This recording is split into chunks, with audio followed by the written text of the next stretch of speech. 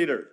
Mr. President, I move that we resume consideration of House Bill number 10800 under Committee Report number 335. This is the bill on the 2025 General Appropriations Act. I so move, Mr. President. Any objection? There being none, consideration of the aforementioned bill is now in order. Majority Floor Leader.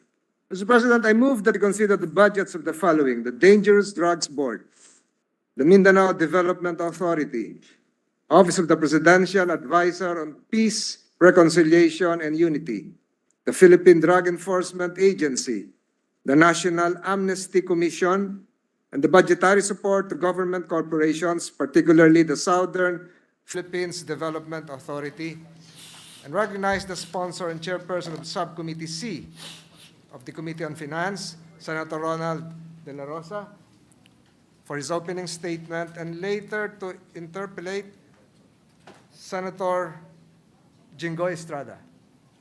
Any objection? Chair hears none. The sponsor of the budget of the aforementioned agency, Senator De La Rosa, is recognized for his openings remarks in regard to the budget of the said agencies, and thereafter, our Senate President Pro Tem for his interjections. You may proceed, sir. Thank you, Mr. President. Mr. President, for the record, your Senate Committee on Finance recommended budget for Dangerous Drugs Board is 421,370,000 pesos in new appropriations. For the Philippine Drug Enforcement Agency is 3,820,266,000 pesos in new appropriations. For the Office of the Presidential Advisor on Peace, Reconciliation, and Unity, or OPAPRO, is 7,094,978,000 pesos. For the National Amnesty Commission is 144,383,000 pesos in new appropriations. For the Mindanao Development Authority, or MINDA, it is 334,515,000 pesos in new appropriations. For the Southern Philippines Development Authority, or PDEA, is 80,029,000 pesos in new appropriations. With that, Mr. President, I am now ready to respond to the questions of this august body. Thank you, Senator De La Rosa. Our Senate President Pro Tem is recognized for his interjections. You may proceed, sir. Thank you, Mr. President.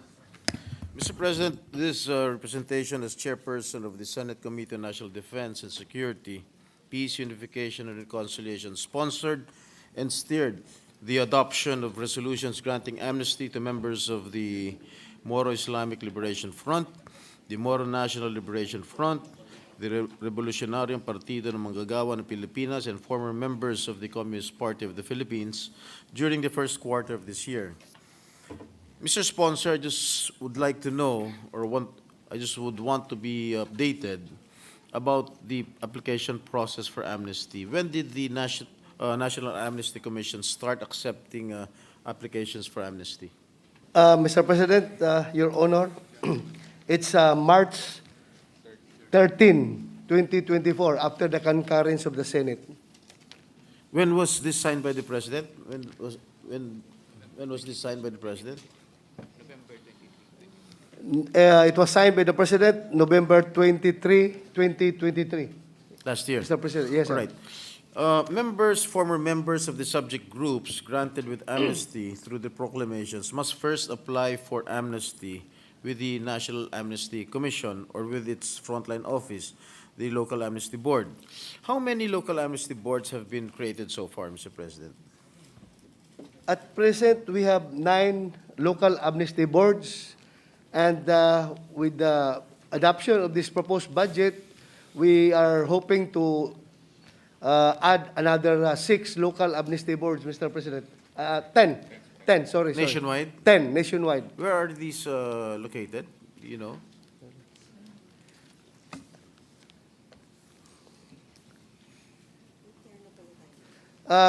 At present, Mr. President, the local amnesty boards are established in the following areas: National Capital Region, the central office; Bacolod City, Iloilo City, Cagayan de Oro City, Cotabato City, Pagadian City, Davao City, Isabela City, Basilan, and Hulo-Sulu. And additional local amnesty boards that is proposed with the passage of this budget is it will be in the major cities in the following regions: Cordillera Administrative Region, Region 1, Region 2, Region 3, Region 5, and Region 8. Your Honor, Mr. President. Metro Manila, wala. Meron na, yung pinakauna, National Capital Region. All right. Are these all functional? And are they currently accepting applications? Yes, Mr. President, Your Honor, they are functioning right now. Okay, may I know how many applied for amnesty for each of the rebel groups so far?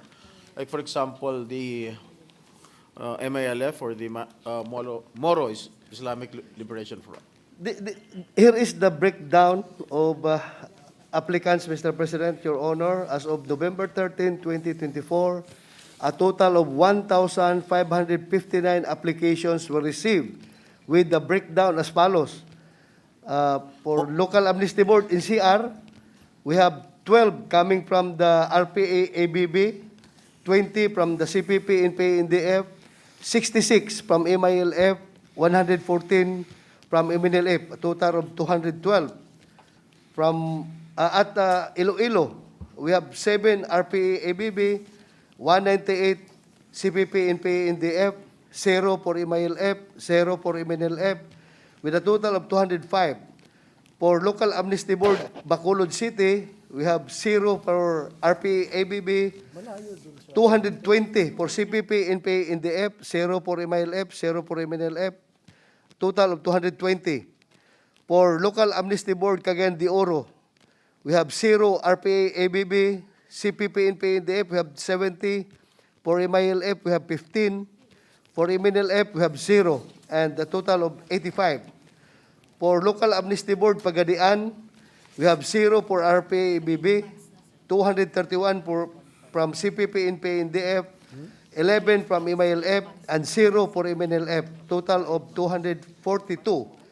For local amnesty board, Davao, we have 0 from RPA-ABB, 185 for CPP and PDEA, 1 from MILF, 1 from MNLF, and a total of 187.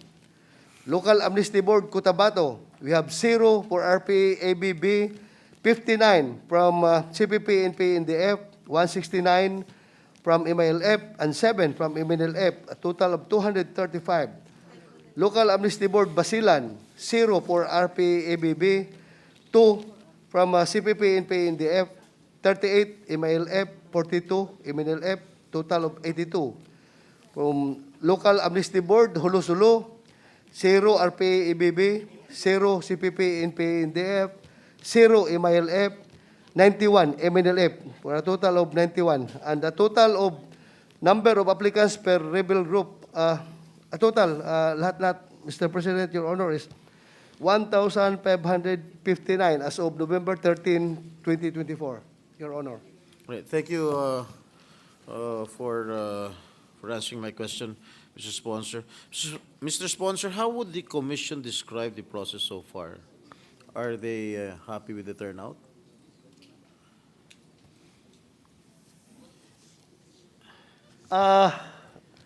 Yes, Your Honor, they are happy. And do you think we will achieve the target number of beneficiaries? What do you think? Yes, Your Honor, we are Because I optimistic. understand that the National Amnesty Commission is given 2 years until March 2026 to accept applications. Then after which, wala na? Yes, yes, Your Honor, the life span of this commission is 2 years only, and we are very optimistic that we will reach our target. They are optimistic that they will achieve the target number of beneficiaries?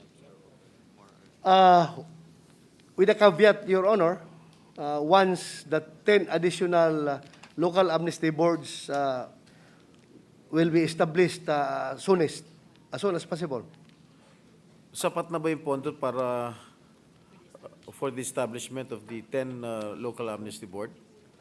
Or are you still seeking additional funds from Congress? Actually, Your Honor, kulang talaga.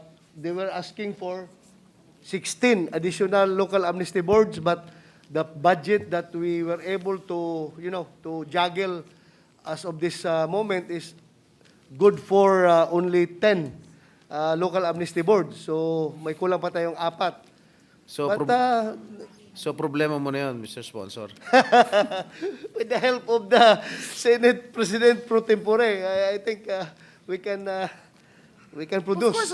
Of course, in my capacity as the pro temp here in the Senate, of course, I will fully support you. And as Yes, your chairman of the Committee on National Defense, of course, Thank you, this is you. my pet bill, and Secretary Galvez knows about this. Anyway, did you start the vetting process in coordination with the various agencies like the Armed Forces of the Philippines and the National Bureau of Investigation?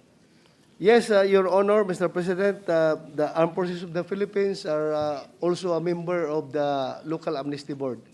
Okay, what are the roadblocks or the challenges that they encountered or they experienced so far, Mr. President?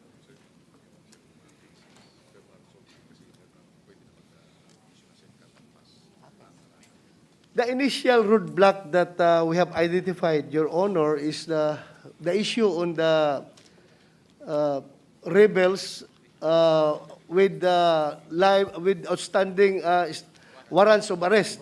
But right now, it is being cured because the President approved the issuance of safe conduct pass for these rebels covered with the warrants of arrest. Can you kindly educate this representation about the safe conduct pass? Yes, Your Can you Honor. kindly educate this representation?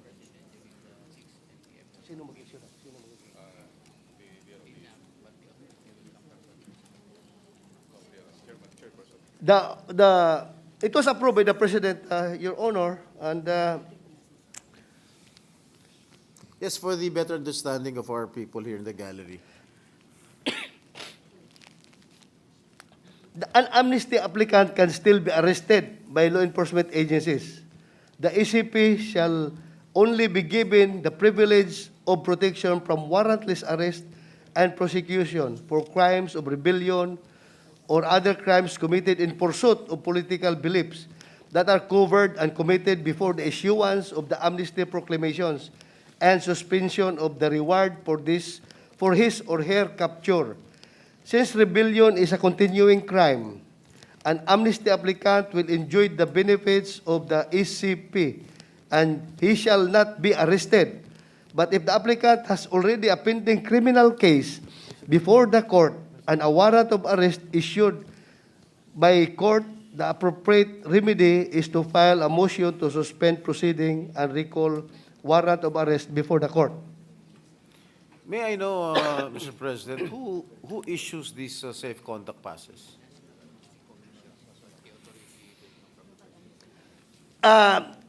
The issuing agency is the National Amnesty Commission, Mr. President, Your Honor, but it has to be, the authority is coming from the President. So that is the legal basis. That's the legal basis. It's coming from the Office of the President.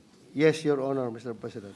All right, Mr. President, I do not have any more questions, and I would like to manifest my full support in the budget of the National Amnesty Commission and all the executive officers concerned, Mr. President. Thank you, Mr. President. We thank the Senate President Pro Tem for his interjections. Majority Floor Leader. Mr. President, the Minority Leader, Senator Aquilino Coco Pimentel Jr. is seeking the floor. I move that he be recognized. Majority Floor Leader. Mr. President, Senator Robinhood Padilla is seeking the floor. I move that he be recognized. Maraming salamat po, Ginoong Pangulo at sa ating pong pinunong mayorya. A'udhu billahi minasyaitanirrajim. Bismillahirrahmanirrahim. Isang magandang hapon po sa ating pong sponsor at sa amin pong idolo, Senator 𝗣𝗖𝗟𝗏𝗟𝗏. Before the gentleman continues, Senator Padilla is recognized for his interjection. You may proceed, sir. Meron lamang po akong katanungan po sa DDB at sa PDEA. Ginoong sponsor, neto pong the World Health Organization ay nagrekomenda po sa Commission on Narcotic Drugs. Ang counterpart po nito ng DDB ay ang United Nations. Ang sabi po dito, to allow CBD with 0.2% THC to be reclassified in the 1971 United Nations Convention on Psychotropic Substances as Schedule 4, or substance with currently accepted medical use in treatment and has a low potential for abuse. In December 2020 po, the United Nations voted to reschedule cannabis, downgrading it by one level from the list of the world's most dangerous drugs, those deemed to have no therapeutic value and which require special governance protocols due to their uniquely high-risk profile. The most significant change to the body's policy on the plant in 60 years. Ang tanong po, noong nagkaroon po kami ng mga pagdinig patungkol po sa medical cannabis, ang nangako po sa amin, nagbigay po ng salita ang DDB at ang PDEA noong panahon na yon, na babaguhin po nila at susunod po sila kung ano po ang naging advice ng WHO tsaka ng United Nations po na pag-reschedule ng cannabis. So ang tanong po, Ginoong Pangulo, kailan po namin makukuha ang permiso o ang papeles galing po sa DDB at PDEA na kanila pong susundin yung kanilang ipinangako na downgrading it by one level? Yes, Mr. President, Your Honor, PDEA is, wala pong problema sa PDEA. They are willing to do everything to downgrade marijuana. But the problem is we really have to amend the law, RA 9165, because, before we can do otherwise, because it was, marijuana is annexed in this law as one of the prohibited substance. So, ang gagawin natin daw, Your Honor, Mr. President, is that i-amend muna natin itong RA 9165. Okay po. Parang sinasabi po ba ng DDB tsaka ng PDEA na unahin nating amendahan yung batas bago po itong pagre-reschedule nila? Downgrading? Ganun po ba ang mahal na sponsor? Di kaya maging chicken and egg? Yes, Your Honor, Mr. President, because the power of DDB, as far as the as far as is stipulated in Section 93 of RA 9165, which is reclassification, addition, or removal of any drugs from the list of dangerous drugs, should be anchored in legal framework for the regulation and control of dangerous drugs, including the authority to reclassify. Ang problema kasi, Your Honor, is that pwede sila mag-reclassify kapag hindi siya naka-annex dito sa RA 9165. Pero in this case, marijuana for that matter is annexed in the RA 9165. So yung limitation ng kanilang power to reclassify ay dapat matanggal muna sa annex ng RA 9165 ang marijuana bago sila makapag-reclassify, Your Honor, Mr. President. But as far as the willingness, as far as their approval, as far as their cooperation is concerned, they're very much willing to do everything. Officially, they have manifested their willingness to cooperate with the move of the good gentleman from Camarines Norte as far as reclassifying marijuana from or downgrading marijuana. So ang gawin lang natin, Your Honor, is i-amend muna ang batas para matanggal siya sa annex. Then they promise, they are in full support with our efforts. It is not only your effort, also my effort. Kaisa tayo dyan sa ating hangarin na ma-develop yung medical marijuana dito sa ating bansa, Your Honor, Mr. President. Apo, maraming salamat po. Yun lamang po ang gusto natin marinig, opisyal. Opisyal po na tayo po ay makikipagtulungan po sa atin ang PDEA at ang Dangerous Drugs Board. Maraming salamat po, Ginoong Pangulo. Mabuhay po. Thank you po. Thank you, Thank Your Honor. you, Senator Padilla. Majority Floor Leader. Mr. President, last to interpellate will be our Minority Leader, Senator Pimentel. I move that he be recognized. Senator Pimentel, our distinguished Minority Floor Leader, is recognized for his interjections. You may proceed, sir.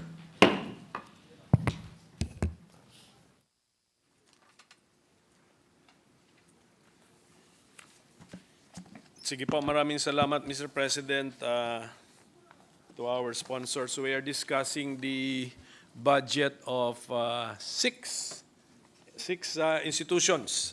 Yes, Mr. President, Sige Your po. Honor. Wala silang commonality, so talon-talon tayo. Yes, Your Honor.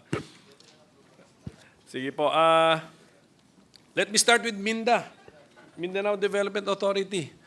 So our committee report gives them 334 million. Rounded off, no? 334 million pesos budget nila. Yes, Your Honor. Can the new head, I think the new head is Mr. Leo Magno, give us a little story? Ano bang nangyari dyan? Bakit nagtampo si old head si Ma'am Acosta? Ano bang what's the issue there?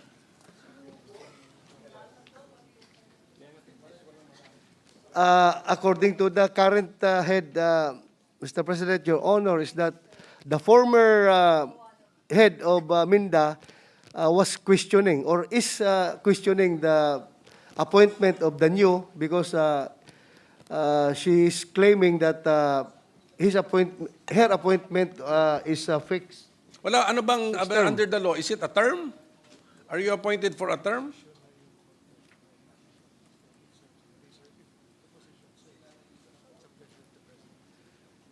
Yes, doon sa law, Mr. President, Your Honor, fixed term siya. Pero may decision na ang... there is a decision coming from the lower court that yung position is... the current appointee can serve at the pleasure of the President. Sige, so there's an ongoing case pa rin. Hindi nyo na-settle? The former chief of MINDA has not yet appealed to the latest ruling of the local court, Your Sige. Honor. Sige, pero umabot tayo sa decision of the court. It was not amicably settled na. So she did not accept the explanation. But at any rate, let's go back to the budget. Our committee, led by our very able and very studious chairman, increased, para alam ni Minda, increased the budget of Minda by 67 million. Bakit po? Your Honor, that's correct. We increased that at the committee level for 67.155 million. The increase covers MINDA Digitalization Innovations Program worth 30 million. Then support for the sustainable operations of the Mindanao River Basin Program, 10.155 million. Strengthening the indigenous peoples in Mindanao program year 2, 27 million, Your Honor. Bakit meron palang Mindanao River Basin? Is that considered as one river basin only in Mindanao? Your Honor, yes, the Mindanao River, home to over 4.5 million people, is the second largest river system and home to the largest wetland ecosystem in the country. Very specific pala. Where is that located? It runs through Region 10, Region 12, and BARM. Malaki ito, Your Honor, Mr. President. River Basin. So kasama si Cagayan de Oro River dyan? Hindi po. Hindi, no? Region 10, Cotabato area. Yeah, Region 10 is our Yeah, Region 10, Cagayan de Oro. No, can we Kasama get pala. that's why I want to understand so is that funding for different river basins, or we consider them all as one river basin and we call it the Mindanao River Basin?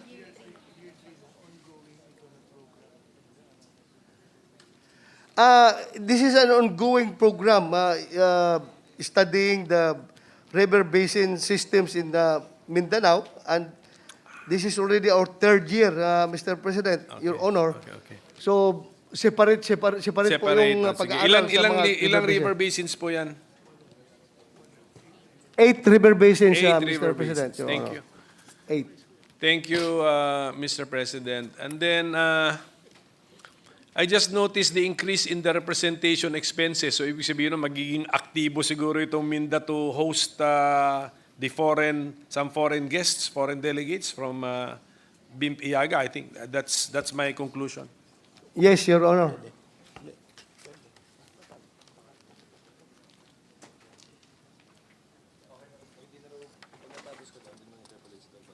Okay, sige, good. Alam ko. Tama po ba? That's the reason why we're That's one of the reasons, Your Honor. okay. So aktibo na tayo sa 𝗵𝗣𝗟𝗏, hosting them. And then what is the ending? What is the end result that we are anticipating?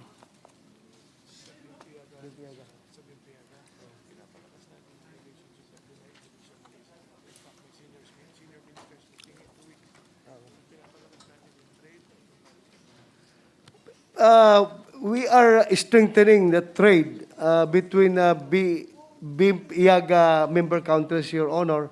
In fact, we are going to have a senior ministerial meeting within the month, Your Honor. Doon, it's going to be held in Mindanao.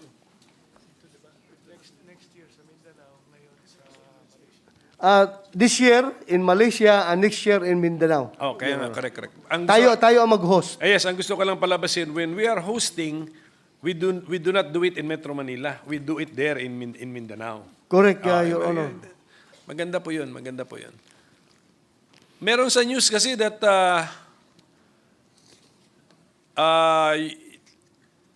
Japan is going to help us replicate their resiliency center. Can Mr. Magno tell us more about this? Disaster prevention systems of Japan. Do you want to bring it here? Yes, Your Honor, Mr. President,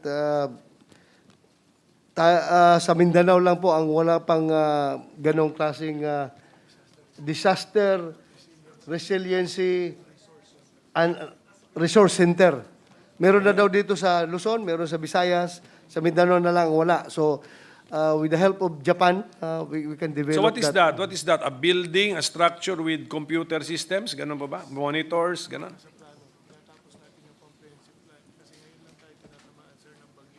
Yes, Your Honor. Yun po ang nakalagay sa plano. Building with computer systems. That is why late tayo nakapag-develop sa Mindanao dahil very rare lang kasi mangyari yung kalamidad sa Mindanao. Always, most of the time, ang tinatamaan, Luzon, Visayas. Mindanao was formerly safe from all these calamities. But right now, Mindanao is starting to get hit by this calamity. So we have to adjust. Saan po manggaling ang funding? Kasali na sa 2025? Wala pa.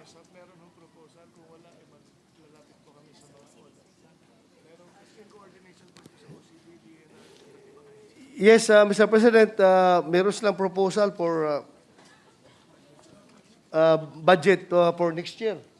For next year, but all others maybe sourced from other agencies. Magpapatulong sila sa OCD, magsasabit sila ng... Nag-submit sila, Your Honor, Mr. President, pero unluckily, hindi sinama sa NEP. Sa NEPCAM. Hindi So, nasama. what is the ballpark figure for this? This particular lang. Yeah, Ito pinag-usapan natin, yung plano nyo for a Mindanao Disaster and Resiliency Center. It's around 1.5 billion spread in 3 years, Your Honor. So, hindi siya na-accommodate even by our committee report. No, Your Sige Honor. po. Thank you. Thank you for that. And then ito pong isa, at least alam natin yun. Ano? Itong isa, you're also making the announcement that 19 out of the 69 DOTR infrastructure flagship projects will be implemented in Mindanao with a budget of 748 billion pesos. Did you make this announcement? Billion? Is this billion? Yes, Your Honor. It was announced by the DOTR. Yes, but are you monitoring? Dapat MINDA should monitor now the budget of DOTR kasi ang nangyayari na number one, si DOTR ang malaki ang inihingi, hindi nakasali sa NEP, tapos nasali na sa NEP, binabawasan pa. So now, yung itsura ng committee report namin on DOTR, paano naapektuhan ngayon yung 19 na sinabi ninyong kasama sa DOTR flagship infrastructure projects? You should monitor that. Kung hindi kayo ready ngayon, I understand. But just a word of advice, you monitor it kasi nga, sino ba nag-defend ng DOTR? I think ito si Senator JV. So he remembers we described the budget of the DOTR like a roller coaster. Pag ganon. So, Mr. President. Yeah, but before Senator JB interjects, Your Honor, I would like to inform the body that last month, nagkakaroon na ng permahan, memorandum of agreement or understanding between MINDA and DOTR na kasama na ang MINDA sa monitoring team ng mga flagship projects ng Mindanao, Your Honor. With the permission of Senators De La Rosa and Pimentel, Senator JV is recognized for a brief manifestation.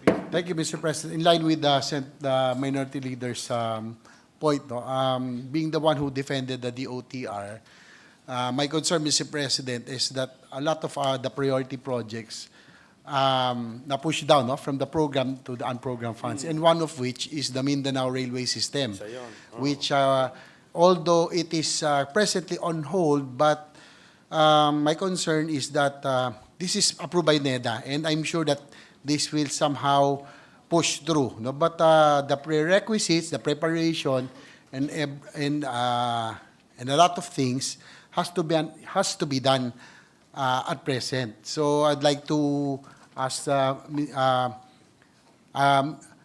Mindanao Development Authority if they would support, or what's the position if this would still remain, the Mindanao Railway System would still remain as one of the flagship projects of our government and the administration. Yes, Your Honor. Their position is to the affirmative. Thank you. That's all, Mr. President, and their minority leader. I hope that we can put some budget for the preparation and the prerequisites in preparation for the loan agreement or the ODA in the future. Thank you, Senator Ejercito. Senators De La Rosa and Pimentel once again have the floor. Yes, the chairman mentioned that MINDA is now part of the monitoring. Pero yun na, sinasabi ko, yung excitement ninyo ba? I mean, the Minda excitedly announced nga that 19 out of the 69 DOTR infrastructure flagship projects will be implemented in Mindanao. So, advice ko lang nga. Example, sinabi ninyo, the new airport for Zamboanga. Sama, oh. Ngayon, tignan natin ngayon yung kung is it one of the, can LBRMO help us? Oh, is the new airport for Zamboanga one of the projects transferred to push down to program? Your Honor, please give us a little Yes, ganun lang. time. We have to Pero ganun lang yung confirm. ganun yung ano ko, direction ng questioning ko po. Opo. Sige lang po, basta tingnan lang po natin yan kasi kunyari ito. One of the 19, ito, i-confirm mo na to ng head ng Minda, is one of the 19 na nasa isip nyo is the Cagayan de Oro BRT project. So BRT means bus rapid transit or transport. Oh. So is that one of the 19? I don't think naka-funding yan. Tingnan mo. Wala yan sa budget.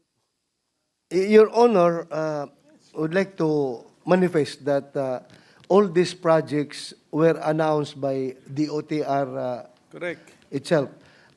Hindi Correct. po ang Minda nag-announce, kaya Yes.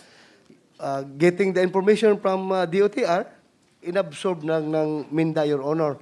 But unluckily, kung may mga project man dito na yung sinabi nating 19 na tinanggalan ng funding, ginawang unprogram yung kanilang funding, then that's beyond the control of the executive already, Your Honor. Kung dumaan na ito sa lower house, sa paglabas ng gab nila, ay gano'n nangyari. Yes, ini-inform ko lang ang Minda to also take a second look para alam niyo what you will say. Thank you for that advice, Your Honor. Kasi baka ma-hype eh. Baka ma-hype then we are all excited. Ma-excite ang mga Mindanaoan. We will all be excited about it Yeah, and then hindi correct. darating. Tapos wala pala. Opo. Thank you, Your Honor. So, Minda also, nasa news din, Minda also partnered with the Bangsamoro Planning and Development Authority, and you are supporting the DOTR in BARM's development in terms of land and air transportation. Kilala ko pa naman yung Minister for Transportation sa BARM, very close friend of mine. So, what role will Minda play?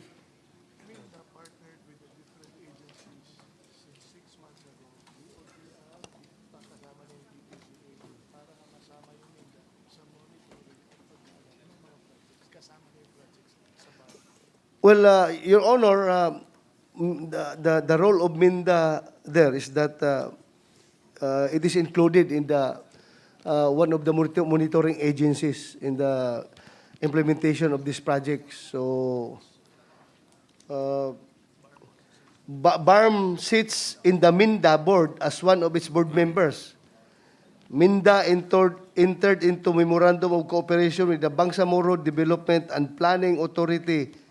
Minda designated a focal person for the BARM and BPDA is provided with an office in Minda for their use in Mindanao. So, meron silang... So si Minda accommodates the BARM in the overall planning of Minda.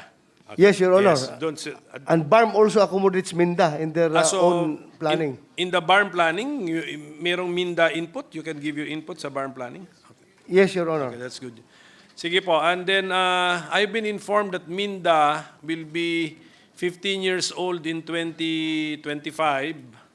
Tama po ba yun? 2010 ba nag-start? So, siguro, if you could request, I'm sure you have some publications on your achievements, on your upcoming projects and plans. Pakibigyan na lang po kaming lahat siguro so that we'll be more familiar with what's happening with Minda. Yes, Your Honor. Okay. Para kung binibigyan kayo ng chairman namin ng 67 million peso increase sa budget, supportive kami kasi Yes. well-informed tayo on what their achievements are. Yes, thank you for that. Thank you to Minda. So let's go to the sige, mag-Mindanao muna tayo. We have the SPDA with us, Mr. President. Yes, Your Honor. SPDA is a budgetary support. We're giving it a subsidy of 80 million pesos. Meaning to say, if SPDA has other sources of funds, may we know if that is correct, and what would be the amount of their other sources of funds which they intend to use in 2025, Mr. President?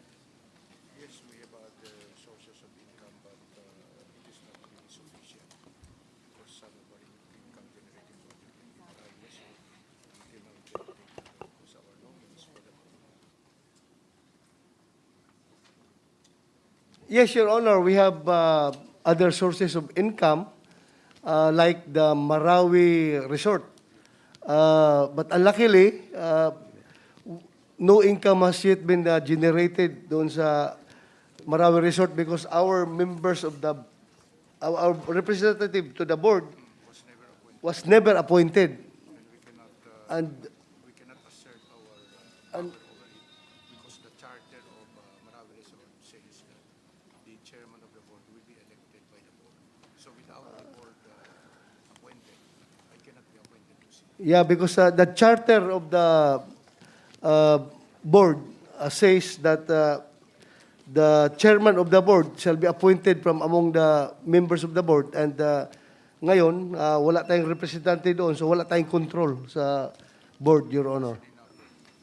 Hindi na-appoint. Yes. Kaya kinaklaro ko lang. Kung ano yung ibibigay sa GA, yun lang yun. That is now the totality of the funds at the disposal of SPDA. Yun. Sir, Mr. Chairman. Yun. So theoretical lang.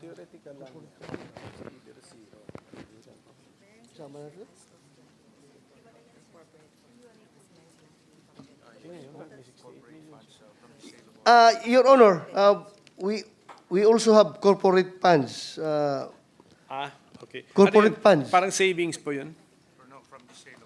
From the sale of our properties. For 2025, we have Magkano? 68,984,000. Plus the 80 million subsidy funds. Okay, so at least alam natin na SPDA will be operating on a 149 million budget for next year. Yes, Your Honor. Okay. Pero yung corporate funds mo ba, nandyan na, or is that a projection? To be earned or hawak na natin?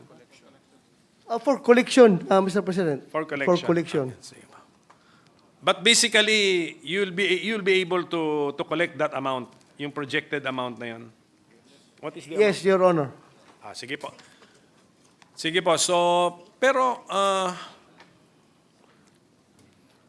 okay, is SPDA still asking for something else? Do you have a wish list while we're still at the interpellation stage? Yes, Your Honor. Or kasyang-kasya na yung 149 million, happy na kayo doon? Marami po, Your Honor. Kung tutuusin, ang wishlist namin dito is umabot ng 1.3 billion. Okay. Sige, I'm sure the chairman went over the wish list before finalizing the subcommittee report. Yes, Your Honor. Sige pa. At isa po, pero natutuwa po ako, Mr. Chairman, itong SPDA, meron siyang project na establishment of an abaca production processing plant as well as marketing the abaca products. Meron siya. So,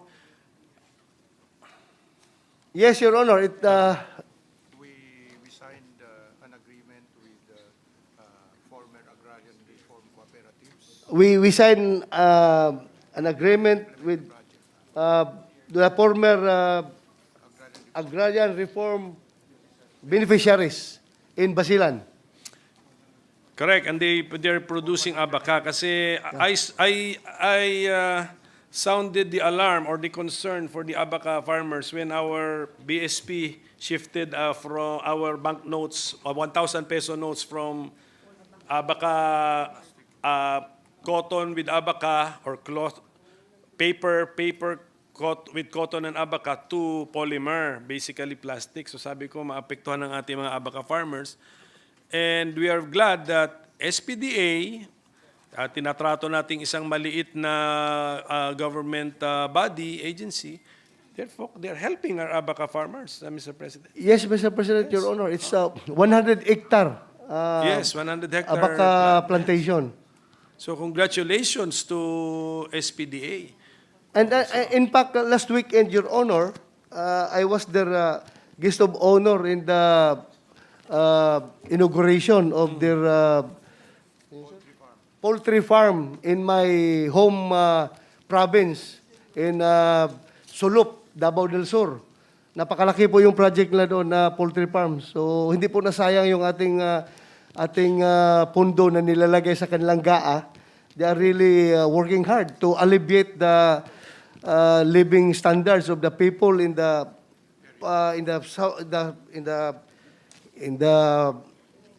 mga tao sa laylayan, Your Honor. Yes, tama po yun.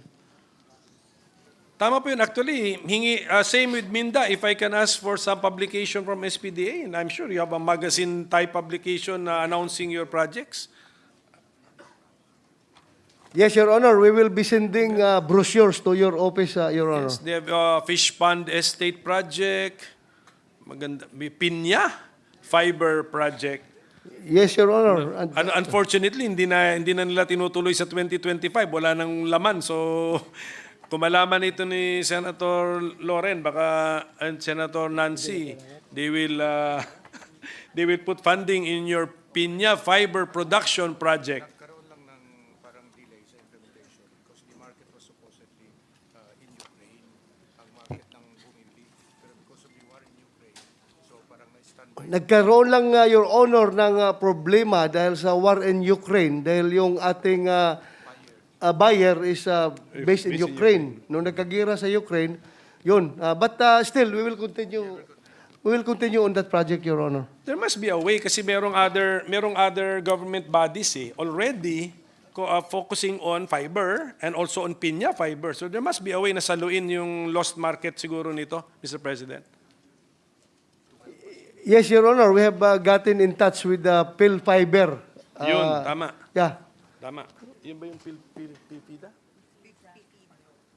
Philippine Fiber Yes, Development Authority. Yung kagabi yun, the head was interpellated last night. Yes, Your Honor. Yes, tama po yun. Okay, yun po yun. And then one more commendation because this is what I got information.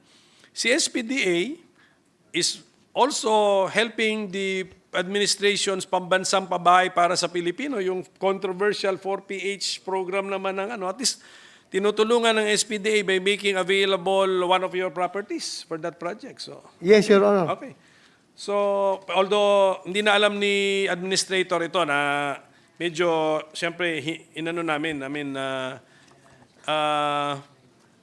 anong tawag mo doon? Sinubject namin to to intense examination yung 4PH, but you are helping making it a success, no, as far as from the point of view of the proponent. So binenta niyo yung property niyo or did you In fact, Your Honor, SPDA properties with informal settlers to be offered to the present occupants for acquisition, ownership in coordination with DSUD. So, ano pa? Yun po, Your Honor. Ganun po kabait ang SPDA. Bininta diretso doon sa mga informal settlers currently occupying the said piece of land. Okay, so So that no Filipino should be a squatter in our own country. yan po yung preferred, na way of giving housing to our marginalized brethren. Community mortgage program. Hindi siguro good. Mabuti kung ganyan ang gawin, hindi yung controversial condominium type. Ay, hindi po, Your Honor. Good. So most likely ganun nga ang gagawin. So I commend the SPDA and just request for the brochure. For the publication, yes. Can we now go to the, thank you, sir. Thank you, Can sir. we now go to the National Amnesty Commission? Yes, Your Very Honor. modest naman itong ating budget na binibigay, but I think our committee report is, our committee is also helping the commission by giving them an increase of 30 million. Yes, Your Honor. What is the purpose, sir? For the establishment of additional 10 local amnesty boards in the different regions of the country, Your Honor. Actually, Mr. President, I appreciate how the NAC is presenting its budget. Maganda. They're also representing it or presenting their budget through key result areas approach. Maganda po ito. Kasi Yes, we Your can Honor. really, by next year, masusukat mo yung kung worth it yung binigay, kung nabigay yung mga results na expected with the amount that we give them. Yes, Your Honor. Unfortunately, Mr. President, Mr. Chairman, I got a message that they have a wish list, but I cannot find it anywhere that they are requesting for an additional amount. Meron ka? Meron po ba sa records po ninyo?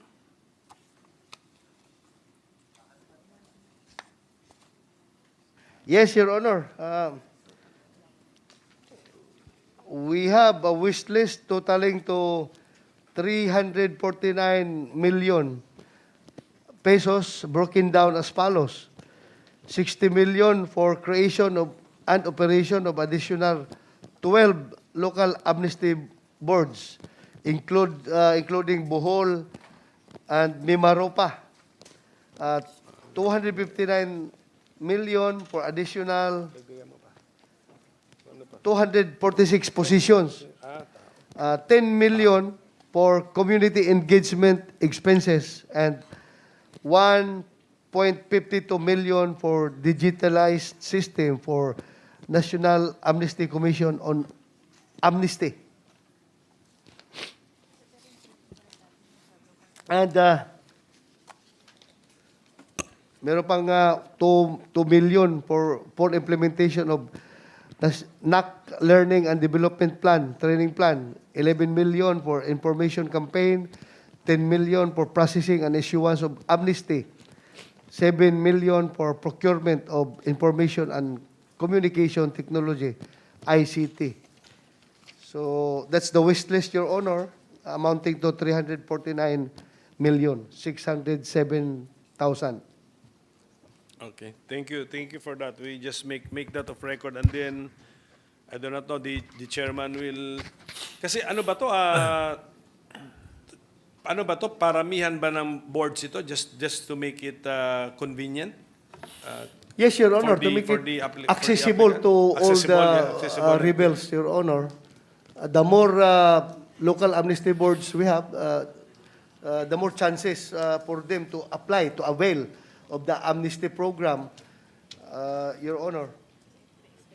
Sige po. So that's the reason why, no? Na, Because we are expecting, Your Honor, ito yung expectation natin, with the 2-year lifespan of the commission, we are expecting around 40,000 decommissioned combatants from MLF, 2,000 from MNLF, 1,200 from RPA, ABB, and 39,000 plus surrenderies from CPP, NPA, NDF.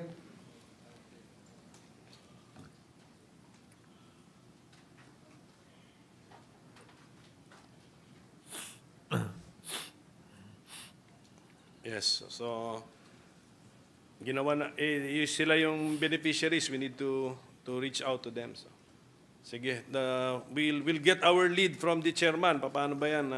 Kasi 2 years lang dito. 2 years lang ang lifespan. 2 years application lang pala, sir. But the commission will stay. Will stay. 2 years application of this program. Yeah, oh yes, pero ano yan, may value pa rin yung 2 years. We need to say after the 2 years, we need not maintain the boards, the local amnesty board, tama? We still maintain We will them? still maintain. Okay. I get. To process the applications. Correct, Continued pa rin correct. yung kala existence. Okay, the board and then pataas ba to the commission? Sige po. So thank you for that. the better we understand the workings of the commission, the more we appreciate the request for additional budget. Let's now go to the Office of the Presidential Advisor on Peace, Reconciliation, and Unity. If we look at the budget, parang malaki kasi 7 billion. But when I look at the components, 5 billion doon is an infrastructure project. So that's the pamana. Can we get more information about pamana? Over the years, magkano na po ba ang binudget natin sa pamana? And then, ilan na po ang beneficiaries or LGUs or communities na nabigyan po natin ng pamana? Pamana is an infrastructure project. Is that correct? Yes, Your Honor. Hindi po siya dole out or give away or loan or grant, no? It's a infrastructure. Sige po. Yes, Your Honor. We have, it covers 13 regions, 31 provinces, and 88 municipalities. For Luzon, we allocate 1 billion. For Visayas, 1.2 billion. And for Mindanao, 2.7 billion pamana, worth of pamana projects. Every year po to. Yes, Your Honor. And the level is around 5 billion every year. No. Saan dyan? This is not the NTFL. Every year, Your Honor, pero nagbabari po yung halaga.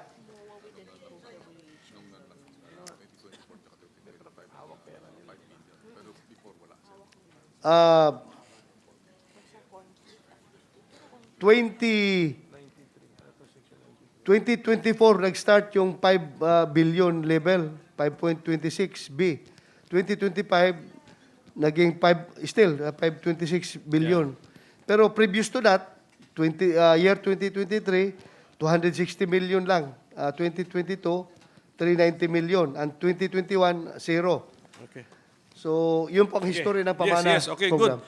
So, bumuhos tayo for this year. Okay, so what's our accomplishment report or achievement report for this year so far?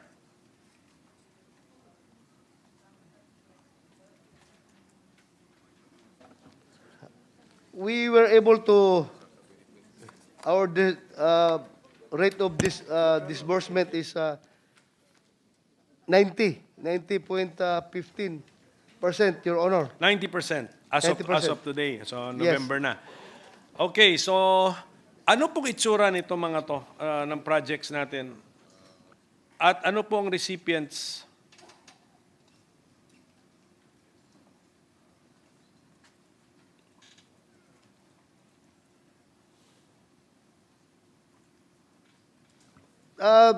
The project types, Your Honor, are the following.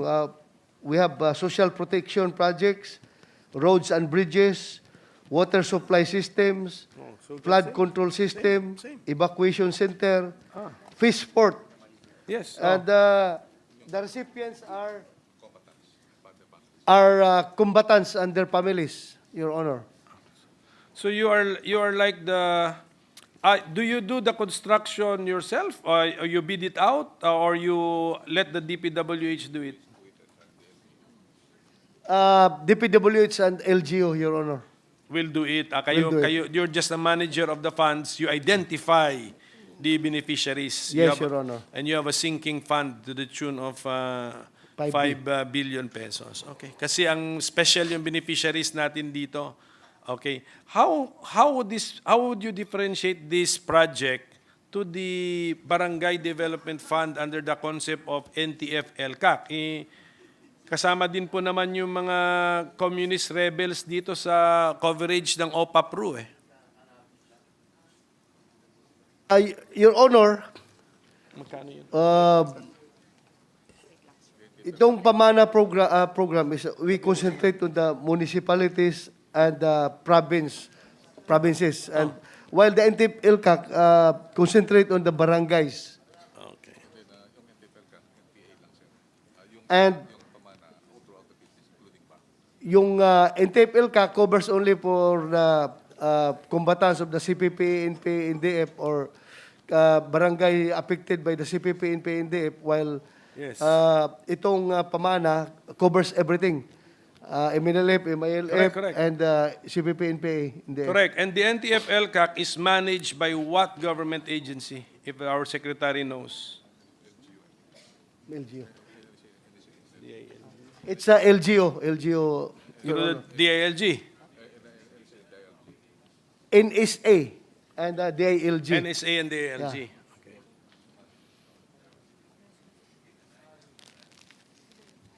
Pero, With the permission of Yes. Senator Pimentel,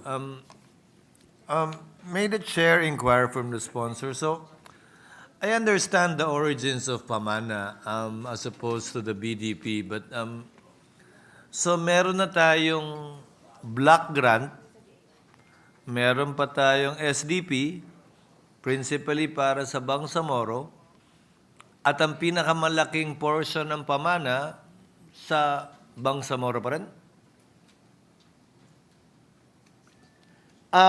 More on right now, more on the NPA, Your Honor.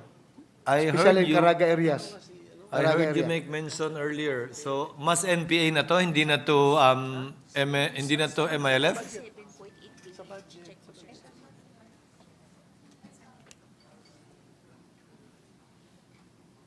Because BDP is also with respect to influenced barangays.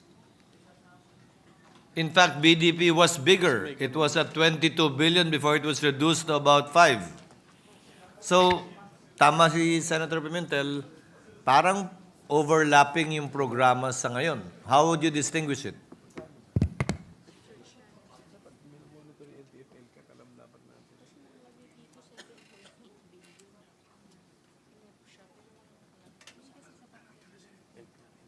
Your Honor, the differentiation runs this way.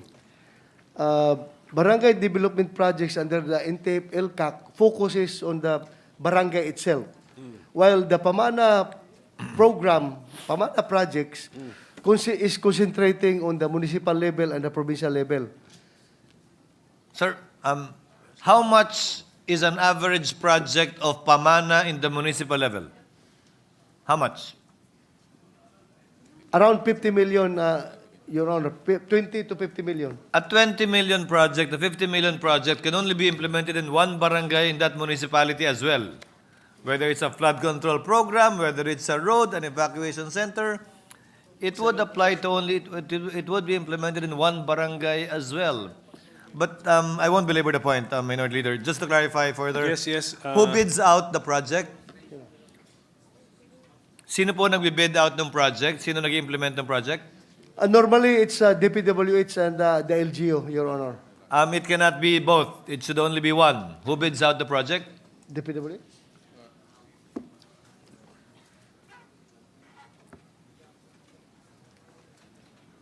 Certain amount? 100 million and Yes. above, it has to be implemented by DPWH. And While is- below, it has to be implemented by, By the local LGO. And is this bottoms-up budgeting like the BDP? Ibig sabihin, nag-identify po na ba ng project yung munisipyo? O kayo po nag-identify ng project? It's the municipalities and the provinces are the ones identifying these projects, Your Honor. Are they the ones doing the program of work as well? Yes, Your Honor. What if it's going to be implemented by DPWH? Who does the program? It's still the LGU? It's DPWH, Your Honor. Thank you, Your Honor. Pardon the intervention, Minority Leader. You may proceed, sir. Thank you for pursuing the subject matter, Mr. President. Kasi para lang alam din natin lahat, we're conscious no na the difference might be more in form. Nasasabihin nyo lang province and municipality, tas yung isa barangay. But basically, the spirit of the program, the objective, are the same. Basically, kasi, and Pamana has 5 billion pesos, while NTF-ELCAC, the Barangay Development Program, correct me if I'm wrong, our staff has 7.8 billion pesos. 2.8 na lang daw, Your Ilan? Honor. 2.8. Kinat ng House.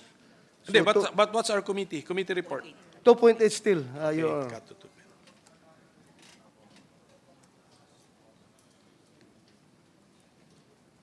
So, ayan po. So, I think we, as a matter of policy, mag-isip na tayo. Kunyari, isuma total ko na yun, 5 plus 2.8, di 7.8. Baka nga ganun yung spirit nun. 7.8 si original sa NEP, tapos kita nila may 5B dito, binaba nila to 2.8B para ang suma total 7.8B. So, mag-isip tayo sa matter of policy. Maganda yung proyekto to help our combatants, but not really personal, but you help their community para collectively maramdaman yung benepisyo. Whether at the barangay or the municipality or province level, ano pa rin yun, ang tinutulungan mo dun is the community na eh. So, tignan natin ang record. Sino yung mas magaling sa utilization at saka sa ano ba tawag mo doon? Yeah. More or less, more of utilization or obligation rate. Parang gano'n. Kasi pagkaalam ko, yung barangay development program, malaking problema noon. Ang bagal. So, kung nakita na natin which is the more efficient agency for the same purpose, why not? Why not just give it to that particular agency na lang? Achieving the same results, hopefully. Actually, Your Honor, they are being ranked, department's obligation rates from highest to lowest as of June 30, 2024. Luckily, Office of the Presidential Advisor on Peace, Reconciliation, and Unity ranked number 1. Congratulations to the OPAPRU. Number 1, Your Honor. Tama. Mukhang malaki yung budget nila pero 5 billion pala doon will go to Pamana and Pamana is practically fully utilized. Tama? 90% na siya with 1 month to go. Correct, Your Honor. So,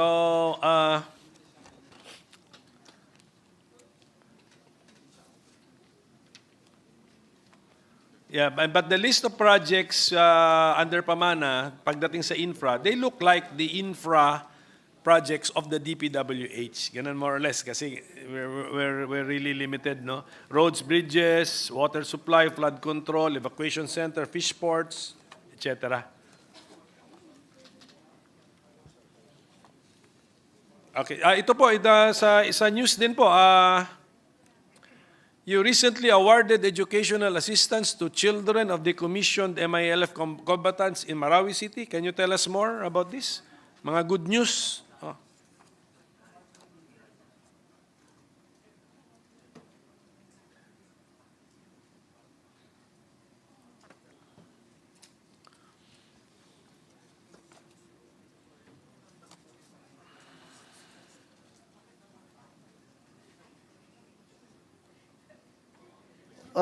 Yes, Your Honor. It's around 1,500 beneficiaries, and we're giving them 25,000 per semester, 50,000 per year. So, ganun po ang binibigyan natin. Only the families of the combatant. Yes. Hindi, you pay the school. Do you pay the school? Or you give the cash to the... You pay the school. We give the cash to the school, school, you Your pay the Honor, school. particularly my school, Mindanao State University. Because you have an educational assistance program? Tama po ba yan? Yes, Your Honor. Maganda po ito.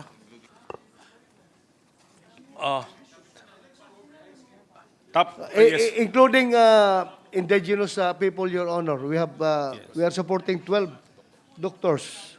Yes, thank you for that information.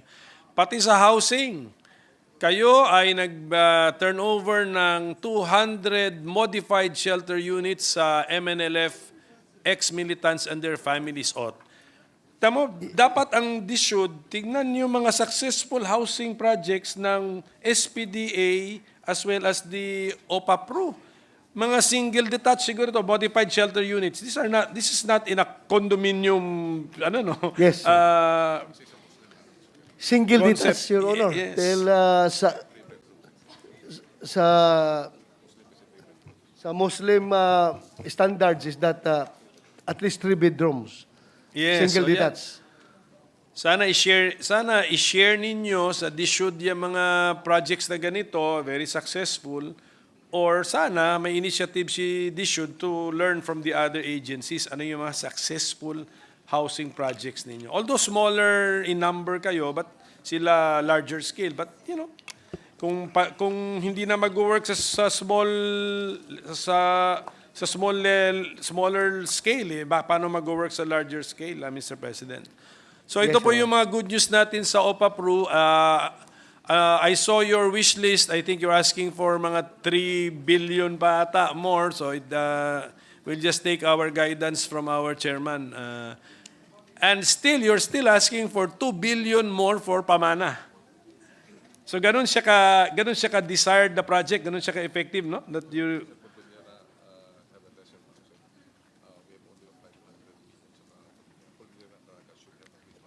Yes, Your Honor, that is earmarked for Cordillera because as of now, our Pamana projects in Cordillera is only around 500 to 600 million. So kung madagdagan sana per our wish list, mas marami tayong may bigay doon sa Cordillera. Pero why the sudden realization? Noong 2023, sinabi po ng chairman natin, 260 million lamang ang budget natin for Pamana. Bakit all of a sudden parang 5 billion na Pamana, puro Pamana na tayo? We've been requesting that every year, ever since, Your Honor, but talagang to no avail, hindi na bigyan ng pundo. So last year lang nabigyan What ng happened pundo last sa year, budget. Mr. Chairman? What happened last year na naka-afford tayo na we increase it by 4 plus billion pesos? Nakahanap tayo ng fiscal space?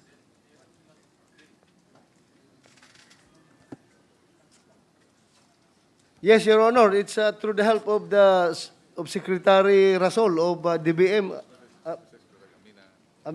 Amina Pagandaman. Amina Rasol. Amina Pagandaman of DBM and DPWH. Secretary of DPWH. So, sinabi, good. Okay. So, kasi nagbago focus eh. Yes, sir. 260 million, 5 billion. So, ibig sabihin nun, it's now a flagship program of the OPA-PRU. Yes, Your Honor. So, congratulations to our OPA-PRU. Keep us informed of your achievements and your plans, Mr. President. Ngayon, Mr. President, the two other agencies would be drug-related agencies, no? Yung PDEA, ilan ang tao ng PDEA? Ang PDEA, how many are the personnel of PDEA as of the moment?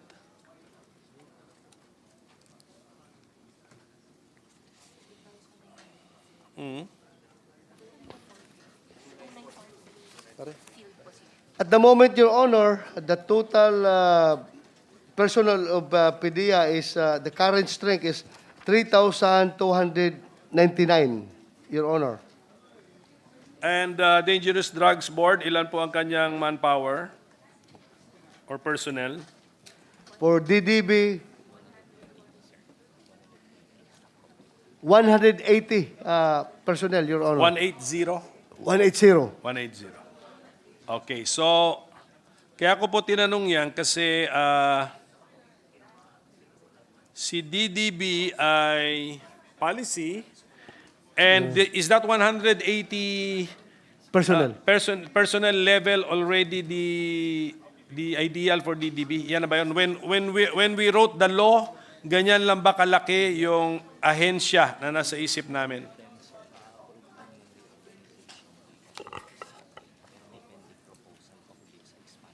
We were smaller than Your Honor, but Yes. na-approve yung reorganization by 2017, kaya dumami tayo, umabot tayo ng 180. Yes. And meron pang pending proposal for expansion. Why?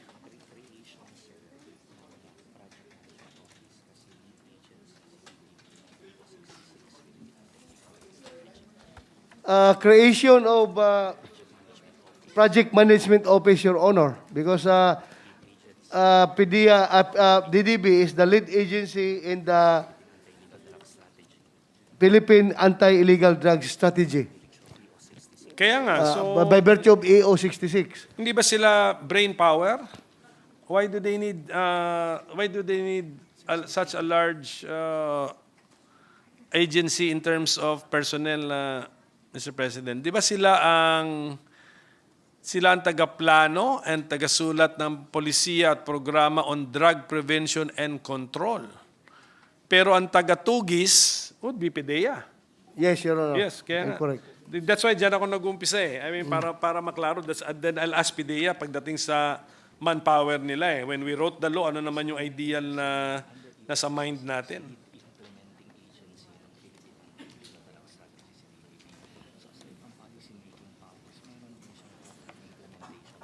Yeah, Your Honor, per EO 66, DDB is the lead implementing agency of the Philippine Anti-Illegal Drugs Strategy. Correct. So aside from policy making, being a policy making body, they're also implementing this strategy.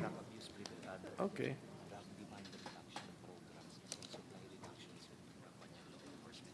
Yeah, but as far as the drug demand reduction strategy is concerned, yung programs na yan under that demand reduction strategy ay sila po ang nag-implement. Kasi yung PDEA is for law enforcement, more on the demand reduction strategy. So si PDEA, pagdating sa penal provisions of our anti-illegal drugs laws, sila taga-enforce. Yes, Your Honor. Yes. Si DDB would be also the policy, the plans, and then they implement their strategy as far as what? Issuing. They issue regulations. Regulations. Kung ano yung bawal or ano ba pati ba mga standards ng evidence sila din ba 'yon? Yung chain of custody ng evidence sila rin ba ang gumagawa ng regulations na 'yon? Their implementation effort, Your Honor, is more limited on demand reduction strategies. Because this is not quite a law enforcement function. Okay. So Demand reduction. educational approach yeah, doon nyo rehabilitation, prevention, treatment. rehab.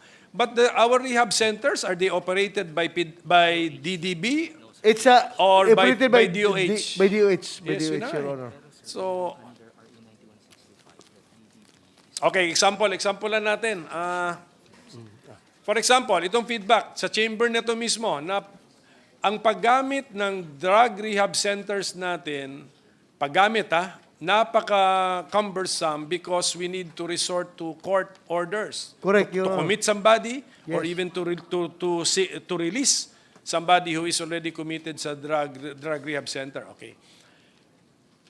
Now that you know that feedback, is it your responsibility to try to fix the situation? Is it DDB or iniiwan ninyo sa legislature yan?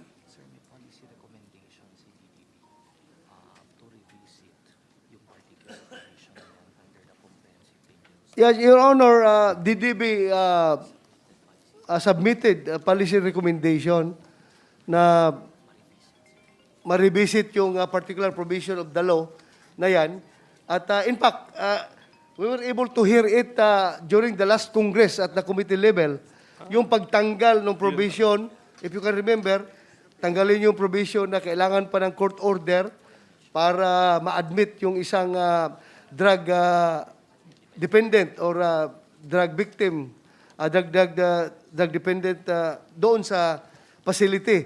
Kasi nga, ang comment ng mga addict noon, sabi nila, offer kayo mga gobyerno, taga-gobyerno, offer kayo ng rehab dyan. Tapos ako mismo, nag-volunteer na ako na magpa-rehab. Ayaw niyo akong tanggapin dahil kailangan ko pang pumunta sa korte para kumuha ng court order. So discouraging po on the part of the drug dependent na hindi ma-avail kagad right away, kahit na voluntaryo. Kasi, nag-iingat rin yung mga administrator, yung management ng mga drug rehab center na hindi sila Correct. makakasuhan. Oo, kaya nga, Ayaw oo. lang tanggapin without Yes. court order. Tama. Ako nga, bigla ko nga na-realize yung reason why. Pero ang gusto ko sabihin, Mr. Chairman, Mr. President, did the DDB call the attention of legislators to this practice sa baba? Yes, Your Honor. Yes, In fact, okay. during the last Congress, they proposed amendment to that RA 9165. And we heard it at the committee level, Okay, but unluckily, hindi lang nag-progress. Correct. So, yan ang naramdam natin yung presence and then the vigilance and the proactive stance of the DDB. Ayan po. Pero dun pa sa release ni Senator Robin kanina na kunyari, it's a cannabis extract like CBD. Sabi nyo, you cannot do anything about it because although it is just an annex to the law, didn't we delegate to the DDB ano ba yung administrative? The power to issue administrative issuances so as to supplement the law, especially an annex to a law? Annex lang yun. Your Honor, under Section 93 of the Republic Act 9165 or the Comprehensive Dangerous Drugs Act of 2002 provides the legal framework for the regulation and control of dangerous drugs, including the authority to reclassify, add, or remove substances from the list of dangerous drugs based on their medical utility, potential for abuse, and the risk they pose to public health and safety.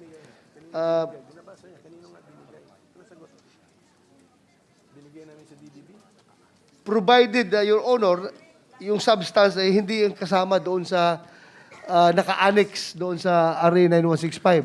Okay. That's the limitation of the Dangerous Drugs Board.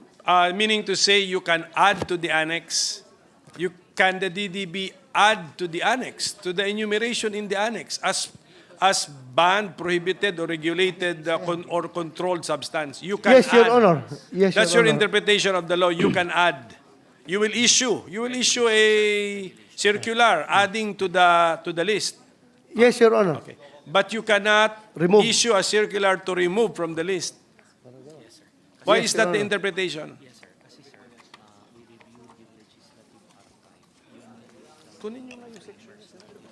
Yeah, Your Honor, because when they reviewed the archives, the legislative archives, lumabas na yun ang intensyon na wisdom ng framers of RA 9165. Nung time na yan. Lumabas daw doon. Na they can add but they cannot remove without amending the law.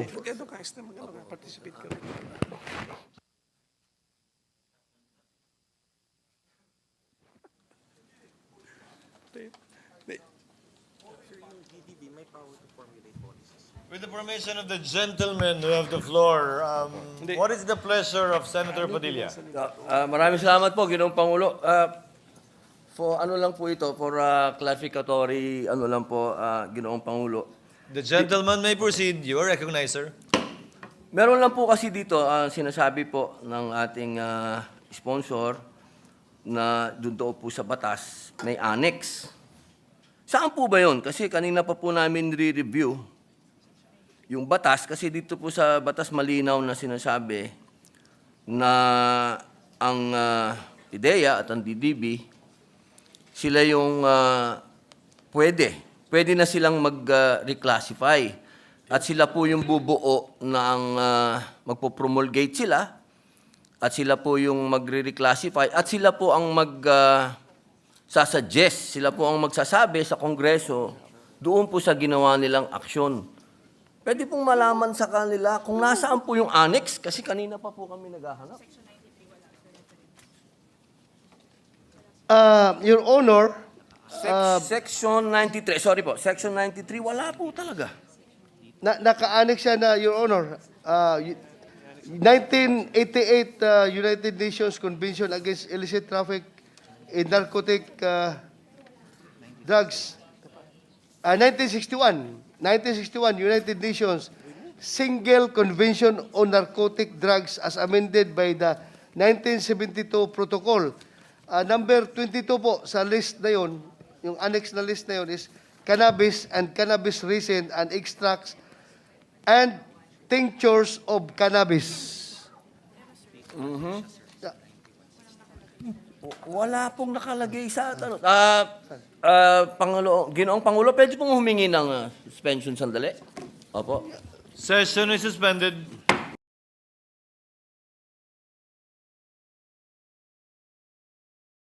Mr. President, Senator Juan Miguel Zubiri is seeking the floor. I move that he be recognized. With the permission of Senator Padilla, Chair recognizes Senator Zubiri. Thank you very You much. may proceed, sir. Thank you very much, Mr. President. Mr. President, I'd just like to, no questions, but a manifestation of support to, of course, Minda, Leo. Minda's one of my babies. I sponsored that together with Senator 𝗕𝗗𝗗𝗜𝗟𝗟𝗔. I was the author and he was the principal sponsor of Minda.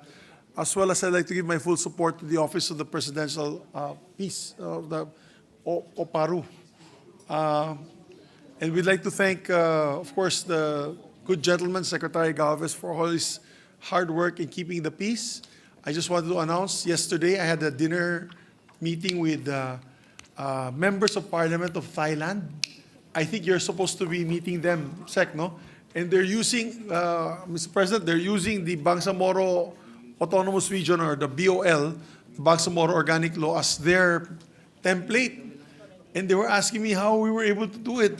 And talagang nakakatuwa dahil nagkakagulo dun sa southern Thailand. Because southern Thailand is boundary to Malaysia. So they have about 5 million Muslim Thailanders. And they're in conflict. Marami palang namamatay dun. Hindi lang nailalabas sa news kasi kontrolado po ng Thai government. And you know the Thai government is headed by military. Half the members of parliament are military. Hawak nila yung media, kaya hindi lumalabas. Apparently, meron na palang mga over 7,000 deaths in the past how many years of fighting in the southern part of Thailand. Pero they can really cover it up because mahilig tayo, mga tourists pumunta ng Thailand, di nila alam, may mga putukan pala dun sa baba. So, they were really happy that I was able to come, Mr. President, and share with them the experiences we had in the crafting of the Bangsamoro Organic Law. So we gave them feedback. But of course, I told them to see you, Mr. Secretary, and to see also the Chief Minister, and to talk to the local government units. But they have a full range of experiences that can be shared to them. But they were so happy how, they could not believe it, how our military would agree to a peace process. They could not believe it, Mr. President. Ang sabi talaga nila, you know, Senator, sa amin, yung military, ayaw. Talagang when you talk to them about a peace process, they think we are copping out, they think we are surrendering, and we are, it's treason. Sabi niya, the word used, it's treason to talk about the peace process. Then I had to explain to them, Mr. President, that our system here is different from Thailand. Sabi ko, Mr. President, sabi ko sa kanya, Your Honor, Your Excellency, dito kasi, civilian rule over military. So at that time, former President Duterte really wanted to pursue the peace process that was being set forth by many presidents already, Presidente ng Pilipinas. So that was one. Number two, I said, we were able to convince the military that peace is for their best interest because sila pong namamatay. And I told him, case in point, the leader now of the peace process, the one in charge of the government's peace process, is a former general who was the liberator of Marawi.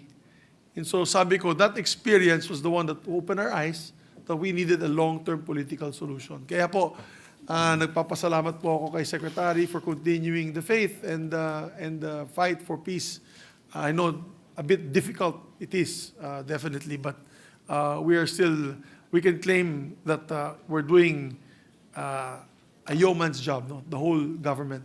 And just for the record, Mr. President, because of the almost 6 years of lasting peace from the passage of the BOL, we have now brought down the poverty incidence of BARM from 55% to now 23%, 24%. Half, Mr. President, kalahati.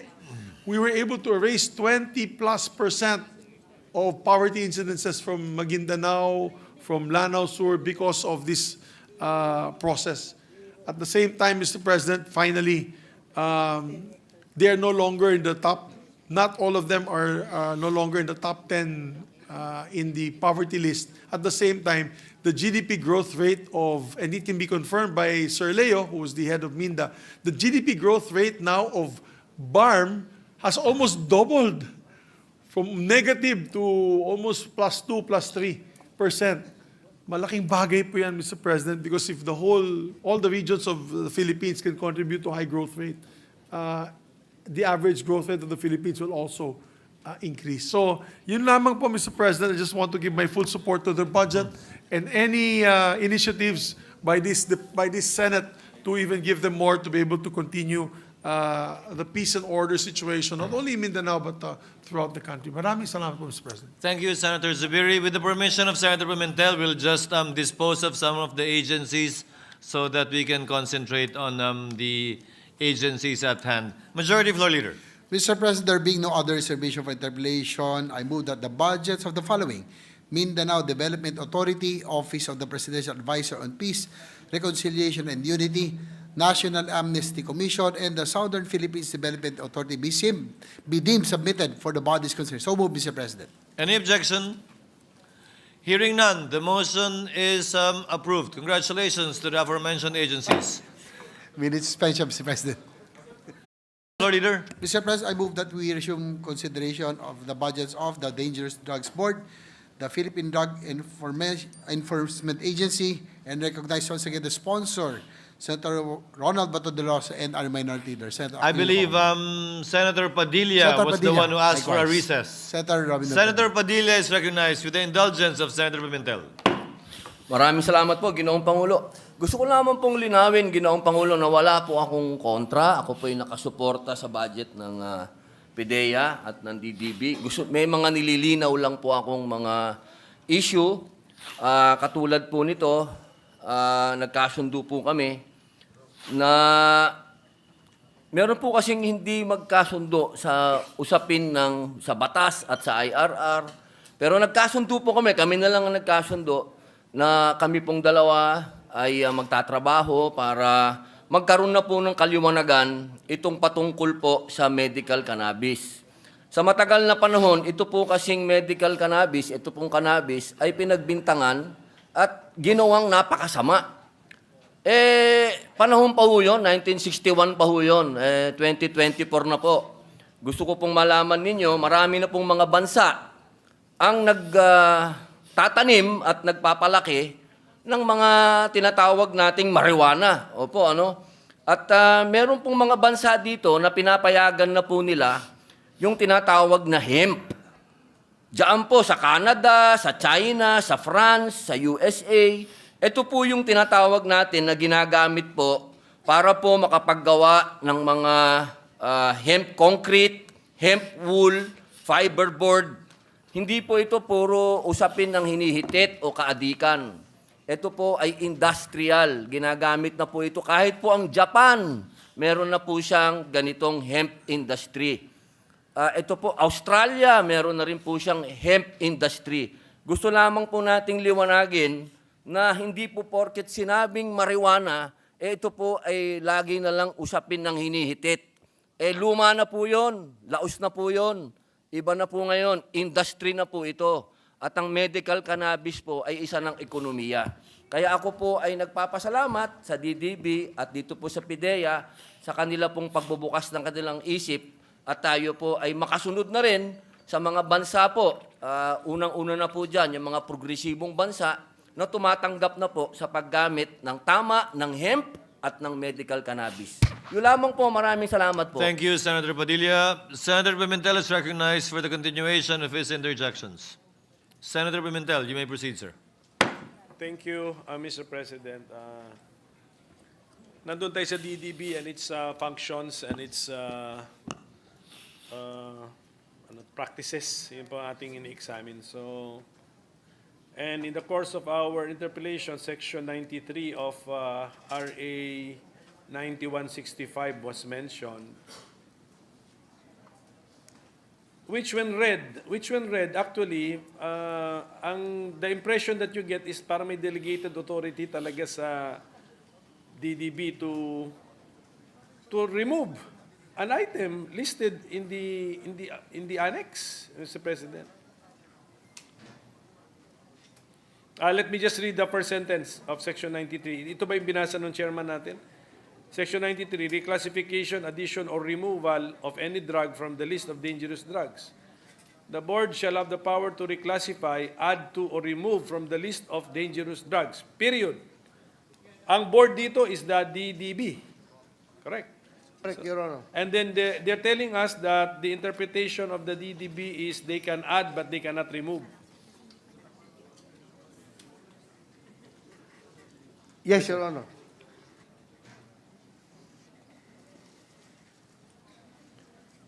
Tapos, habang nag-aaral... Yeah, Your Honor. yes, yes. Your Honor, it says here, Section 93. Yes, yun na. The board shall also take into accord the obligations and commitments to international treaties, convention, and agreements to which the Philippines is a signatory. And the Philippines is a signatory to the 1961, which is, we consider this, we annex it as Annex B. Right. 1961 United Nations Single Convention on Narcotic Drugs, as amended by the 1972 Protocol. List of drugs included in Schedule 1. It says here, number 25, cannabis. Number 26, cannabis resin, extracts, and tinctures. So that's... Yes, we were talking about the list of dangerous drugs, di ba? Yes, Your Honor. Mentioned din siya sa definition eh. Section 3J. Andun yata siya, okay. Section 3J. Sa definition of terms kasi sir, nakalagay din. Kasi, Mr. President, ito na lang, just to, siguro nga, anyway, we are not going to resolve this issue sa budget hearing, but we are just probing into how the DDB thinks and functions. Ang treaty kasi, in my opinion, and the treaty provisions have the force and effect and the character of municipal law, domestic law. Para na siyang pinasa na batas. Ngayon, lalo na dito, in-incorporate pa natin siya sa isang batas at sinabi natin sa Section 3J na yung listahan na to, schedules na ito, are part of this act. Therefore, we can amend it because they're part of this act, or since we delegated to under Section 93 the power to add, or reclassify, add, or remove to the board the list of dangerous drugs, nakasama yung listed dun sa schedules, I think we also delegated the power to you to remove from the list, not from the treaty. You're not removing from the treaty. You're removing from the list that we annexed in our law to be treated as dangerous drugs. Ganun po sana kasi otherwise paulit-ulit yung phrase na reclassify, add, or remove. Paulit-ulit as a power given to the board. So, I don't know if you can pursue that kind of a reasoning. We are not asking you to amend the treaty, which you cannot do. Yes. But we incorporated the schedules in the treaties are now defined as dangerous drugs. Hindi sila, ayun, linista ngayon sila. Now, they're part of the law. So, Congress may amend that list, and that's not tantamount to amending the treaty because we made them part of the act. But since Section 93, we delegated to you the power to reclassify, add, or remove from those lists attached as annex. Therefore, you have that power. That's how I understand now the how this could be interpreted. Do not worry, you are not amending the treaty. You're amending the act. The list of dangerous drugs mentioned in the act. Yes, Your Honor, we perfectly understand Yes. your Okay. explanation, and we will look into the process of Yes, doing this. Kasi I think a couple of years ago, I think sa budget hearing, I also brought this to your attention. Naawa ko dun sa mga in good faith bumibili sa available sa market in other countries na CBD, which is a cannabis extract, di ba? Nasa listing yun eh. In good faith bumibili doon kasi available sa market yun, dinadala rito. And then I think I asked kung ilan ang incidents na may nahuhuli. Oh, so I think noon meron, but up to now may nahuhuli pa ba? Meron pa rin daw. Meron pa rin nga, Your kaya nga Honor. medyo unfair sa kanila, although they're just implementing the law. But the point is, our law, ayaw nga natin itaga sa bato yun eh. Oh. Kaya nga, that's why nandun yung flexibility. So, it's either kasi sobrang lalim ng understanding ninyo sa cannabis extracts that you know something that the other countries, the Western European countries do not know, or they know something that you do not know.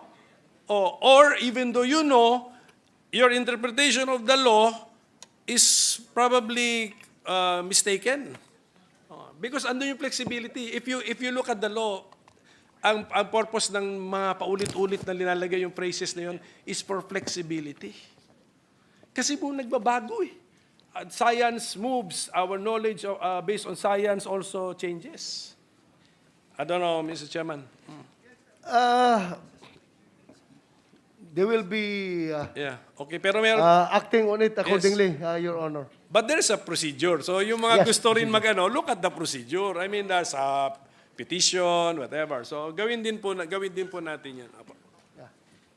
So, PDEA, being the implementing arm of the DDB as well as the law enforcer of our anti-drugs laws, yun ang pagkaintindi ko. Actually, ang pagkaintindi ko, inalis sa PNP. Bibigay talaga sa PDEA. What is now the current, your current level is 3,299 personnel, manpower. Have you reached your ideal level as far as manpower is concerned? Nung sinusulat namin yung batas na ang in-envision ng policymaker ibigay sa PDEA lahat ng law enforcement on anti-illegal drugs. We are far from our ideal personnel strength, Your Honor. Right now, yung mga tauhan natin sa PDEA hanggang provincial level lang. Wala pa sa municipal level. So kung i-fill up natin yung up to the municipal level, I think this is the ideal strength. We should have 19,704 personnel, Your Honor. So minus 3,000. Yes. So 2,200, we yes. still need around 15,000 personnel, Your Honor. Okay, kasi ang PDEA is actually your PNP against illegal drugs. Ganun siya, lumalabas eh. So, opo. So, ang problema, Mr. Chairman, at buti na lang ang chairman natin is also former chief PNP, hindi yata binibitawan ng PNP yung concern or involvement nila sa anti-illegal drug operations because we still have the PDEG. Your Honor, actually, by operation of law, dapat binitawan na talaga ng PNP yan. Kaya nga. But then, PDEA mismo ang humingi ng suporta from PNP. That's why yung anong tawag yan, sir? Yung operate na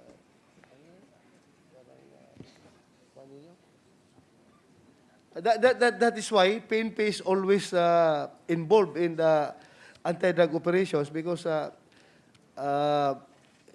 it is a known fact really that hindi kakayanin ng PDEA to conduct Correct.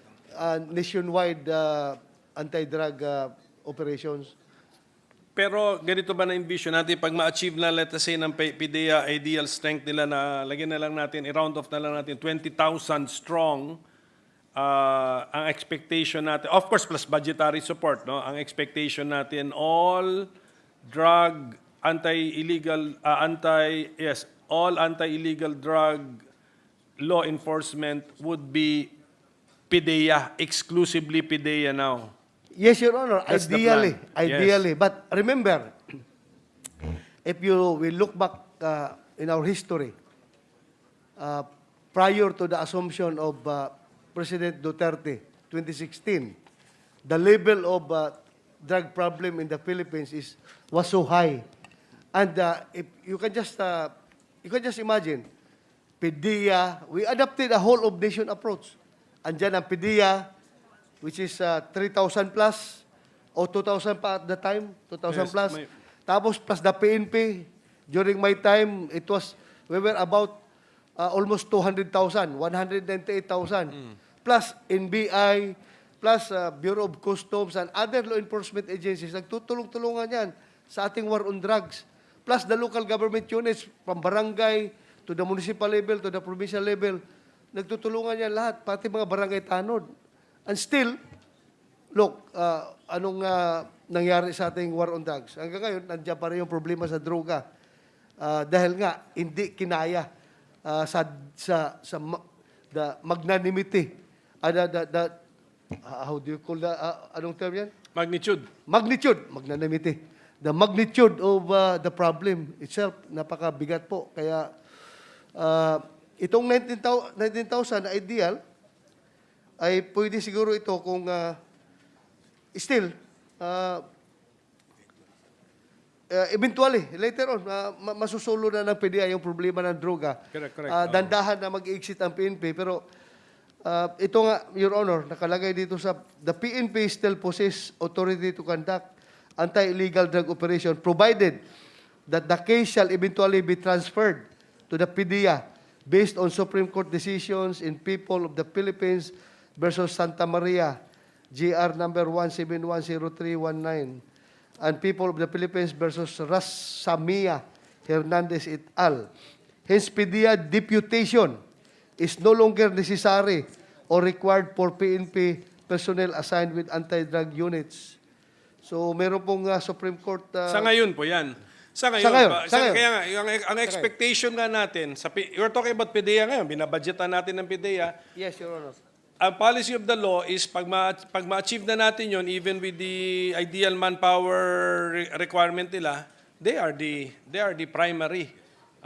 Di ko sinasabing exclusive, primary, but of course PNP will act, but only upon invitation or deputization of the PDEA. Yes, Tama Your po Honor. ba yan? Correct, Your Honor. So that's the yun yung medyo malayo pa tayo ron. Ideal. Ngayon baliktad pa halos, Sige po, opo. Ngayon anyway, pagka mag-hearing na lang tayo ulit sa Duterte administration's war on illegal drugs, I hope we get the commitment of the PDEA chief and the Dangerous Drugs Board head to attend and Yes, Your Honor. give us information. Ako rin, ang aking expectation is you hold all the information about war on drugs. Dapat hawak niyo yun. If I give you cut-off dates, dapat alam din niyo anong hawak ninyo na figures, ilan ang casualty, ilan ang baby volume, volume of confiscation, etc. Dapat hawak ninyo yun. I hope hawak ninyo yun. Yes, Your Honor. Apo. Sige po. And then just another observation, Mr. President. Meron tayong ginagastusan na Philippine Anti-Illegal Drug Strategy. Merong entry ito sa Dangerous Drugs Board, 115.9 million. Is that correct?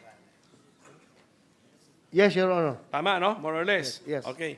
Meron din ito sa PNP. 500 ito. Is this 5? 546.2 million pesos.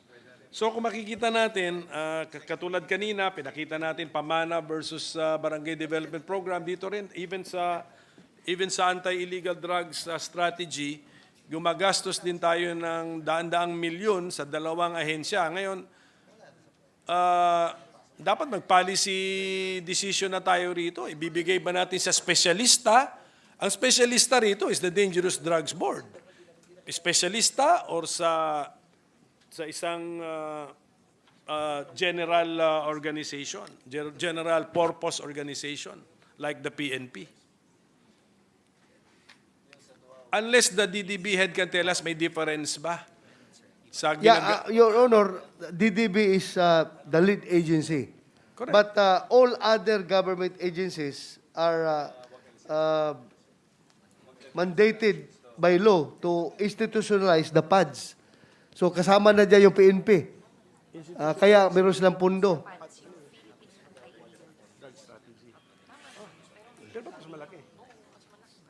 Pero mas malaki po just for the information ng DDB.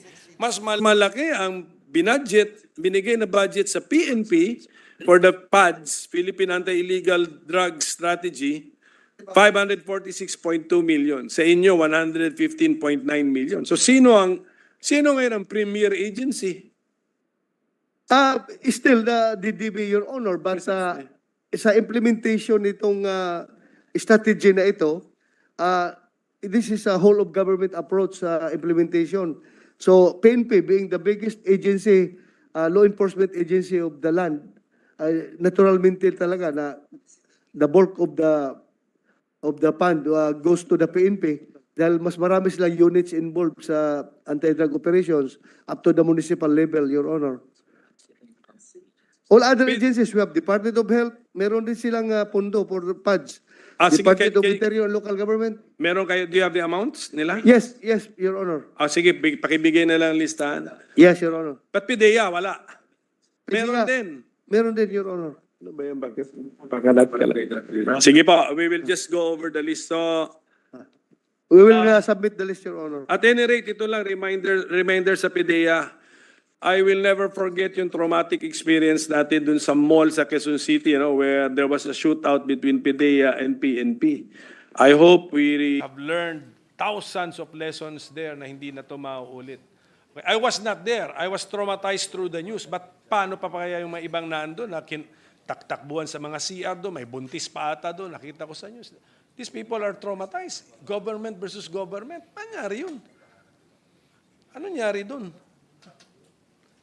Ito, Mr. Chairman, sa kwento-kwento lang sa akin. Ang isa doon, ang isang ahensya ng gobyerno, by bust, ang point of view nila. Ang isang ahensya daw ng gobyerno, sell bust. May sell bust ba? So, yun ang tanong. So, kaya nag-inkwentro. Because one agency was undertaking a buy bust. One agency was undertaking daw a sell bust. Kaya sila nagtagpo. Ngayon, from PDEA na lang, meron na bang comprehensive report on why this happened? Has any agency investigated that particular incident and come up with a comprehensive report why that happened?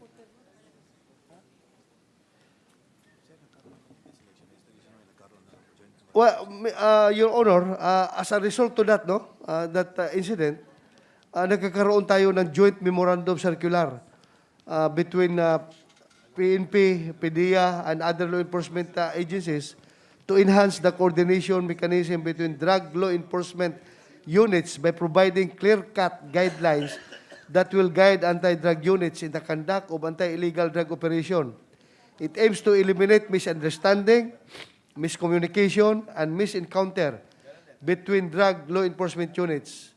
All requests for certificate of coordination and other documentary requirements, as mentioned for the conduct of anti-illegal drug operation, shall be forwarded to and processed only at the PDEA Regional Operation Center. So, ito po yung resulta noon, Your Honor, that unfortunate incident. Merong mga micro changes sa relationship. Pero before that time, may relationship na eh. Meron na supposed to be coordination yun eh. But still, it happens. So, I hope that the micro changes that we made will really prevent the happening again of such an incident. Yes, Your Siguro danger DDB, magsalita na rin kayo. There's no such thing as a cell bust. Okay. There's they call it reverse by bust, Your Honor. Reverse by bust. Mr. President, I mean, So that's bawal. marami So yata, that's bawal daw. tayo natatawa, pero I think marami yata namatay nung insidente na yun. I think not less than 5 ang namatay doon. Imagine. Government versus government. Mr. President. Well, at any rate, Mr. President, may phoned-in question lang kasi ako. No, one more topic. You need chemists eh, kasi who needs chemists? Is it the board or PDEA? PDEA, di ba? Also, PDEA, Your Honor. You need chemists, may Magna Carta for chemists ata kayo. Just make sure that you observe it or implement it because yung rate daw ng attrition or resignation or anong tawag mo doon? The rate that chemists are leaving the agency mataas.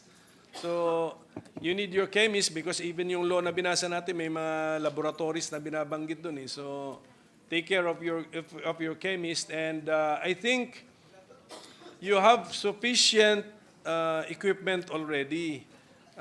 Balak nyo pa bang bumili pa ng more equipment? I mean, sana kung may pera kayo, invest in your people, especially your scientists, your chemists. Yung po suggestion ko na lang po, Mr. President.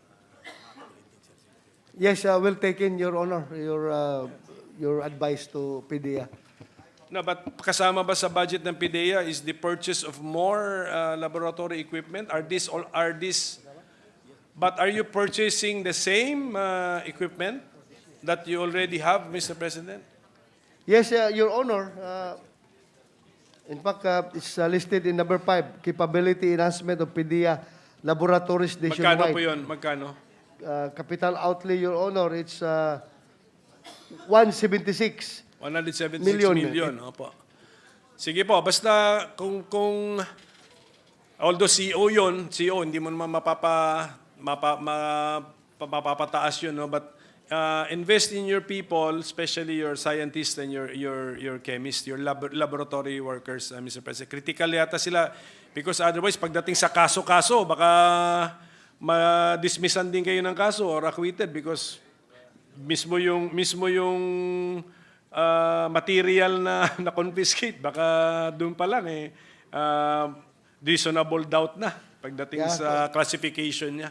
Correct, Your Honor. Sige po. Yung the issue on yung mabilis yung pag-alis ng mga chemist natin is that greener pastures are waiting for them outside. And we cannot just adjust our pay scale because of we are controlled by civil service. Yun, precisely, ito na lang, Mr. President, for the information of everybody. Ang isang agency na naayos niya yung pagdating sa pay scale is DAR. Meron siyang ginawa, magpatulong na lang tayo kay Secretary Estrella. I don't know if you can take advantage of this concept na scrap and build down. That's what he did. Kasi ang parati nating na-encounter na hindi tayo maka-attract would be lawyers, ang baba daw. Psychiatrists, bababa. So, kung makita mo, pagdating sa mga psychiatrists, yun yung may mga science na. So, chemist, yun yung mga science field na po ito eh. And I'm sure doctors din siguro, hindi attractive ang mga pay scale. So, find out how DAR was able to do it. Lawyers ang naayos niya because problema nila titles eh. Land titles. So, lawyers ang na-attract nila. Okay? They collapsed positions and then they produce a better paying one na tatanggapin na po ng mga professional, scientists, yan po. So, yes, Your Honor. One example cited by the Director of PDEA is that when a chemist is applying to the law enforcement community, ang pinakauna talaga niyang applyan is PNP. Because yung chemist sa PNP is salary grade 14. Sa PDEA, pagpapasok ka as chemist, salary grade 11 lang. okay. So kung matanggap siya sa PNP, mawala na ang PDEA ng Correct, chemist. Pero kung hindi siya matanggap sa PNP, apply siya sa PDEA. Pullback position niya yung PDEA, but a lower pay grade, of grade 11, salary grade 11. But I'm sure there must be a solution na ipantay na lang because PDEA is the PNP for illegal drugs. Yep. Yeah, we will make the necessary adjustments, Your Honor, and your recommendation, the 𝗕𝗏 model. Hindi ko alam yung sagot, pero may nakasagot. Yun ang gusto kong sabihin. Yes. It's a whole of government approach, sabi ng chairman. Pa-advise tayo rin sa ibang ahensya ng gobyerno na naayos nila yung problema nilang ganyan. Yes, Your Honor. Thank you, Mr. President. Thank you, Mr. Chairman. Thank you, Your Good Honor. luck to our anti-illegal drugs team and family. And I think Senator Tulfo will also question them. Thank you very much for your patience. Thank you. Thank you, Minority Leader. Majority Leader. Yes, Mr. President, next to interpolate is Senator Raffy Tulfo. I move that he be recognized. Senator Raffy Tulfo is recognized.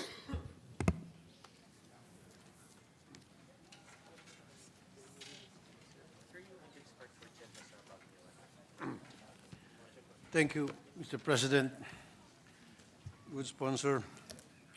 I'd like to put it on record that I fully support the budget of the DBB and PDEA. However, I have some few clarificatory questions, which are very basic, and I'm sure it's very easy for the good sponsor to answer this, being a veteran law enforcement member. My first question is about doon sa tinatawag na drug watch list and order of battle. Paano po na ilalagay sa listahan ang isang tao doon?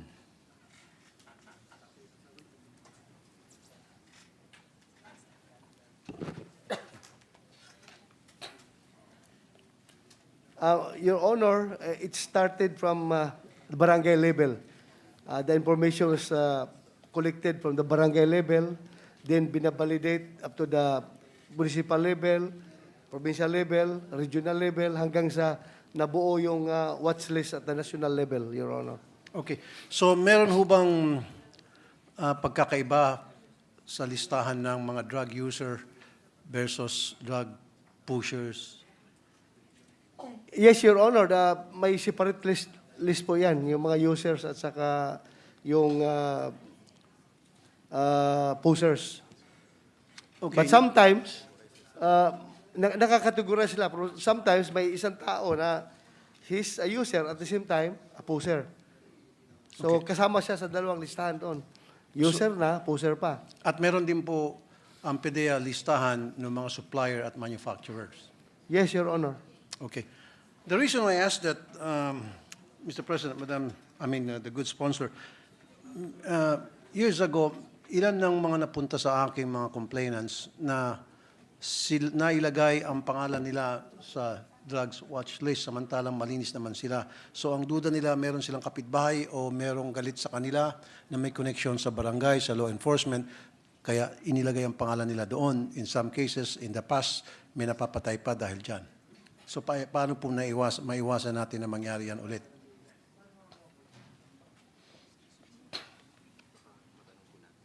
Yeah, Your Honor, if kung nangyayari daw yan noon, right now, mahirapan na daw mangyari yan dahil all law enforcement agencies involved in anti-drug operations are strictly comparing notes at binabalidate nila. Noon, posibleng mangyari yan, pero ngayon, mahirap na daw. Dahil nga, ang validation process ay periodic at palaging ginagawa, Your Honor. So halimbawa po, Mr. President, good sponsor, ang isang taong nagtatrabaho sa barangay at sabihin natin officials ng barangay at meron siyang galit na tao sa kanilang barangay.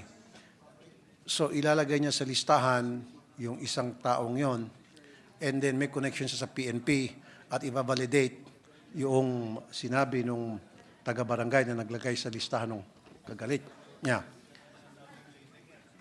And so my question then is, what degree of proof ang kailangan para ma-ensure na yung ginagawa nitong barangay official na ito dahil galit lang siya sa isang tao ay hindi makakalusot at hindi dumating sa hindi ka nais-nais, which is ma-raid yung bahay niya, mahuli siya, maplantahan siya, etc. Kasi in some cases, siguro alam niyo po ito, good sponsor, marami sa mga kababayan natin, especially yung mga mahirap, na pagdidiskitahan, hinuhuli at alam naman natin, wala sila talagang kasalanan at pinaplantahan. We understand those unfortunate incidents, Your Honor, pero as of now, the PDEA Director General is giving us the assurance na mahirap na daw yung mangyari ngayon because the management of the watch list, this is identification and validation of individuals involved in the illegal drugs and formulation of PDEA, PNP certified BADAC, Barangay Anti-Drug Abuse Council's watch list. This is for the purpose of identifying individuals to be recommended for appropriate intervention programs such as treatment and rehabilitation of persons who use drugs and reformation program for qualified posers.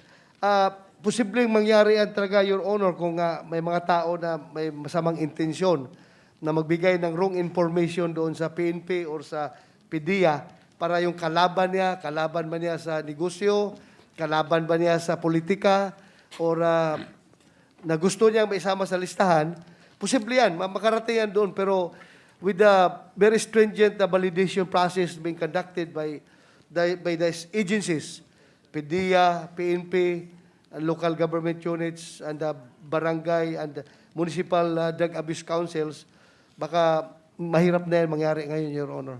So, thank you, good sponsor, Mr. President. So, yung listahan ng PDEA at ng PNP pagdating sa drug watch list or order of battle, magkapareho or in some ways magkaiba?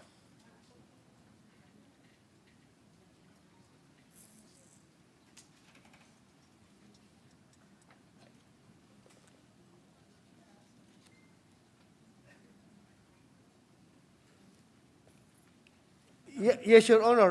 Magkaisa na po yung listahan dahil kinukonsolidate nila, nagko-coordinate sila palagi, yung NBI, PNP at PDEA, iniisa na yung listahan. And we are no longer using the term order of battle, Your Honor. Watch list na lang yung nakalagay doon sa Drugs watch list. Kasi in the past, sikat na sikat yung salitang order of battle. Military term. Yeah. Pag nilagay ka doon sa listang order of battle, delikado ng buhay mo.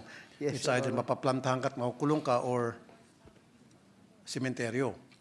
Yes, Your Honor. So ang sa akin lang po kasi, gusto ko lang maiwasan na yung mga inosente, of course, galit po ako sa droga, tulad natin lahat dito, sana yung mga maliliit nating kababayan, yung mga talaga inosente, hindi mapagplantahan, mapagbintangan at makulong dahil sila ay napagdiskitahan lamang at sila ay nasa kulungan. And I'll tell you, it's a fact na napakaraming mga kababayan tayo dyan sa city jail na nag-aantay ng kaso nila ma-resolve na inosente, believe it or not. Napakarami yan, and you know that the good sponsor, number one, pinantahan sila. Number two, wala silang pampiyansa. Number three, mahirap sila. Yun yung tatlo, kaya hanggang ngayon nabubulok sila sa city jail. So, having said that, sana maging careful ang ating mga taga-PDEA, law enforcement, sa pag-qualify ng isang taong whether he's a drug user, drug pusher, or not. Para naman masarap po yung mga inosente doon sa mga talagang totoong mga pushers. Now, nagsusuot ba ng body-worn camera ang mga PDEA operatives tuwing sila po ay pupunta sa field? I mean, at 100% rate. Kasi sa PNP, sa 10 na gagawa ng operation sa field, yung isa salamat kung meron, tapos sira-sira pa yung camera at hindi pa umaandar. Sa PDEA, hindi ba ganon? PDEA has 100% body-worn camera to all its operatives during anti-drug operations, Your Honor. 100%, right? 100% kompleto po. Very good, excellent. That's very nice to hear. Now, yung pong mga nakukolekta na ebidensya ng mga operatives sa field, saan po dinadala yun? Saan po ini-store? we have evidence custodian, Your Honor, na nagtatago sa mga ebidensya, provincial offices, regional offices, Your Honor. Doon po nakalagay yung mga nakatambak yung mga ebidensya. Okay. Gaano ka-secure po yung evidence room, kung tawagin if you will, na masiguro hindi po malulusutan yun, meaning wala pong mga loko-loko sa PDEA ang kukuha ng ebidensya doon, makakuha ng ilang droga doon para i-recycle tulad ng ginagawa ng ilang taga-PNP na nababalitaan natin. Pwedeng recycle or pwedeng gamitin mismo, Your Honor. Pwedeng yung gamitin mga, mismo. Mga drug Sponsor. abuser na mga tao. So how secured? Security measures in safekeeping evidence. Installed the following for safety and added security. CCTV cameras inside the evidence room and its vicinity. Fire extinguishers with proper labels and instructions of use. Metal grills were installed around the facility. Double doors were metal instead of wood. The doors were secured with 3 sets of locks, which are in the custody of 3 authorized laboratory service key holders, such that the absence of a key holder makes access to the evidence room impossible. Biometrics will also be installed outside the evidence room to control access to the facility. So, napaka-secure na po yung kanilang evidence room, Your Honor. Dahil 3 may hawak ng susi. Kung hindi present yung 3, hindi ma-open yung evidence room. And so, chances are na yung 3, hindi yan magkakaisa na gumawa ng kalokohan. May mga, mga safety features na ginagawa, kaya hindi sila magkakaisa. Thank you, Mr. President, Madam Sponsor. Good sponsor. Now, pagdating po doon sa pagkukolekta ng mga ebidensya sa field o yung nakukuha ng mga ebidensya sa field, up to the point na yun po ay ilalagay doon sa storage room, ano pong mga procedure ang ino-observe para masiguro, for example, may nakuha silang 1 kilo sa field at pagdating po doon sa storage room, 1 kilo pa rin papasok na wala pong nangumisyon o nag-cut ng kalahating kilo along the way. Your Honor, according to the PDEA, the chain of custody of evidence is strictly being observed by every operatives of PDEA, Your Honor. Wala ho bang third party? Kasi kung mga PDEA, sila lang, pwede po magsabuatan yun. Dapat po may third Your party. Honor, always during operations, we seek the presence of local government officials and members of the media as witness in the conduct of our operations as required by law. So sila yan mismo, yung mga taga-media, mag-iingay yan kapag meron silang naobserbahan na mga ginagawang hindi maganda, yung mga operatiba natin sa field, Your Honor. Lalong-lalo na yung mga sinatawag natin na savings. Mabubulabog yan dahil mayroong outsider coming from the media and coming from the local government o barangay na magbabantay doon sa ginagawa nila, Your Honor. Thank you. Thank you, good sponsor. Ang ibig ko rin kasi sabihin, the good sponsor, Mr. President, yung bang pag-transport ng ebidensya from point A, doon sa field, to point B, doon po sa storage room, na-observe ng hindi lamang ng mga taga-PDEA, kundi third party, alam mo, taga-media, na yung 1 kilo na na-collect sa field, dapat 1 kilo din ang pumasok at yun din po yung mismo, yung mga droga na yun ang talagang nakuha at exact na timbang pa rin. At same pa rin ang laman nung kung yun po ba yung mga sachet, yun po ba yung supot, etc. Kasi Your pwede Honor, magkaroon ng switching eh. Yeah, mahirap talaga daw na pakialaman yung pag namarkahan na dahil the inventory is right there at the crime scene. Pag gawa ng inventory doon sa crime scene, namarkahan yan kung ilang pounds, ilang grams yan, pagkarga doon sa evidence van, papunta doon sa evidence room, ay sigurado yan na pagdating doon, the same pa rin. Kasi chine-check naman nung mag-receive. na evidence custodian doon sa evidence room, kung anong nakalagay doon, kinikilo, tinitimbang niya uli doon pagdating, Your Honor. Kaya mahirapang galawin ng mga tao. Meron ding nagbibideo, mga pictures, kaya sinisiguro natin na hindi nila matamper yung evidence, Your Honor. Okay, thank you, Mr. President. Good sponsor. Now, let's talk about destroying the drugs. Kapag natapos na po yung kaso sa korte, I would assume na yung mga drugs na yun ay kailangan i-destroy. Paano po yung destruction process na ginagawa? The procedure of destruction, Your Honor, goes this way. First, we have to secure court order for the destruction from the court or written order from the Director General PDEA. If there is no case filed, Number 2, take pictures of the evidence. Number 3, reweigh the evidence. Number 4, re-examine the evidence. Number 5, take representative samples pursuant to the provisions of Board Regulations Number 1, Series of 2002. And number 6, burn dangerous drugs using thermal method. Okay. Yes, I understand. Now, Yes. doon po sa burning na proseso, sino-sino po ang present at nag-observe para masiguro na yung mga sinusunog ay yung pa rin po yung mga drugs na nanggaling doon sa storage na may court order na pwede na i-destroy?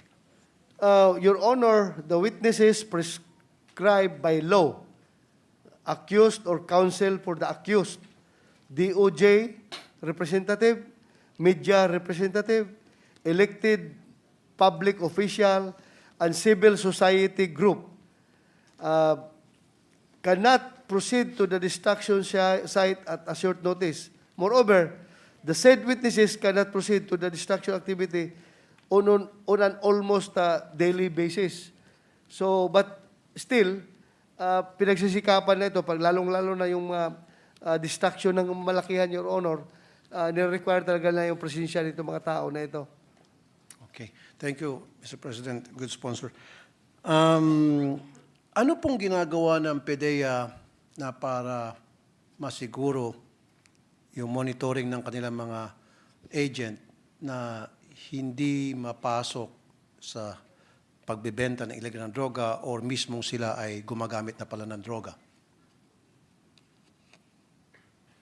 We have continuing counterintelligence efforts, Your Honor, meaning we are monitoring all our personnel as far as their daily activities is concerned.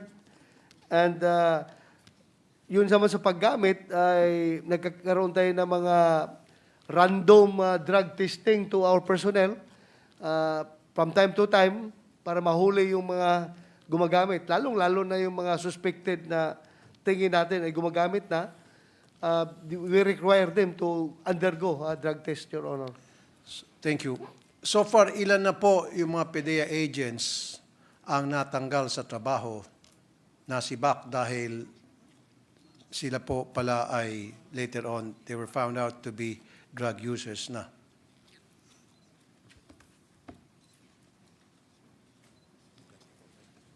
Your Honor, our data here for internal cleansing data, calendar year 2011 up to October of 2024. Dismissed, we have 96 PDEA agents. Suspended, 164. 96 and 164. So ito po mga PDEA agents na nakitaan or napatunayan na sila pala ay later on ay gumagamit na ng droga. Yes, Your Honor. Okay. So na-determine ng PDEA the reasons bakit nangyari ito.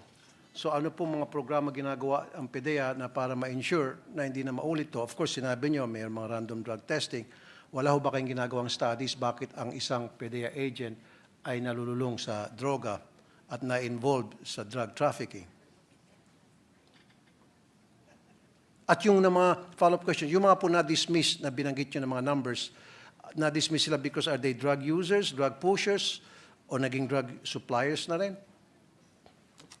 Your Honor, bihira na po tayo nagkakaroon ng solid PDEA personnel na nag-operate, Your Honor. Most of the time, pag nag-operate ang PDEA, it is together with other law enforcement agency like PNP or NBI para mas maiwasan yung mga, kung may plano silang gumawa ng kalukuhan, Your Honor, may counter-checking among and between law enforcement agencies. Thank you, good sponsor. Last Your, question. Your Honor, Sa last question? Sa hindi, sa operatives. Can I have 1 minute break, Your Honor? CR lang ako sa 1 minute break, yes. Go ahead. Mr. President, 1 minute break.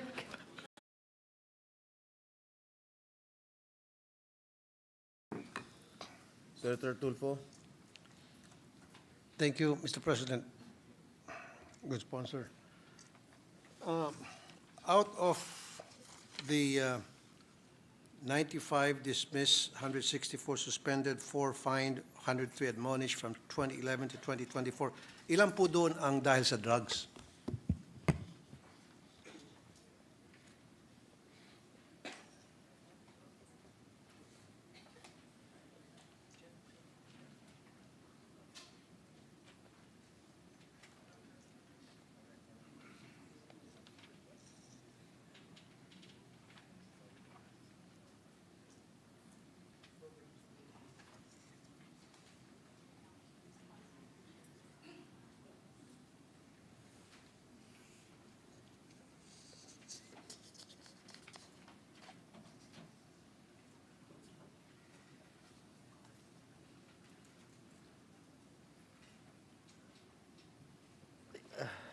Ilan? Lahat, Your Honor, yung 22, puro drug-related ito. Laton, napakarami. Positive sa drugs. So, suspended, 164, positive sa drugs to. So, when you say suspended, so naibalik sila.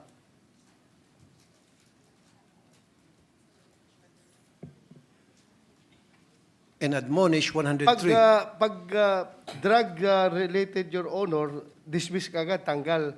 Hindi pwede yung suspension. Itong mga suspension na ito, mga minor administrative Okay. violation siguro, Your Honor. Okay. So, Kaya itong sila 95 na-suspended. ang dismissed. Yes, Your Ang Honor. involved sa drug, kasi 95. Okay, at hindi na po sila naibalik. Hindi na ibalik. Okay, great. Now, let's talk about the reward system, Mr. President, and good sponsor. Paano po yung procedure sa pagbibigay ng reward? Ito ho ba, I would assume, ay sa mga tipster?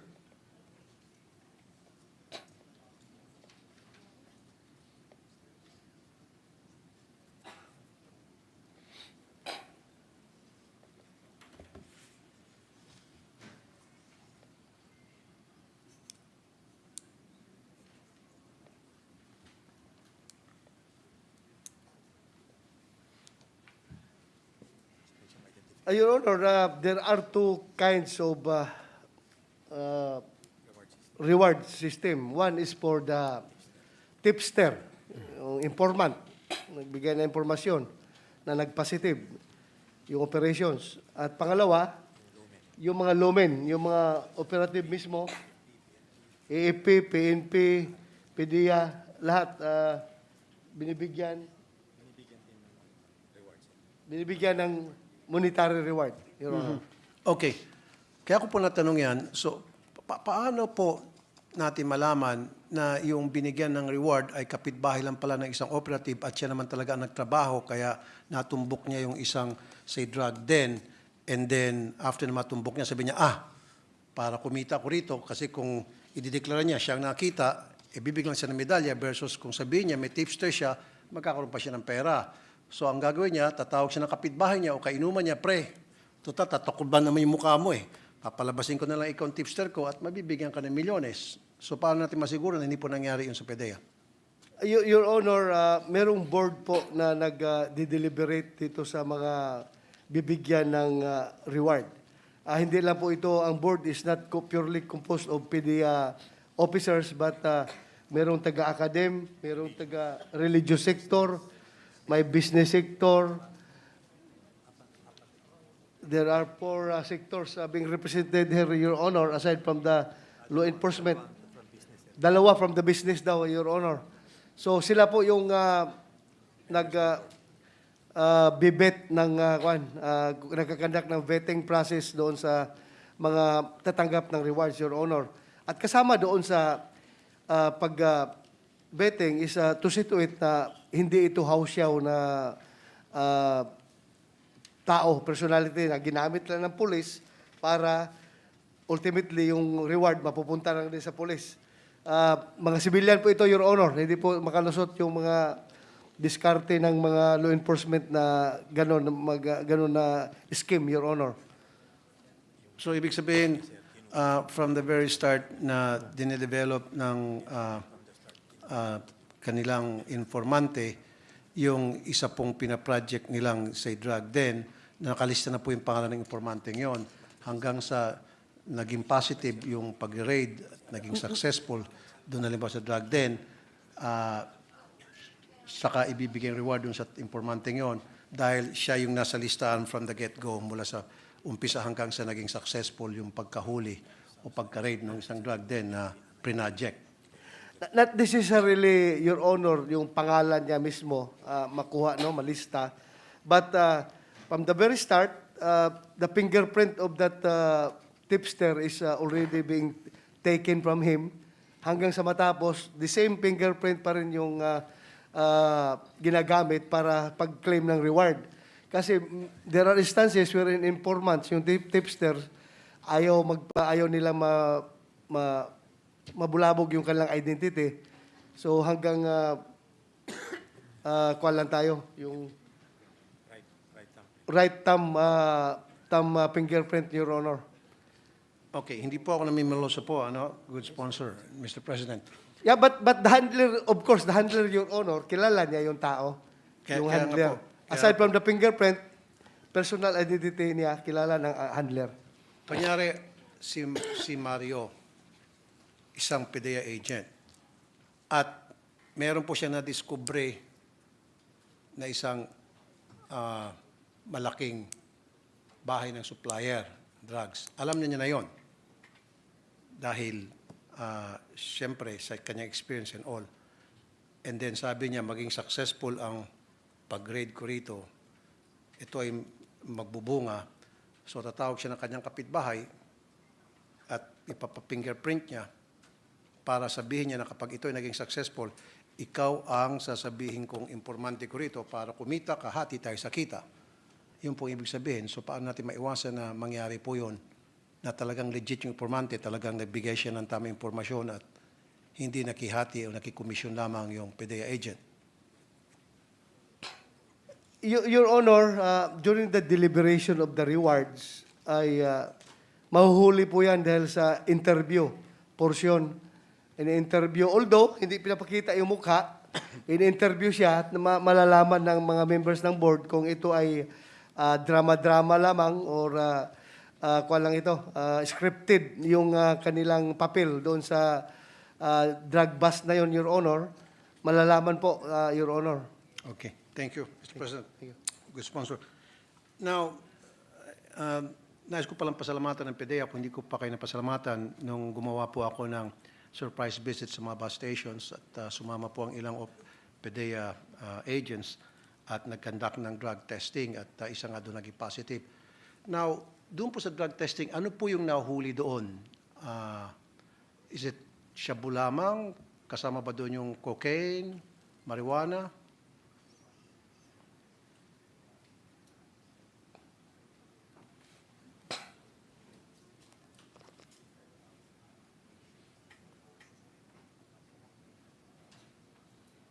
Your Honor, yung test kit na ginamit doon sa request mo na testing ay 4.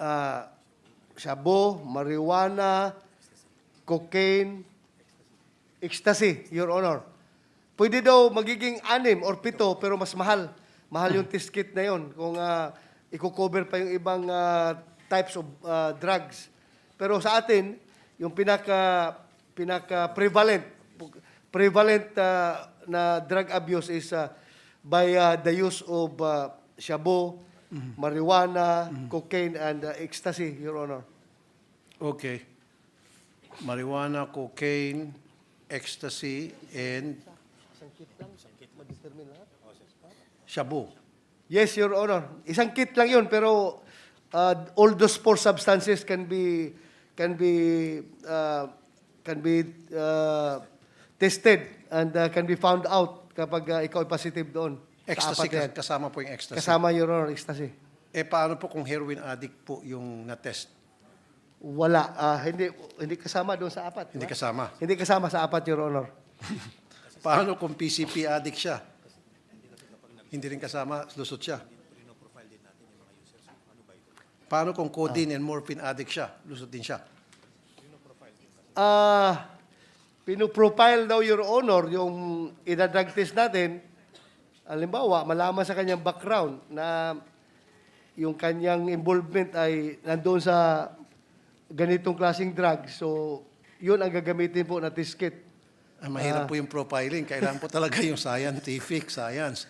So siguro po, sabi niyo may kamahalan, baka pwede tayo mag-invest na yung 7-panel coverage na doon sa lahat na nabanggit ko.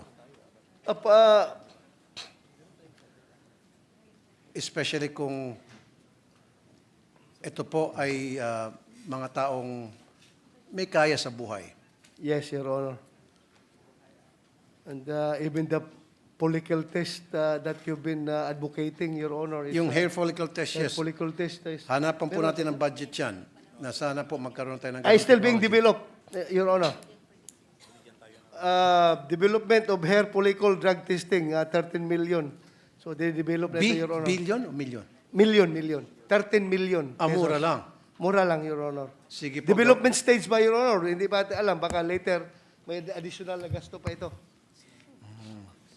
With the indulgence of the Senator Tulfo, is there any private hair follicle center here in the Philippines?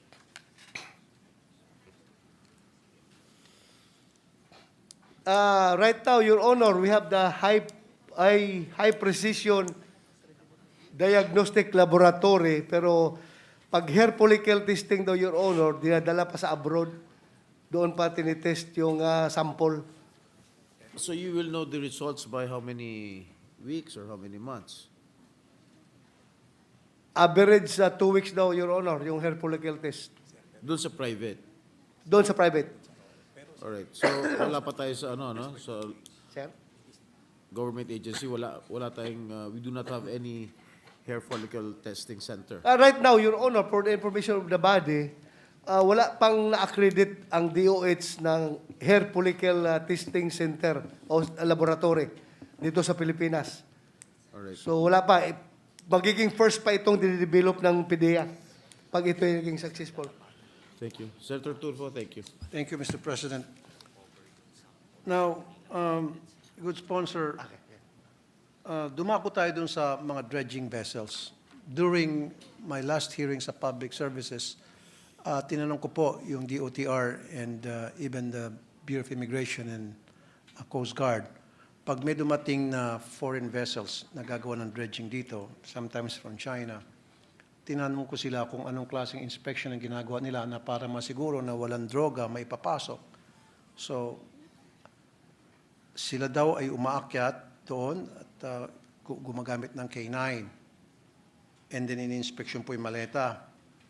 Wala ho bang presence ang PDEA doon para kapag halimbawa may naamoy yung aso na kahina-hina lang, suspected drugs, agad-agad ang PDEA ang gagawa ng confirmation because they're the agency na may capability makapagsabi na kung drugs ba yun o hindi. Hindi yung Coast Guard.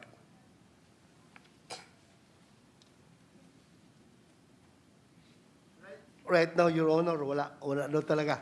Wala silang presensya doon sa nagbo-board sa vessel na nag-inspection. Purely custom.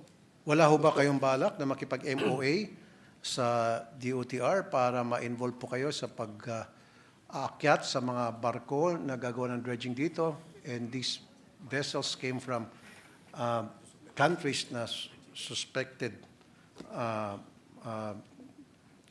source of drugs coming to our country. We will coordinate, Your Honor. Sa ngayon, wala talaga. So, but we are interested on that subject, and we will coordinate with the OTR. On a weekly Para- basis kasi po, maraming dumarating dito ng mga vessels from other countries to do dredging. At malalaking barko po ito at marami po mga crew dito.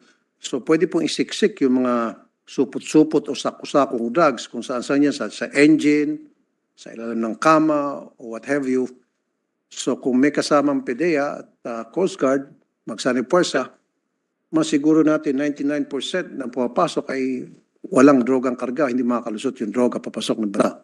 Yes, Your Honor, it's very possible to happen, but right now we are planning to coordinate with kung anong agency yung nagko-control ng mga dredging vessels na yan para makasama ang PDEA sa boarding party to conduct the inspection.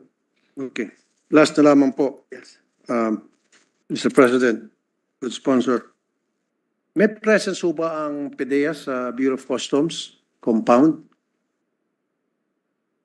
Yes, Your Honor. Ano po yung ginagawa ng PDEA doon sa Bureau of Customs? Ano po yung kanilang mga duties and responsibilities sa loob po ng Customs compound?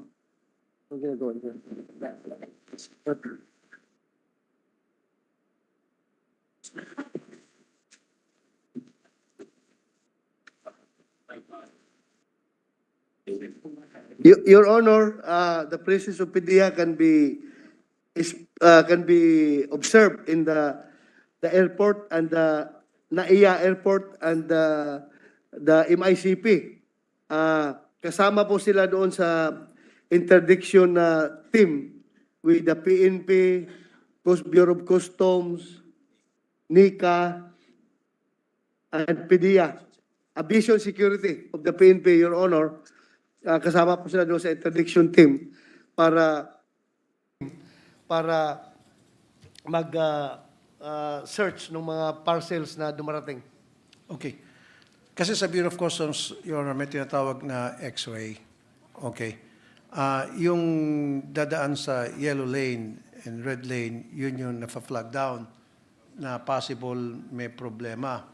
Especially kung ito ay galing sa mga bansa, itong container na ito, na hotbed ng drugs. So, dapat, ibig sabihin, nandun yung PDEA na randomly magbukas ng mga container at gumamit ng K9 para amuyin yung mga kargamentong yun. Yun po ba'y ginagawa na ng PDEA? At kapag ginagawa, bakit po nakalusot yung magnetic container na kilo-kilo, daan-daang kilong shabu? Meron. Your Honor, pagdating kasi dyan daw sa yung portion na yan, it's a purely customs area, and sila po ang nasusunod dyan. The only thing that PDEA can do is to be there once their presence is requested by the customs. Hindi po sila na on their own papasok doon sa custom zone at maghahanap randomly ng target, Your Honor. Kailangan talagang dadaan pa sila sa customs authorities for coordination purposes. Exactly. So, wala o bang balak ang PDEA na makipag-MOA sa Department of Finance, the DBB and the Department of Finance, kasi yung Customs is under Department of Finance, para maobliga yung mga taga-Bureau of Customs, payagan po yung mga taga-PDEA na magkaroon ng presence sa loob ng compound nila for the purpose of looking out for drugs na possible na na-smuggle papasok ng bansa. We will try to coordinate with the Department of Finance, Your Honor. If it is feasible, we will try, Your Honor. Maganda po talaga yan. Maganda po talaga yan. Kailangan talaga yung proactive approach pagdating dyan. Hindi yung nakatambay nga ang PDEA doon sa loob ng MICP or sa loob ng NAIA, pero maghihintay lang kung kailan kailan itatap yung services nila by the Bureau of Customs. Dapat on their own sana, kung pwede, meron silang information na narinig, na natanggap na itong particular container ba na ito, posible itong may laman, dapat on their own, kaya na nila kagad umaksyon. Pero as said, Your Honor, we have to go through the customs authorities. So, yung suggestion mo, Your Honor, is being considered seriously by PDEA. Thank you. Last naman talaga, good sponsor. 41.3% of first-time drug users were between ages 15 and 19. 1 in 3 students in the 12th grade experienced using marijuana. Alam mo ba ito ng PDEA? At kung alam ng PDEA ito, ano pong ginagawa ng PDEA at meron ba kayong mga programa para ma-address ito? Thank you.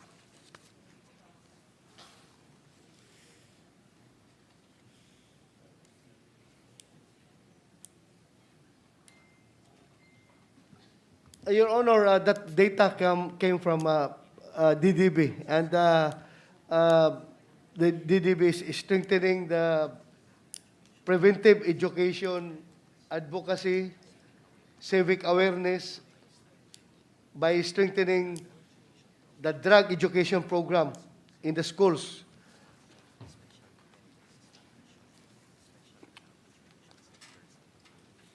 And the establishment of special drug education centers at the community level Thank you, Mr. for President. out-of-school youth. Thank you, Mr. President. The good sponsor, thank you very much. Thank PDEA. you very much, Your Honor. Thank you. Majority Leader. With that, Mr. President, there being no other reservation for interpellation, I move that the budgets of the following: the Dangerous Drugs Board, the Philippine Drug Enforcement Agency be deemed submitted for the body's consideration. So move, Mr. President. Is there any objection? There being none, motion is hereby approved. Meeting suspension, Mr. President. Session suspended. Picture.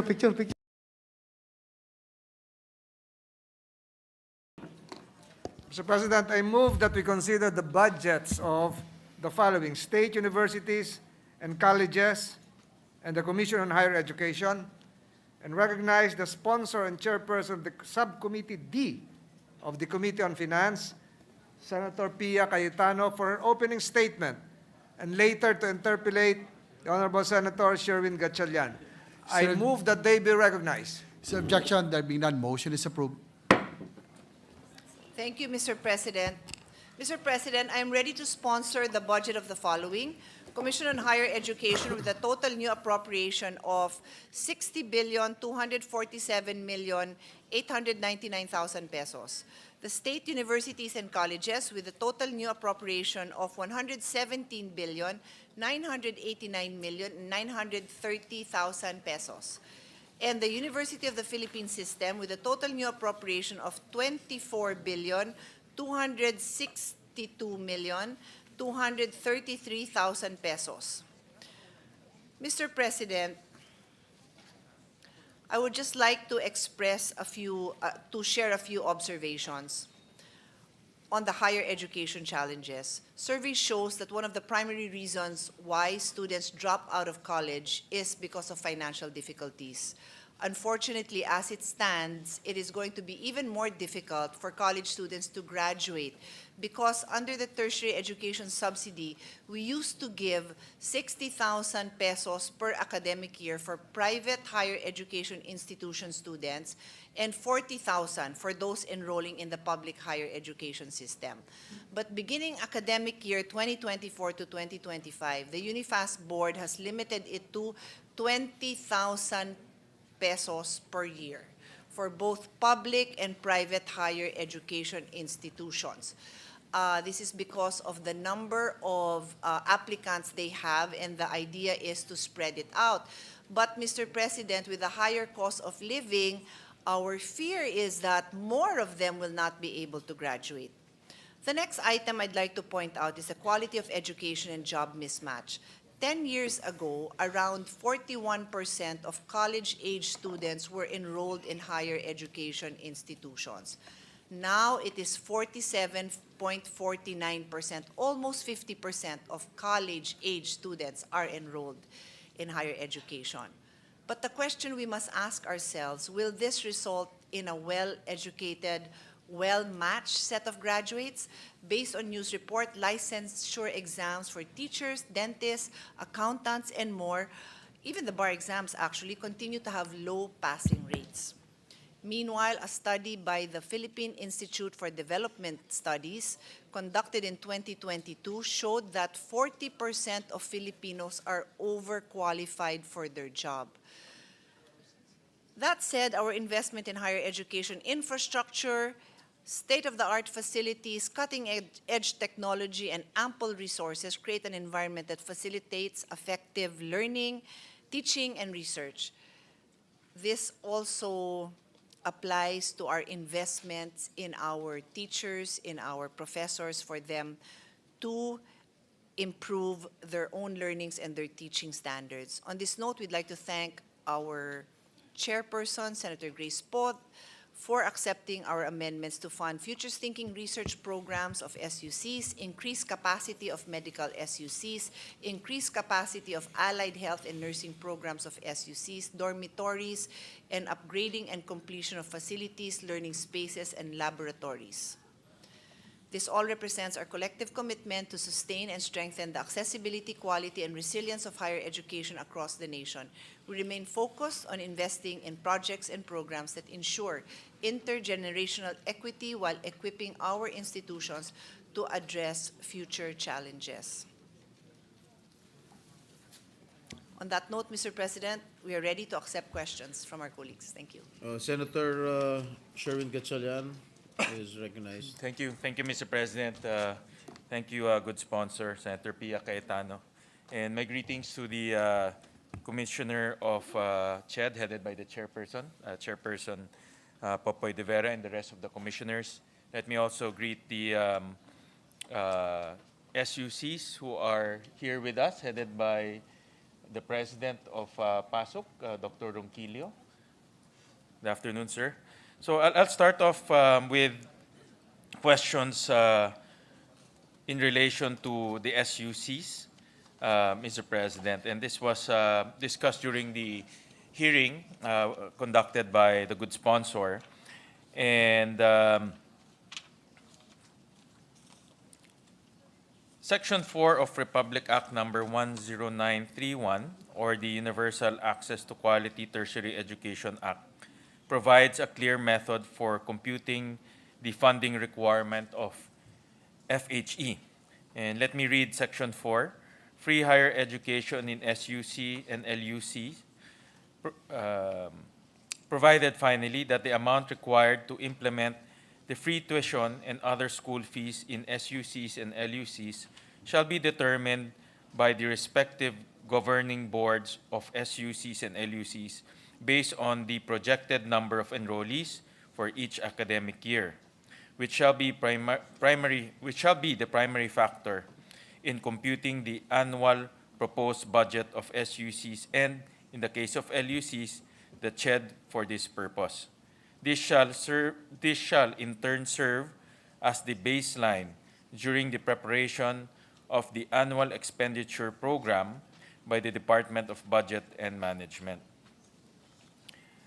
Then, in Section 4 clearly states that the primary factor in computing the funding requirement for FHE is the projection of the number of enrollees. However, the DBM uses actual FHE billing 2 years ago in determining the funding level for the succeeding year under the National Expenditure Program. So, if the funding year is fiscal year 2025, which is next year, they use the actual billing for 2023, 2 years behind. This method employed by the DBM is contrary to Section 4 RA 10931. This practice resulted in actual deficiencies of about 3 billion pesos in 2022 and 6.4 billion pesos in 2023. It is expected to result in future deficiencies. The projected deficiency for this year is about 2.3 billion pesos and 3 billion next year. These deficiencies show that national government has not been paying the true cost of FHE. So, Mr. President, Madam Sponsor, I would like to ask the good sponsor about her opinion on this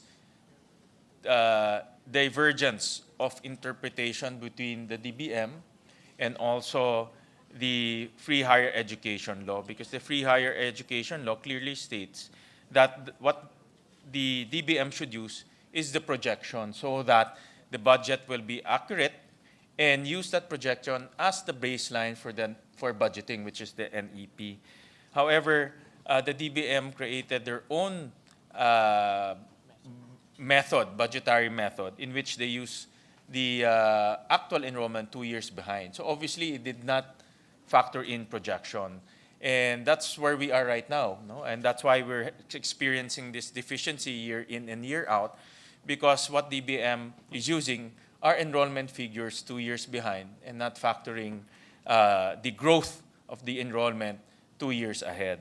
So I would like to ask the opinion of the good sponsor if this observation is indeed accurate, and is there a way to remedy the method of the DBM so that we will not incur deficiencies year in and year out?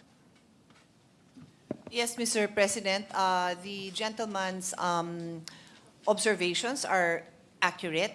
There is a big difference between what is provided by law and what is the current practice as determined by DBM. But moving forward, we are informed by the chairman of 𝗕𝗔𝗗𝗜𝗟𝗔 that there is an ongoing TWG to address this. I would just like to add my own observations on the matter. Definitely, I share the observation made, and it is not consistent with the practice is not consistent with what is written in the law. But I do believe that that projection should also take into consideration the carrying capacity, because I think it is also our job, and when I say us policymakers and then those implementing the law, to ensure that the schools are in the best position to deliver quality education. Time and again in briefings, even briefings this committee has had, and then also discussions in EDCOM, our concern is the quality. And if we just look at the number of students who want to enroll, that's why I included it in my opening statement that we are now at 47% of the school of the higher education aged population. 47% of them are actually enrolling. Then we should really be increasing the funding for higher education. This includes facilities. This include the MOOE, including the investments in the teaching staff, including the non-teaching, because they're the ones who are keeping the environment, the entire environment proper, in the right, up to standard, digital, moving up digitally. So there's a lot that has to happen if we want to be able to absorb this increasing number of students who want to enroll, but we also want to ensure quality. Off the record, I discussed with our colleagues my serious concern about the amount of subsidies we're able to provide. So I can delve in that later if His Honor or other colleagues are interested in that discussion. But I am very worried about the quality of education if we cannot provide the kind of support that will be needed by the SUCs to absorb the increasing number of students who want to go to college. Thank you for the answers, good sponsor, and thank you for enlightening us that the departments, particularly 𝗕𝗔𝗗𝗜𝗟𝗏 and DBM, shares the same interpretation that moving forward, the intention or what is stated in the law, which is to use the projection, will be used, and the acknowledgement there comes in the form of that TWG that will be formed. No? And I would like to ask the good sponsor, what is the timetable of that TWG, and is the intention of the TWG to really enforce the true intention of the law, which is to use the projected number of enrollees? And I'll go to the carrying capacity after that, Madam Sponsor. They intend to finalize that by January. Thank you. Mr. President. Thank you, Madam Sponsor. And we'll just await for updates from the 𝗕𝗏 on that TWG. But it's a good step forward because I remember attending several budget hearings, several hearings that were conducted by the former chairperson of the Committee on Higher Education. It was chaired by our Senate President, 𝗕𝗔𝗗𝗜𝗟𝗏. I remember clearly that this deficiency would always come out. No? It will become, it's always a sticking point. And in fact, he offered himself to bridge between the DBM and the SUCs on how to find a solution moving forward. But I think personally, I think the TWG is a good step forward. And using the projected number, which is the realistic number to date and for next year, will be the proper formula. I'll go to the carrying capacity, and this has been discussed during the budget deliberations of the SUCs and 𝗕𝗏. And I mentioned during the budget hearing, the good thing is we have a lot of college-age students who are now interested going to school because of free higher education. And we also saw this very encouraging phenomenon in which the last decile, second to the last decile, and the third decile are growing, meaning the poorest of the poor are now the poorest of the poor are now enabled to go to college. They have the opportunity to get a college diploma, and that's a good phenomenon. On the downside is the carrying capacity, because a lot of students now are encouraged to go to school, to go to college. However, we all know that our SUCs are now facing severe deficiencies in terms of facilities, not only classrooms, but laboratories, even gymnasium, even access to teachers and professors. And that was also discussed during the budget hearing. May I ask the good sponsor, what are the SUCs doing in order to address the carrying capacity issue? Mr. President, so the question is, how are the SUCs coping with this increased carrying capacity? So one of the main solution is conducting general classes online, which I hastily reminded the President that I am not a fan of. And I actually am going to make a statement and will also ask the President SUC President, to PASOK President to respond. When they are offering the courses online, is this made very clear to the parents that they are now receiving an education that is partly delivered online instead of face-to-face? Alam ba yan? Kasi Chairman Popo, you will recall a few years ago, this representation was very firm about, and the chair supported it, that there's nothing wrong with conducting classes online, but it must be made clear that this, if X amount of classes are conducted online, you have to make that statement very clear, because it is a great vehicle to obtaining a degree for those who cannot attend face-to-face. But if you can attend face-to-face, I feel it's a disservice to not be able to get that. So I just wanted to be clear if that is made very, if I want to be certain that that is clear to the parents and that they are following the guidelines of 𝗕𝗏 on providing online. On that note, so you can give me a clear answer, because I don't want just a nod. I really want to hear, but what is the policy here? I want to share this information with our colleagues that for some, despite the demand, they did not increase their enrollment. So I actually have to say I'm proud of that because we really need to be firm about maintaining the quality of education, the well-being also of the teachers, of the professors, na kaya na nilang turuan yung mga estudyante na. So I have here a list of the increase of enrollment per SUC. Some are as low as 1%, so negligible.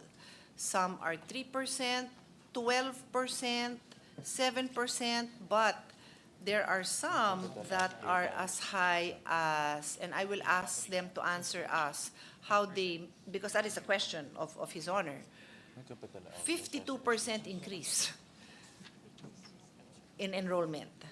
And then meron din 44% increase. And the top notcher is, are you ready for this? 129% increase. Wow. So nagdoble. So, Which President school is Tirso, that? may Which I, sponsor? I would like to excuse President Tirso so he can consult with the three that I mentioned and ask how are they coping, because I think we should know. I think on the good side, Madam Sponsor, it's good because students are interested in studying. But I join the good sponsor in preserving and maintaining quality because we don't want just to promote diploma mills in Clean. that Exactly. in that regard, Mr. President.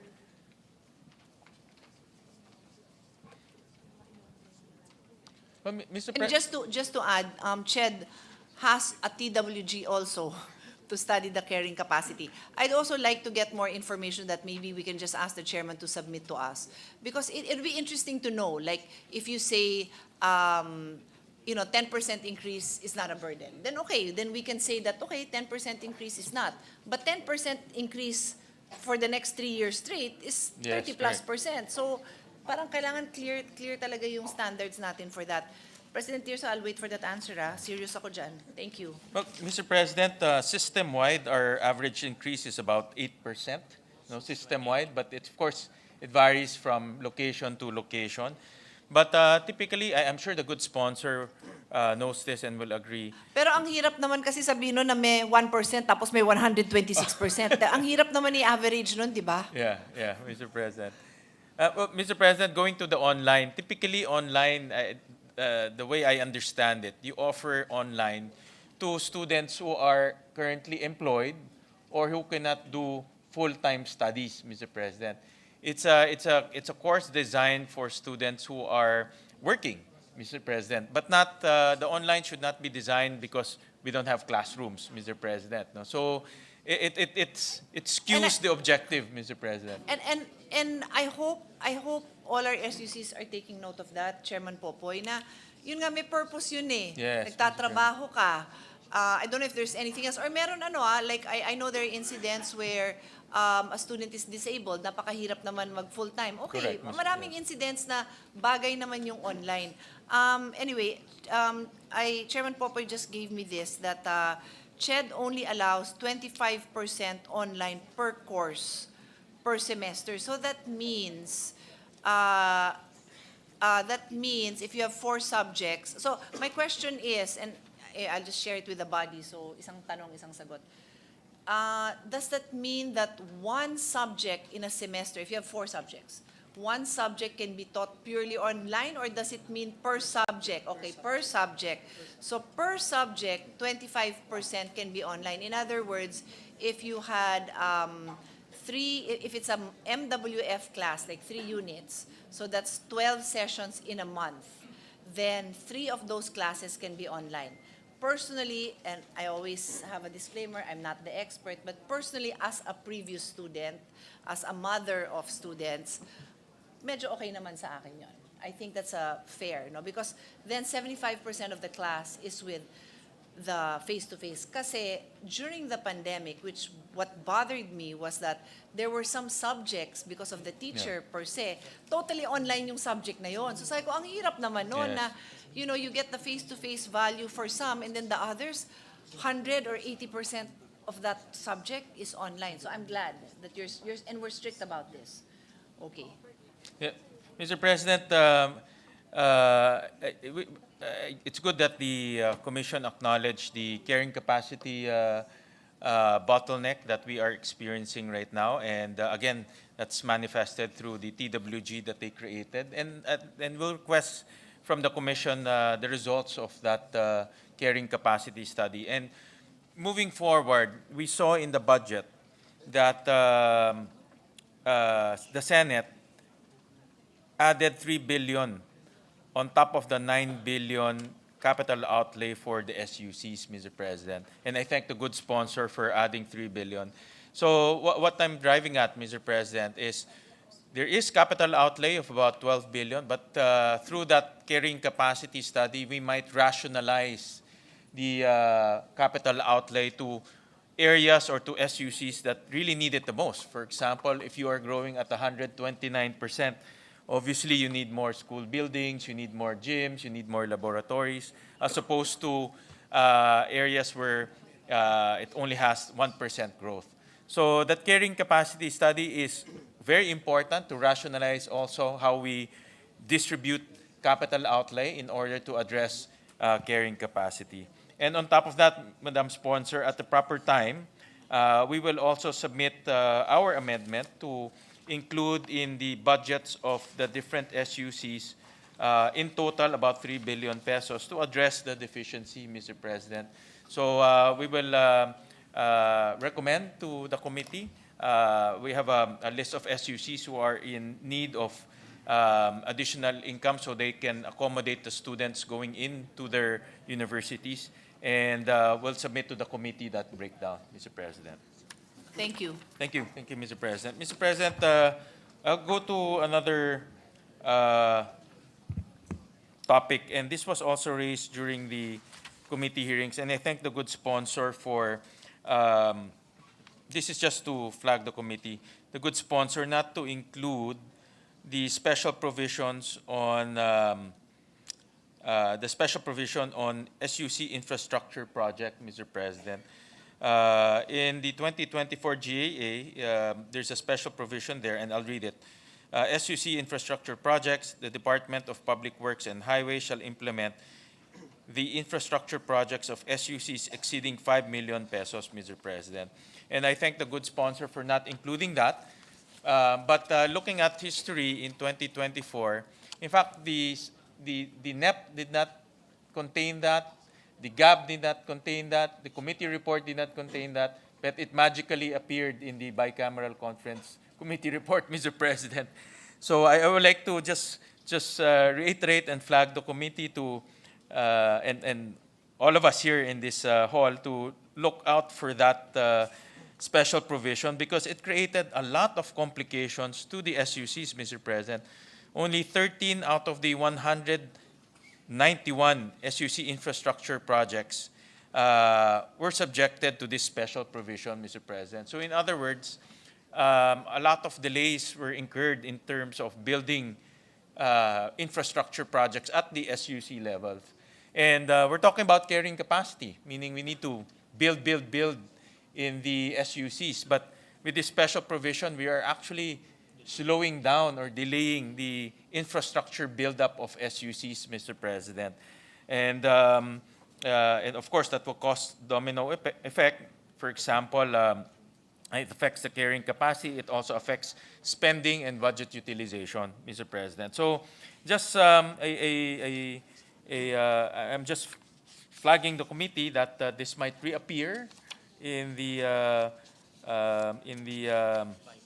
bicameral conference committee report, and we should all be alert regarding this special provision, Mr. President.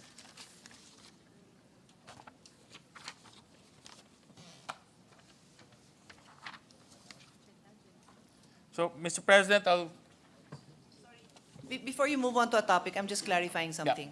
I'm in suspension, please. Session is suspended.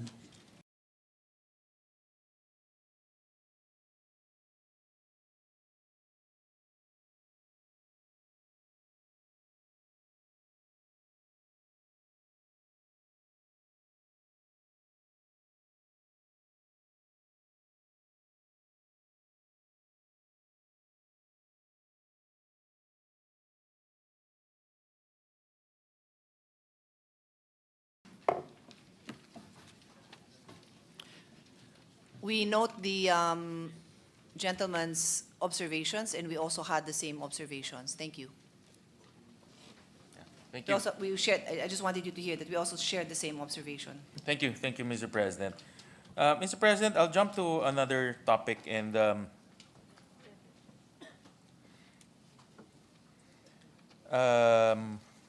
this is in regards to the TES. During last year's budget deliberation, this representation highlighted the declining portion of tertiary education subsidy grantees coming from listahanan and four-piece households. In our discussion, the TES program, when the TES program was launched in 2018, 71% of its beneficiaries were from low-income households. By the end of 2022-2023, this distribution had shifted significantly, with 79% of grantees coming from places with no SUCs or LUCs, or PNSL for short, and only 21% from low-income household, Mr. President. So we, to address this, we added a special provision, Mr. President, and this special provision, do we have this on the slide?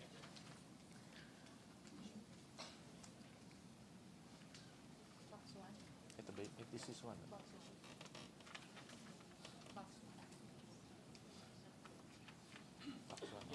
And I'll read the special provision that was inserted for the 2024 GAA.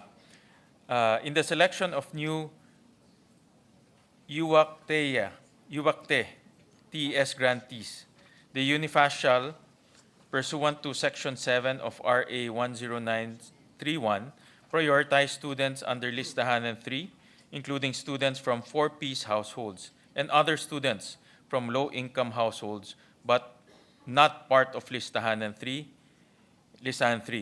provided that such students submit proof of income to the UNIFAS. And because of this special provision, Mr. President, I'll show a slide. There was a dramatic increase in the four-piece the red bar. There was a dramatic increase in the share of four-piece applying to TES, Mr. President. And I thank the good sponsor for accepting that amendment that we proposed. And we also talked about this during the budget deliberation, Mr. President. So in other words, Mr. President, the share of poor students accommodated by the TES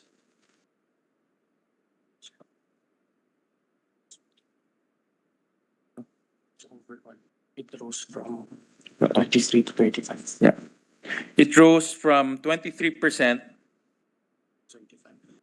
to 35% in academic year 2023-2024, Mr. President. So, Mr. President, we submitted this proposal to reinsert this in the 2025 budget. Unfortunately, Mr. President, this was not accommodated for 2025, Mr. President. So I would like to appeal to the good sponsor if we can reinsert this in the 2025 budget, because the effect to low-income household is obviously quite significant. And I think this is also a signaling that, again, we're staying true to the intention of the law to prioritize low-income household, particularly the four-piece, Mr. President. So I would, at the proper time, we'll submit again some recommendations. Actually, Mr. President, I have a short answer. We submitted that for inclusion in the 2025 Senate version committee report.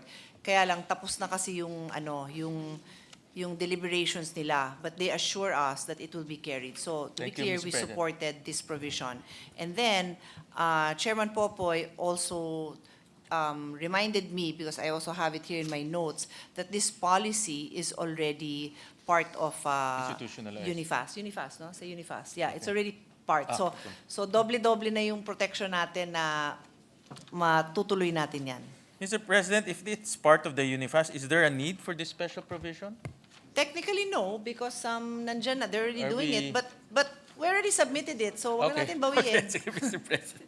Mr. President, so ano na, double assurance, Mr. President. Thank you, Mr. President, for that double assurance. President, thank you, Mr. President, for that double assurance. Mr. President, I'll jump to another topic, and this is on tulong-dulong, Mr. President. And we noticed, Mr. President, that the tulong-dulong program grew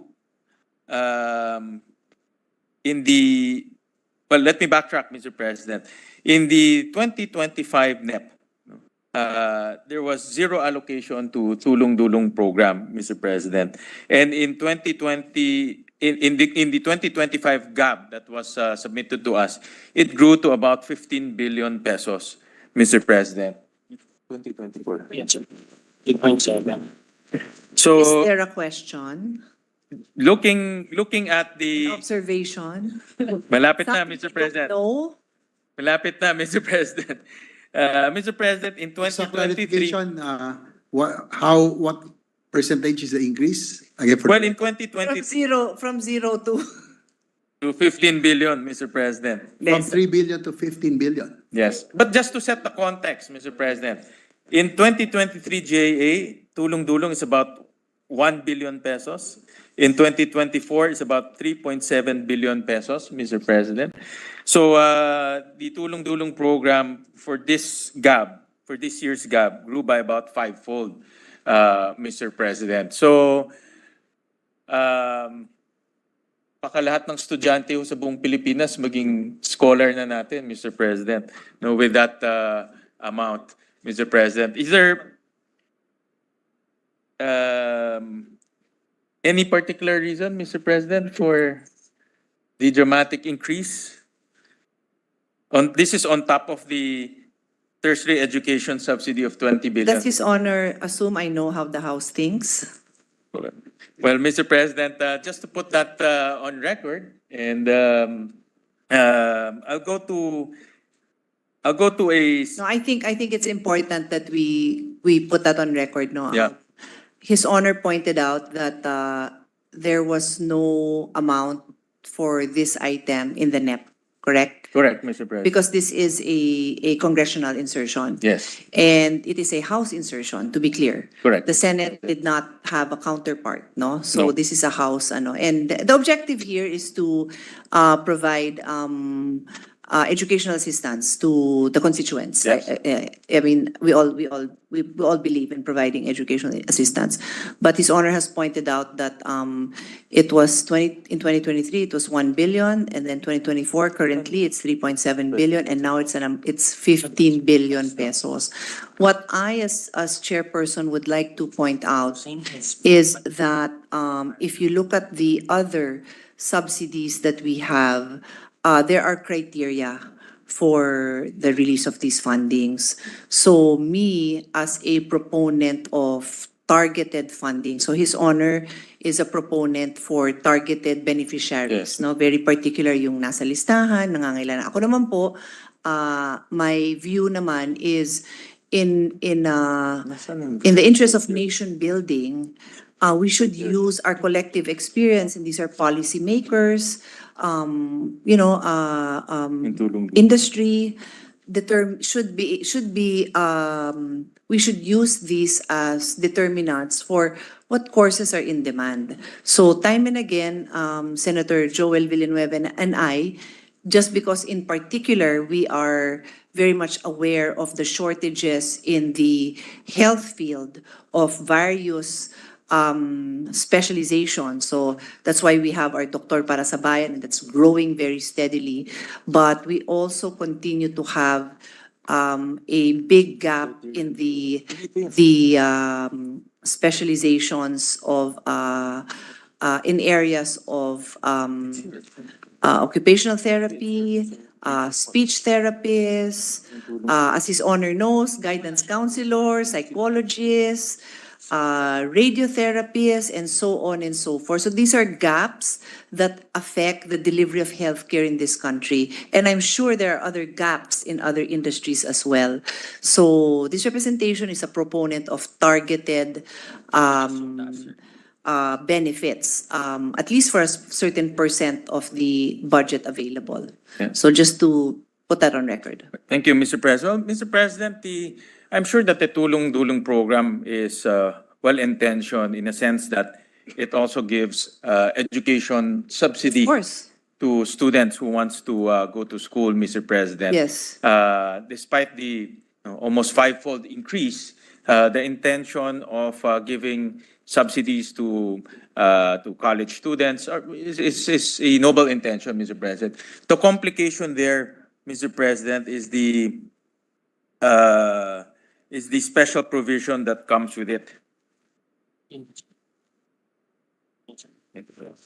And let me just read the special provision.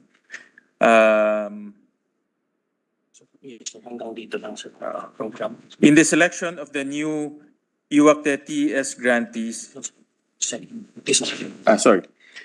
sorry, the implementation of 𝗥𝗘𝗡𝗡𝗟𝗔 shall likewise cover the existing grantees under the Tulong-Dulong program, subject to the prioritization as reiterated in the preceding. That's our sorry. So period lang pala, Mr. President. Let me just repeat. The implementation of 𝗥𝗘𝗡𝗡𝗟𝗔 shall likewise cover the existing grantees under the Tulong-Dulong program, Mr. President. So in other words, for next year, that 15 billion will be absorbed by the TES. And the fear there, Mr. President, it will displace the prioritization identified for the TES grantees, Mr. President. Yung 1 billion, 3 billion, I think that's manageable because the test is quite big at about 20 billion. But if you are now going to absorb 15 billion out of the 20 billion TES, then you are in effect displacing, Mr. President, the prioritization that we talked about under the TES program. So that's a complication that I see, Mr. President. I think the 3 billion manageable yan eh. But size almost 70% of the entire TES budget will create complications moving forward, Mr. President. So that's just to put that on record, and that's the analysis that we came out after looking all of this data, Mr. President.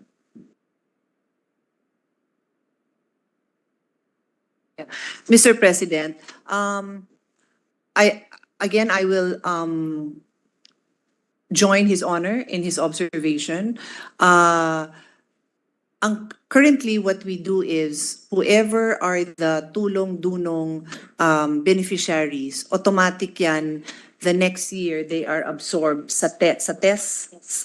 Okay. So sabi nga ng ating kasamahan, yung 1 billion worth of subsidy, so the next year kaya pa naman i-absorb. Yung 3 siguro kaya. Kaya pa. Pero yung 15 billion, kasi I want people to understand that kaya natin ina-absorb yun because gusto natin na beyond first year, Correct, Mr. President. tuloy sila sa second year, third year, fourth year. That's why we're now putting them in the system so that they will get their support, their financial support, the second year, the third year, and the fourth year. And normally in our process, if the DBM can absorb it well and good. Pero if not, kaya naman natin maghanap ng extra 1 billion. Pero yung 15 billion next year, hindi ko na alam kung saan natin kukunin yon. Hindi ko na talaga alam. So that's a problem that we are, Yes, Mr. President. are worried about. Yeah. Correct. And not to mention, I didn't have time to do the numbers, but I did put on record also that given the other funding, like the tests, I mentioned that in my opening statement that the amount of tests has already been reduced, no, from 60,000 a year for private school recipients, it's now 20, and for private school public school recipients, it was previously 40, it's also now 20. With the idea being mas dadami ang tatanggap. So parami. And ang tanong is, ganun ba kababa yung presyo ng education? Makakatapos ba sila? Yes, Mr. President. Baka yung pamasahin nila dun sa 20,000 na yun hanggang half semester lang. Then the rest of the half semester, they're struggling. And this is also findings of EDCOM. Nakita ko kasi si Edie Mark, kaya naalala ko yun. Ang lakas makanad eh, kaya nakita ko pa agad. But no, that's their findings. And we need to make use of the information we have to come up with policies that work. Thank you, Mr. President, for that. Another complication, Mr. President. The maximum income for TES is 100, this is family income, is 166,000, Mr. President. The maximum income for tulong dunong is 400,000 pesos. No? So it's more, in a sense, it's bigger, no, more liberal, Mr. President. But if you have a family of earning 200,000 pesos, you'll fall under tulong dunong. Now, if you will be absorbed next year under TS, that family earning 200,000 will now be absorbed by the TS, displacing the 166,000 family earning that amount. Mr. That is, President. So that is another complication in terms of displacement or disenfranchising those The poorest of the poor. the poorest of the poor and those under the TES, Yes. Mr. President. And again, bumaba na nga yung tinatanggap nila because Correct. of this new policy of Unifast, tapos mas marami pang ka-share. So I truly believe, Mr. President, that these are tough decisions that we have to make. Di naman natin minamaramot yung makakapag-aral, pero ang hirap i-justify na pinag-aral mo lahat ng substandard na education, and sadly, even worse, na hindi rin sila makakatapos, na wala man lang, like, what are they when they finish first year? Ano yun? Ano sasabihin mo doon? Correct, Mr. President. Ano ba yung Tama. sinusulat sila dyan undergrad, 1 year, ganon. Ganon ang sinusulat nila. So, Mr. President, those are the, just to put that on record, and at the proper time, we'll also suggest some ways forward, and I thank the good sponsor for acknowledging that these are tough decisions that we need to make here in the Senate and also in policy making, Mr. President. So we'll have some formulas in mind and we'll submit to the committee for her consideration, Mr. President. And Mr. President, this is another question, but I've discussed this with Chair Popoy earlier. He was gracious enough to come to the office and suggest some ways forward. I'll just put this into the record, Mr. President. The budget of the Teacher Education Council has been appropriated already by the good sponsor who also chairs the DepEd budget committee, Mr. President. And with that operationalization of the Teacher Education Council, part of the responsibility is to give out scholarships to the best of the best future teachers, Mr. President. So they're targeting 1,800, the best of the best incoming teachers, and the amount that they need to give out scholarships to those potential teachers, about 202 million pesos, Mr. President. Initially, we wanted to carve it out from the TES budget, but the chairman of the Commission on Higher Education, Chair Popoy, suggested that the two programs are not the same in terms of objective. The TES is geared towards the poorest students. The Teacher Education Scholarship Program is for the best of the best incoming teachers. So we would suggest to the committee, we would again propose to the committee to create a separate line item for the Teacher Education Scholarship Program to a tune of 202 million pesos. And we'll just submit to the committee a source for that. Maybe a source, Mr. President, we're thinking is baka kukurot lang ho tayo dun sa tulong dunong program, Mr. President, of 15 billion so that we will have the best and the brightest teachers coming into the public school system, Mr. President.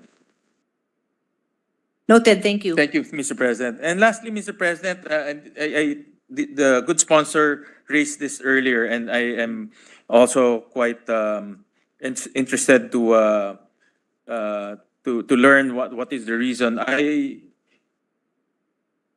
heard in her opening speech, Mr. President, that the amounts for the TS were reduced from 60,000 for private schools to 20,000 to and then from 40,000 to public schools to 20,000, Mr. President. And Mr. President, 20,000 per school year is only 2,000 pesos per month, Mr. President.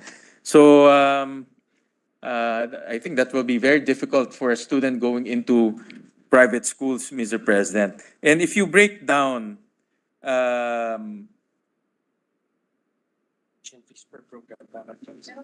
Yeah, yan lang kaya nilang i-afford kung gamit nila yung 10,000 per tuition. just on looking at the different programs right now, Mr. President, for example, in elementary education, it's 9,000 pesos already.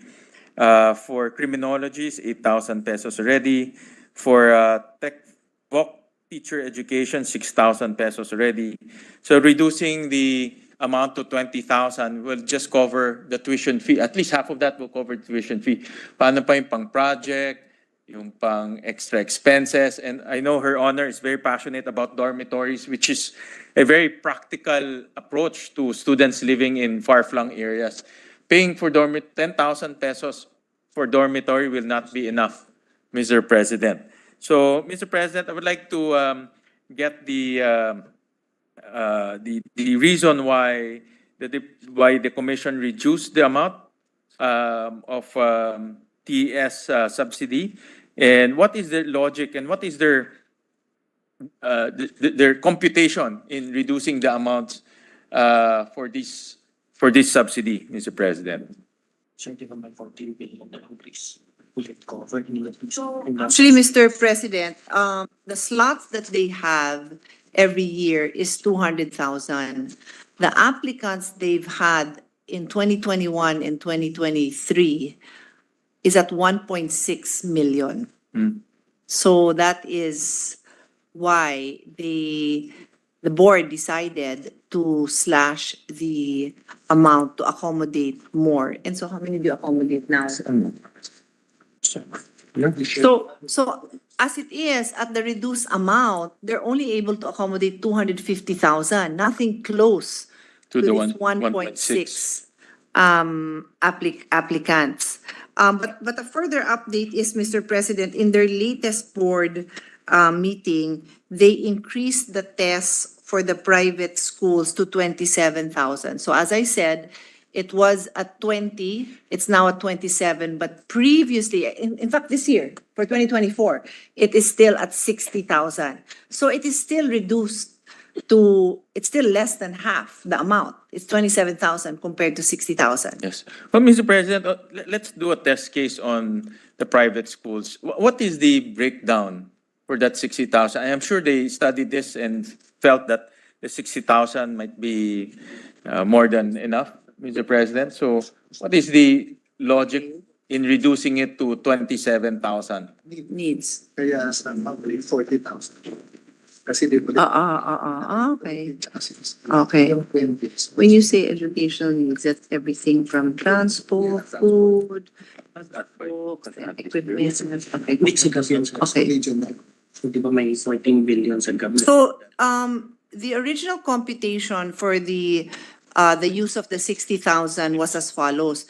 20,000 would be for tuition, and then the remaining 40,000 would be for all the educational needs from transportation, food, lodging, equipment in school, and so on and so forth. So that's 60,000. And that's why for the public school, it's 40,000 because the 20,000 is already covered. So now, with only little over 20, then you assume that all of this transportation, food, books, other materials for projects, and if maybe the first year they buy a laptop, that's now 7,000 only. That's correct, Mr. President. Well, Mr. President, I share the sentiment of a good sponsor. I know that she's very passionate in making sure that the students finish from day one all the way to the fourth year, Mr. President. And we don't want a scenario wherein we give the subsidy, but they will not finish. No? It's either they will drop out in the middle of the academic year, or they will not pursue studying anymore, Mr. President, because as you go to the higher levels, it becomes very costly, Mr. President. So my sentiment towards that, Mr. President, is the amounts should be enough in order for the students to graduate up to fourth year, up to the end of the course, Mr. President. I feel that the 60,000 and 40,000 are the amounts that will incentivize and as well as cover the expenses for the student in order for his or her to finish the school year, Mr. President. So my take on that is the amounts are designed, the original amounts are designed for the students not to drop out and finish and graduate, because that's what we want, Mr. President, for them to graduate rather than giving them subsidies and halfway they will just drop out, Mr. President.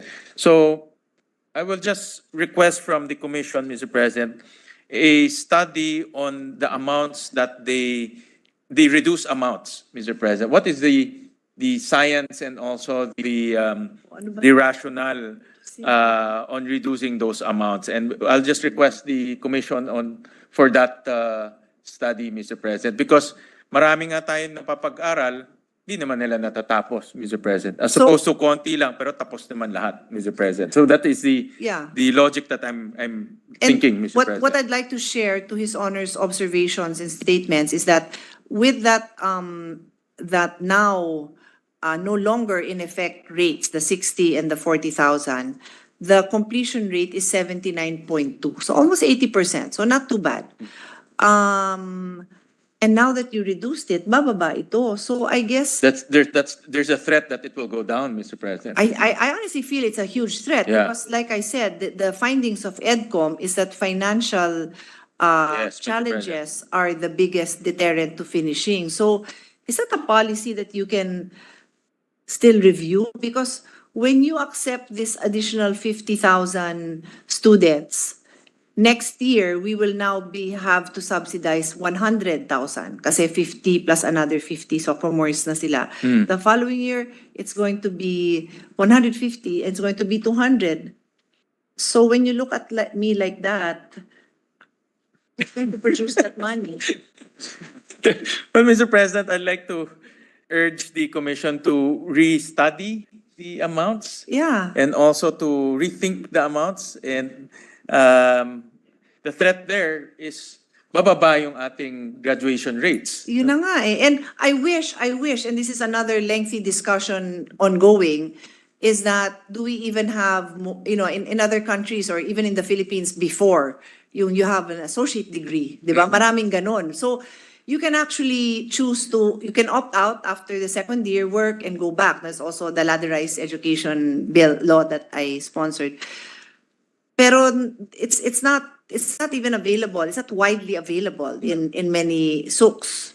So paano? Ano yung opt-out nila? I think you should only, this is my humble opinion, you should only change that number if you have a opt-out associate's degree or something for 2 years. Because I don't want this 79.2% to go down lower. And it's already at 79. And wala pa dito yung inflationary cost. Correct, Mr. President. Technically, baka every 3 to 5 years, nag-i-increase din yan. So, so that's really a problem we have. But Mr. President, the reduction might be well-meaning, meaning they want to increase more grantees, but it might create unintended consequences in terms of reduction in graduation rates, Mr. President. So I'd like to urge the Commission to rethink and reevaluate that policy because instead of having more graduates, we might have lesser graduates, but we're giving subsidies from day one. So matatapon lang yung subsidies na because on day one we give it to them,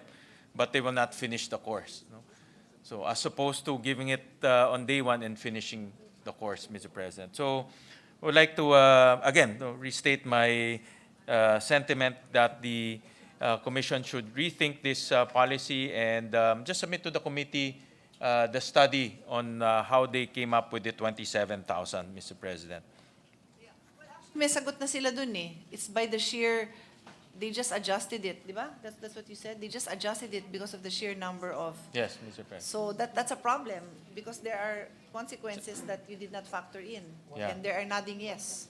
But Mr. President, sana naman mayroong deeper analysis on correlating it to dropout rates, correlating it to graduation rates, because we saw that in the TESDA budget, Mr. President, that when we're giving a lot of scholarship for short-term courses, but we also see a lot of dropouts, no?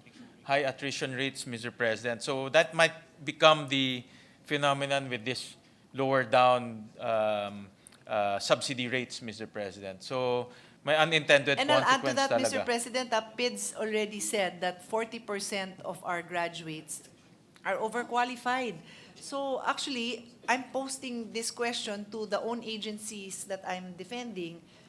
What was the logic? Overqualified na nga ang 40%, dadagdagan pa natin. Ba't hindi lang tayo mag-improve with 10 billion pesos, 20 billion, mag-improve na lang tayo ng quality of education? Or market a few shorter courses that are really in need and high-paying. Marami Correct, naman. Mr. President. Oh, pwede ba natin baguhin yan in time for the final committee, the final report? Seriously, we're creating a new problem. Please, thank you. I think this should be a They'll do deeper the math study, now. Mr. President. Not only the math, but also the effect. I can see unintended consequences here, Mr. President. So we should study this very carefully, Mr. President. So, Mr. President, that's it for this representation. I've already exhausted all of my questions, and I thank the good sponsor for graciously clarifying and answering this representation's questions. Maraming salamat po. Again, greetings to the Commission and also to the members of the SUCs who are here with us. Magandang hapon po. Thank you very much, Mr. President. Thank you, Senator Gatchalian. Likewise, the Commission and likewise the SUC family are in good hands. We have so many advocates here, like Senator Gatchalian, the sponsor, Senator Pia Cayetano. Even the minority leader, the deputy minority leader are very supportive of the state universities and college. Even this representation, I remember, before I recognize Senator Ontiveros for interpellation, that in my one and only term in the House of Representatives, that I spearheaded the increase in the budget of the SUCs at that time, because of the influx, especially of the students right now, because of the free tertiary education, they would really need that support to accommodate everyone. Likewise, the minority leader, ito his intervention, Senator 𝗥𝗘𝗚𝗜𝗟𝗏, yun po sa PUP, which is very deserving as well. To his intervention, meron tayong building to address the overpopulation. Kaya lang, first phase pa lang, so I will also make the proper amendment so that it can be completed. Sabi nga ba, just like all the other state university colleges, UP, PUP, ito yung mga scholar ng bayan, poor but deserving students, they really deserve to be supported. So with that, I will make the proper amendment to complete what the minority leader has started in PUP. So the chair would like to recognize as the deputy minority leader, Senator Risa Ontiveros, for interpellation.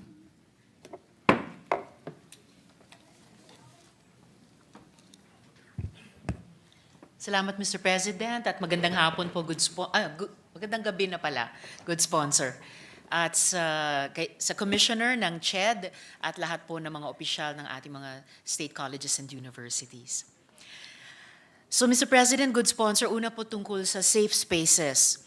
As a principal author of the Safe Spaces Act, I'd like to get updates from the Commission on Higher Education about its compliance with the obligations stipulated in the law.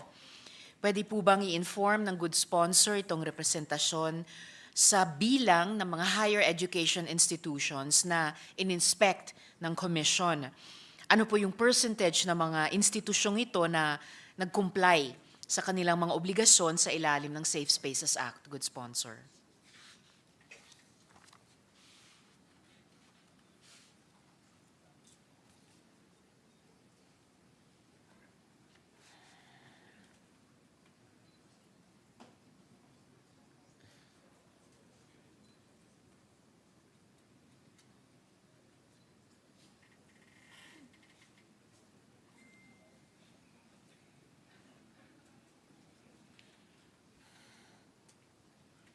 Would Her Honor prefer that I suspend for a minute, or would she like to ask a question while they are putting together their response? Sure, I can go on to my second question, good sponsor. Salamat. So, my next question, couple of questions, is on 𝗕𝗔's regulatory power vis-a-vis tuition fee increases. Pursuant to RA 6278, 70% of the tuition fee increases is supposed to go towards increases in salaries, wages, allowances, and other benefits for teaching and non-teaching personnel.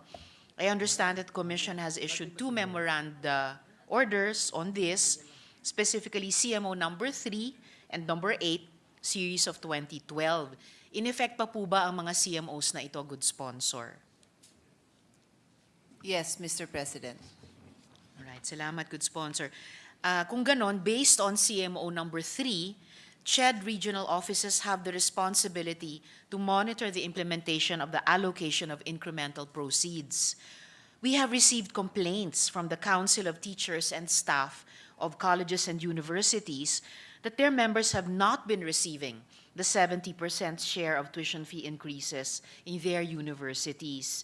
Pwede po bang linawin ng good sponsor bakit hindi nakayanan ng 𝗕𝗔 i-enforce ang CMO nila? At pwede po bang magbigay ang good sponsor ng mga datos sa ilang mga universidad ang na-monitor at nag-comply sa CMO, good sponsor?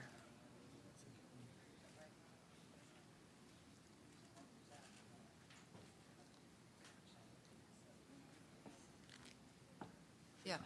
So, Mr. President, Chairman De Vera says that they act immediately on the complaints that they receive.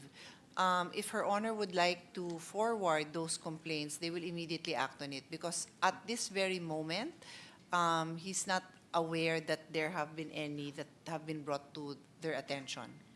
All right, salamat. We'll do good sponsor. And the at, SOP, salamat by the sa way, also chair. is that when they receive a request for a increase, they also need to hear from the association or union of and also both the employees to find out if they are compliant with this requirement that Her Honor mentioned. Salamat, good sponsor. That's good to hear. And I actually have a question a little later, kaugnay din po dyan sa request for increases. Pero so, and I will furnish the chair and the commission the details about these particular complaints through the good sponsor. Sa kabila nun, can the good sponsor provide data on how many universities have been monitored and have complied with this CMO, good sponsor? We will submit, Mr. President, no, because like I said, at the moment, the chairman is not aware that there's any complaints, or if there's no complaints, and the assumption if they're compliant. But because it's the regional offices that handle it, so it is possible na meron, pero what he's saying to me is that they will have to go back to the regional offices and check with each one who has to find out if they have received any complaints and to find out who is compliant. Okay. Salamat, good sponsor. So, na-anticipate nyo yung follow-up question ko na, in fact, this second question about this topic was not anymore about those who have not complied, pero kung ilan ang nagko-comply, na-monitor at na-monitor na nagko-comply. So, kahit yung datang iyon, wala po ang commission sa ngayon. ipadadala pa Wala po. They will have to get it from the regional offices. from the regional offices. All right. Salamat, good sponsor. I would have wished dala na po nila sa ngayon, but then if they don't have it right now, iintayin ko na lamang po. But further to the complaints that we have received at ifo-forward ko po sa commission sa pamamagitan ng good sponsor, the complainants highlighted their great difficulties in accessing the latest audited financial statements of their respective HEIs. They claim that the reporting requirements, such as the Certificate of Intended Compliance and Certificate of Compliance required by CMO number 3, are insufficient to verify that proceeds are allocated to personnel salaries. Nakikiisa ba yung commission sa paniniwala na ang mga reforma sa RA 6278 o kahit sa mga existing memoranda orders ay kailangan para siguruhin yung compliance ng mga universidad? Good sponsor.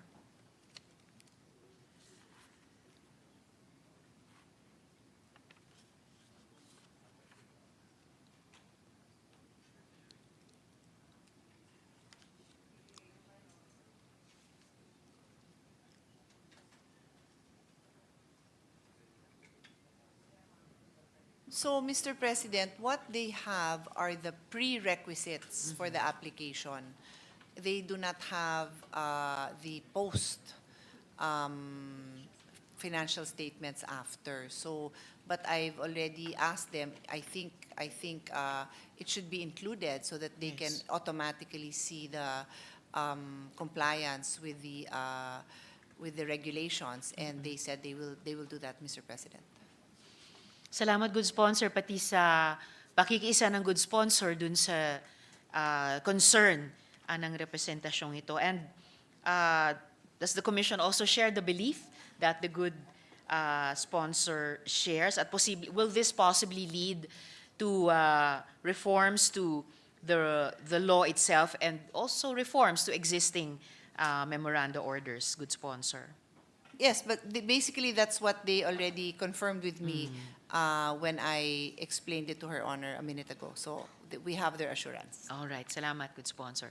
So ngayon, tanong dun sa isang napag-usapan natin ng good sponsor just a few minutes ago tungkol sa requests for tuition fee increases. Part of the Commission's 𝗕𝗣𝗡𝗚 budget is to cover free higher education for local universities and colleges. Obligado po ba yung commission na pondohan yung full costs ng free higher education for LUCs? At kung ang isang LUC tataas yung tuition fees nila, kailangan ba ng approval ng �CHED o obligado ba ang �CHED na bayaran yung tuition fee increase, good sponsor?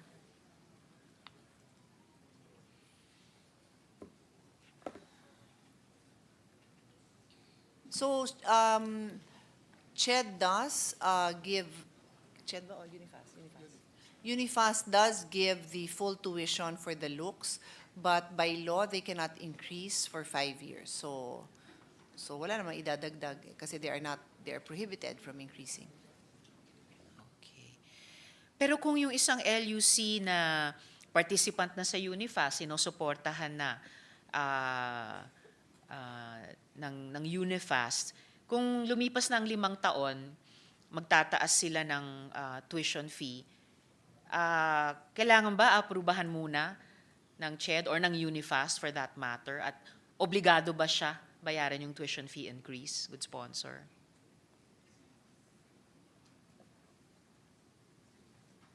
Yes, they have to get the, they have to submit and they have to submit their request also, Mr. President, similar to what the SUCs do.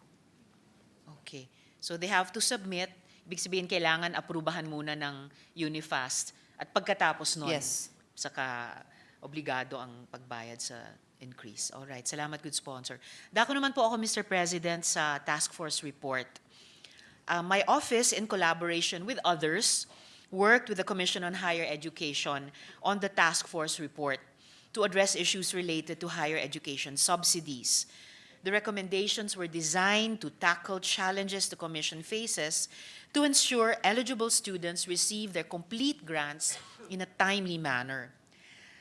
Despite my numerous requests for updates from the Commission about the task force report, my office received the updates from the Commission only last night. Nevertheless, I am pleased that the Commission has agreed to implement most of the task force recommendations. Aling pong mga rekomendasyon ay nasa proseso pa na i-fully implement ng Commission, good sponsor, at ano yung kanilang expected timeline?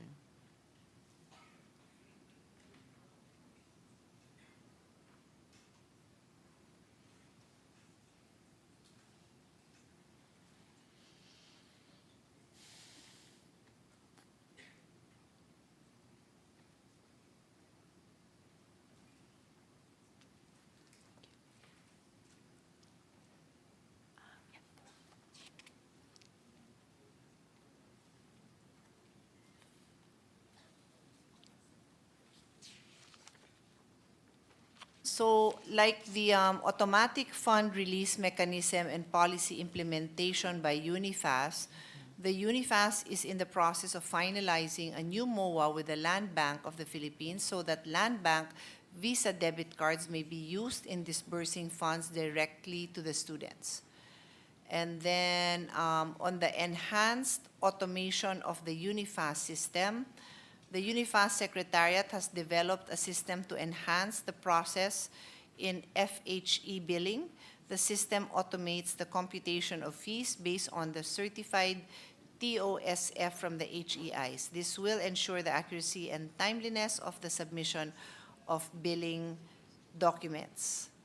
The system underwent alpha and beta testing in 2023 and is now being used for the school year, academic year 2024 and to 2025, billing by 5 selected LUCs with a uniform TOSF structure.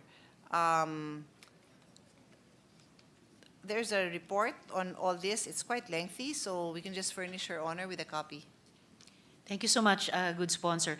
And so these are at least 2 of the recommendations that are in the process of being fully implemented. For these 2, or on average for all the recommendations na nasa proseso ngang ito, ano yung expected timeline ng Commission for full implementation? Like, kailan po ma-finalize yung MOA at magsisimula na po yung automatic fund release sa tulong ng Land Bank? Kailan po fully implemented yung enhanced automation? Or fully implemented na po ba yun? For full automation, that will take about 1 year, Mr. President. And yung automatic fund release, 1 year din po ba, good sponsor? That one is just 6 months. 6 months. So is it possible, good sponsor, na lahat ng mga rekomendasyon na are in the process of being fully implemented, ang timeline para doon ay from 6 months to 1 year on average? Or meron po bang ilan na tatagal pa ng kaunti?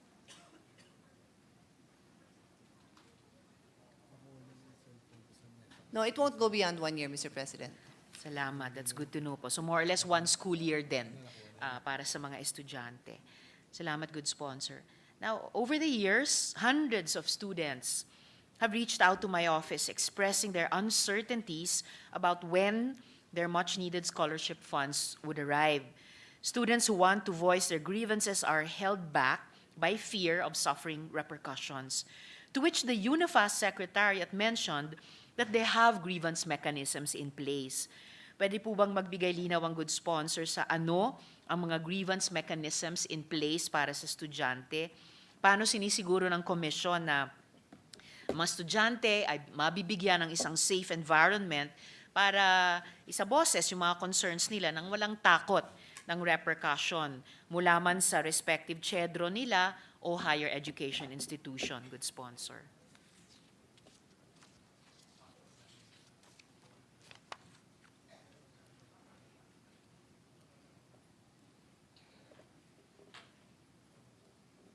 So, Mr. President, as soon as they receive a complaint, they will send a show cause order. I was just shown a copy of a complaint that came from Her Honor's office, and they issued a show cause order. But I also asked that specifically if it's just a student without the need of a senator to endorse the complaint, ganun din ba? And we are assured that the process is the same. I see. So makatanggap lang ang commission ng reklamo diretso mula sa estudyante, padadala nila ng show cause order, either yung 𝗕𝗔𝗏 or yung HEI concerned. Are there any other ways in which the commission Ang sama ensures naman a ng safe English ng sagot environment ng for school this? na to. Ano po yun, good sponsor? Ang sama ng English ng sagot ng school. Ano ba to? He was having a misleading information. At least wala pang estudyanteng nagreklamo ng ganon sa opisina ko, good sponsor. Ongoing yung kanyang... Ano yun? Ano ba yun?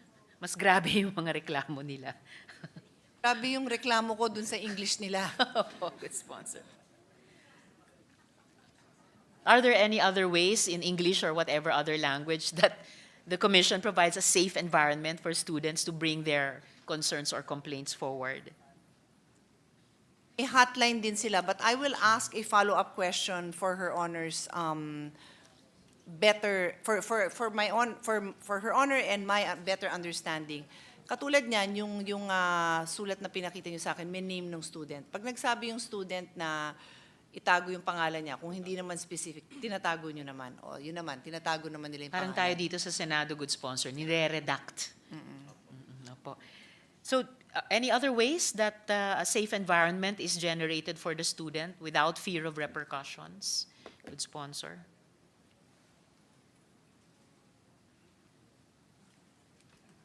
They also called the president of the SUC directly. Having a misleading... Salamat, good sponsor. I hope these and any other ways ay nako-communicate po sa mga estudyante just to empower them to take proactive action and within the system provided by 𝗕𝗏 and the UNIFAST Secretariat to get resolution to these situations. So dako naman po ako sa additional 30.1 billion pesos, good sponsor, na tinalakay din ni Senator Sherwin kanina. I too have no doubt that the education sector and our young people need this funding support. But I am worried that 𝗕𝗏's track record and low absorptive capacity could result in a wastage of these important funds. The House added an additional 30.1 billion pesos to 𝗕𝗏's new general appropriations, allocating 14.8 billion pesos to the 𝗥𝗘𝗖𝗟𝗔𝗏 Tertiary Education Subsidy Fund and 15.3 billion pesos to the Tulong-Dunong Program.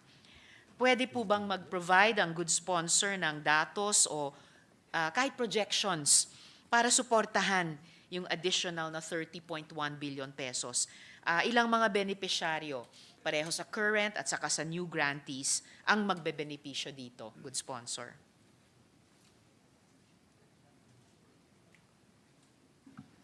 Your Honor, this representation has no way of giving Her Honor information on how the tulong-dunong of 15 billion will be implemented. None.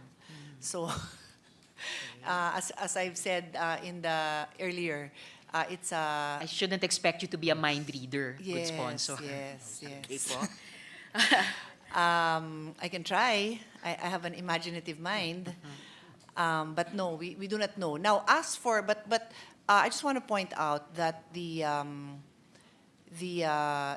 is a 14.7, so almost 15 billion budget for tests. Yes. And if I just use Her Honor's question, if I connect this to the discussion we had with the chairman of the Committee on Education, Senator 𝗥𝗘𝗟𝗟𝗏, currently the subsidy given to private school students is 60,000.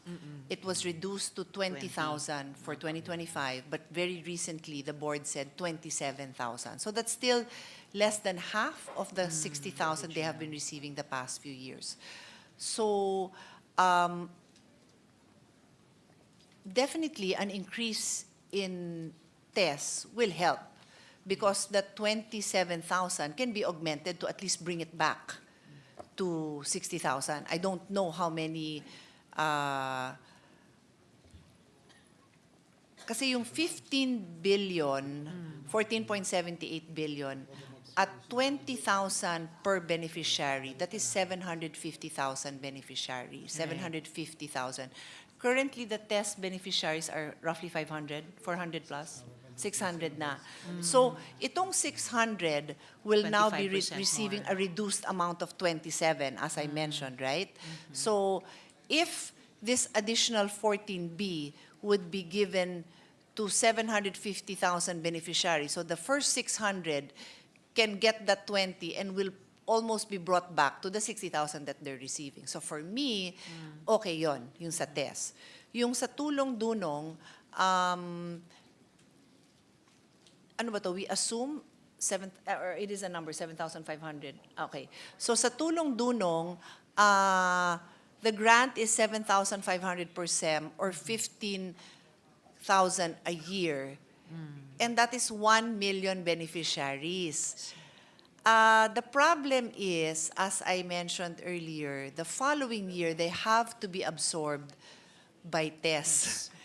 And we all are only at 600. How would we absorb 1 million? How? So next year, I was asking them, where will we find the funding for that? And currently, the completion rate for the beneficiaries is close to 80% with the amount that we have been giving them, which is 60,000 for private schools and 40,000 for public. If UNIFAS will continue with their plan of reducing this, then as we had discussed with Senator 𝗥𝗘𝗟𝗏, most likely there will be consequences, possibly less will be able to finish, because it would appear now that if you look at 27 and the computation before when they set it at 60, 20,000 was for tuition and the 40 was for all the other needs to go to school. 7,000 na lang yon. That's right. Na pagkasyahin lahat-lahat ng pangangailangan from food to transportation to school materials, projects, so on and so forth for the year. So that's going to be tough, Mr. President. Well, salamat good sponsor na kahit hindi mind reader ang good sponsor, at least nakapaggawa nga ng ilang projections. Scenarios. Yes, or scenarios given the requirements to the students at yung changing amounts na iga-grant and yung mandates nung original programs. So dito po pareho sa test at saka sa tulong-dunong, predetermined po ba yung beneficiaries? And paano iso-sustain sila yung funding sa mga items na ito mula sa 𝗕𝗏?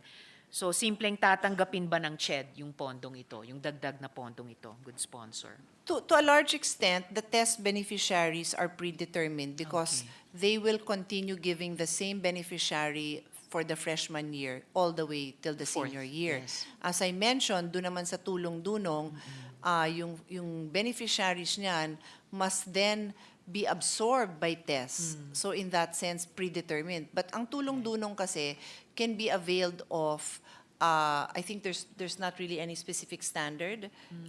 The income lang of 400,000. So for so long as the beneficiary would fit that bracket, then anyone, any student can apply for that. All right. Mr. President. So, yung tanong na how to sustain, kailangan may capacity yung isang programa by sophomore year of the students originally supported by the first program ay masalo sila. So, will 𝗕𝗏 simply accept the fund as they are appropriated right now? Well, assuming that after the BICAM, this is still Yes. there, I guess wala naman silang choice na hindi accept yung fund. Yes, they will accept it, Mr. President.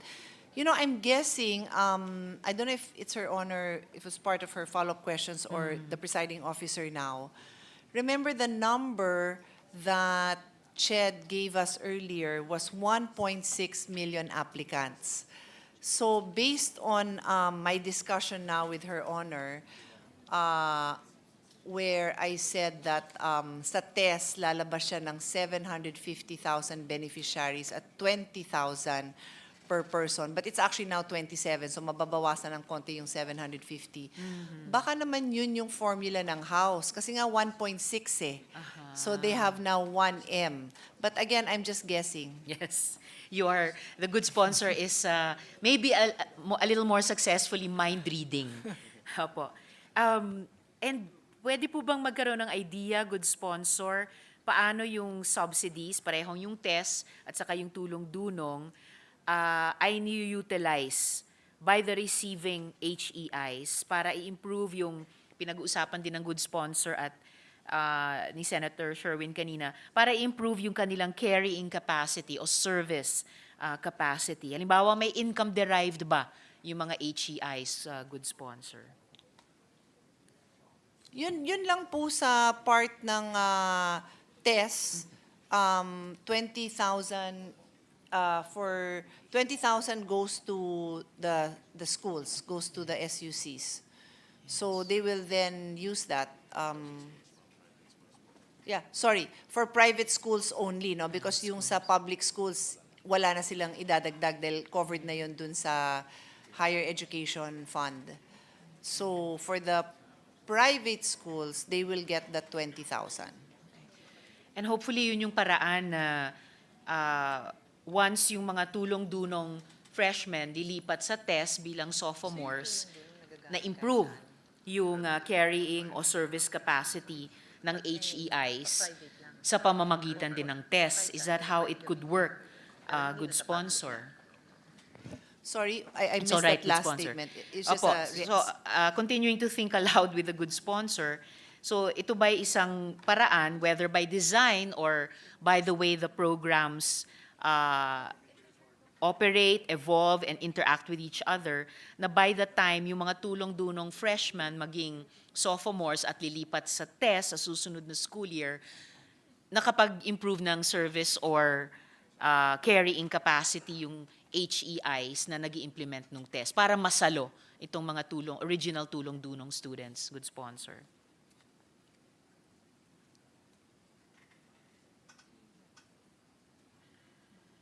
Sa public school, wala hong papasok na funding sa SUCs kasi nga that amount will just go to the student for their own needs. Right. So, hindi nakakatulong sa carrying Sa public capacity. schools. Okay. Sa private, ano ba yun?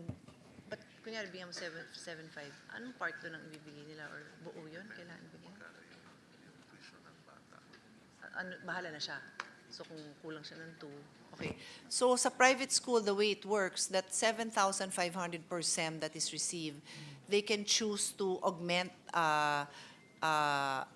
the tuition fee that's due, or if the tuition fee is within the 7,500, they can use that entire amount. So yun nakakatulong sa private, pero sa public wala. Wala.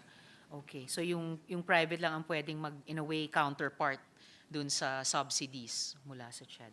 Salamat. And no other income as such na de-derive ang HEIs, good sponsor?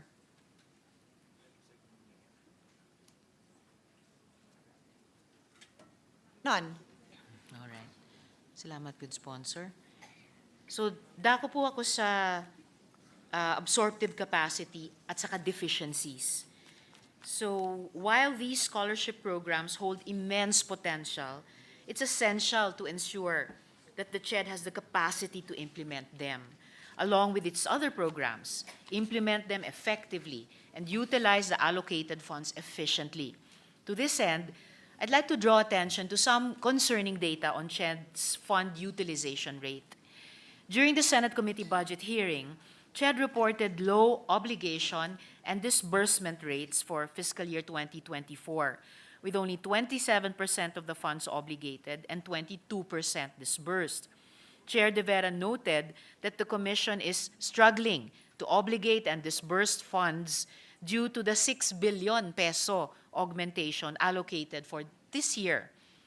I firmly believe and the importance of making education more accessible through scholarships. However, paano po pinaplano ng CHED i-manage ang dagdag na 30.1 billion pesos sa pondo habang ngayon pa lang humaharap na siya sa hamon sa kasalukuyang 6 billion peso na augmentation? We don't want a situation in which students have to wait years to receive their scholarships again, good sponsor. Well, actually, Mr. President, the chairman did say that the 6 billion, the 6 billion of tulong-dulong funds was difficult, no, to disburse. It was difficult because it is a big change. It's a big amount. That's why we always go back to, in as much as all of us here would like to support education or any other important programs, we also look at the the absorptive capacity of the agency. But I can't resist to go back to, kasi what they received was additional tests and additional tulong-dunong. Yung sa test kasi talaga ay standby, dapat in-augment nyo na lang yung existing para nga, kesa sa binabaan nyo, tapos dinagdagan nyo, tapos nahihirapan din kayo mag-implement. Di dapat, anyway, that's my position. So, difficult nga daw yung paggastos ng 6 billion pesos. Ngayon, nakaharap sa dagdag na 5 times that amount. So, may plano ba ang CHED paano i-manage yung 5 times ng halagang sinabi nila nahihirapan silang i-manage, good sponsor?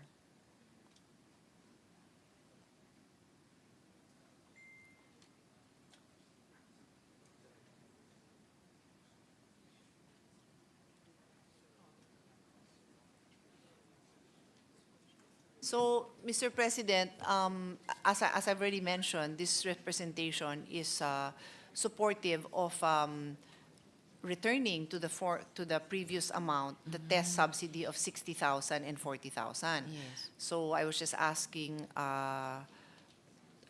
CHED and UNIFAS executive director, since they were nodding their head vigorously when Her Honor asked a question, kung kaya ba nodding their head to my question, kung mahihirapan sila to disburse, and definitely yes, mahihirapan. So sabi ko, if you just use that amount to go back to not even increase, just to go back to the former amount being given to the test beneficiaries, then again they're nodding their head vigorously that yes, that would be much easier to implement. So that's one option, but again, this was a insertion of the House, so I don't know if we can touch that. Oo nga pala, We good can try, sponsor. we can Good, discuss with them. Right, which is what the BICAM is for. So, but good point, good sponsor. Salamat sa paalalang iyon. But in any case, nanggaling man sa House, as the good sponsor indirectly said, pagdating sa BICAM, pwedeng maging subject ng parehong houses at parehong panels. So, oo nga, kung bumalik tayo sa 60,000 per student, at tama po ba, good sponsor, 750,000 beneficiaries? Tama po ba yung nakuha kong... Yeah, so basically, I just made a rough computation that at Yes. 14.7, which is roughly 15B, at 20,000 per beneficiaries, that would roughly cover around 750,000 beneficiaries. But I said it's less because Okay. I only learned today that the UNIFAS board brought up again the subsidy to private school students to 27. So Yes. mag-iiba yung numbers na ng konti. Okay po. But at least salamat, good sponsor, na opening up that conversation about paano mas optimally magagamit ng CHED yung halagang ito to achieve their mandates. Yun yung magiging huling paksa ko after I finish with this topic. So, additionally, for fiscal year 2023, approximately 18.3 billion pesos worth of higher education subsidies were found to have deficiencies, as highlighted in the 2023 COA report. The same issues persist, including delays in the release of tertiary education subsidies to students, overpayments and duplicate payments, unliquidated fund transfers, and insufficient documentation to support disbursements. Ano pong institutional reforms ang ini-implement ng 𝗕𝗑, good sponsor? Meron po bang mga plano para i-streamline yung processes, palakasin yung monitoring mechanisms, at i-enhance yung overall capacity ng ahensya, i-manage yung mga programang ito ng mabisa, good sponsor? So actually, Mr. President, those observations of COA were, the 𝗕𝗑 replied to them, and after that, they already were given an unqualified opinion. So basically, they have responded satisfactory to those concerns. And anong mga reforms ang in-implement nila or are implementing to have received that unqualified opinion? And any plans to sustain receiving unqualified opinions? Okay. Okay. Things like the automation of the free higher ed, and then the land bank card disbursement, those kind of interventions or changes. So yung mga recommendations po ng task force report nag-align sa reforms na ini-implement nila, good sponsor?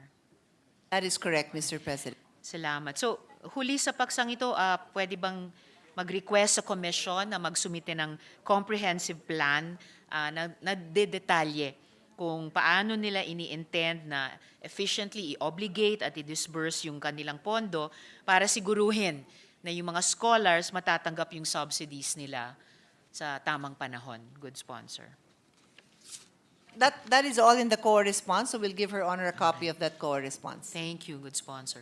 Alright, sa huling paksa ko na lang po, good sponsor, sa interpellation na to, tungkol sa free higher education and SUC's deficits. So continuing in that line of thinking opened up with the good sponsor a few minutes ago. I ask these questions because I also want to make sense with as little mind reading as possible. I want to make sense also of the House's decision to propose such a substantial increase, 30 billion pesos, effectively doubling the NEP proposed budget. That increase for scholarships, while other critical needs in higher education remain unmet.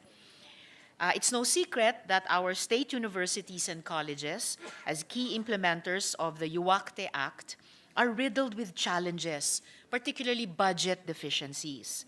These deficiencies have accumulated over the past years, impacting their ability to provide quality education and support services to students.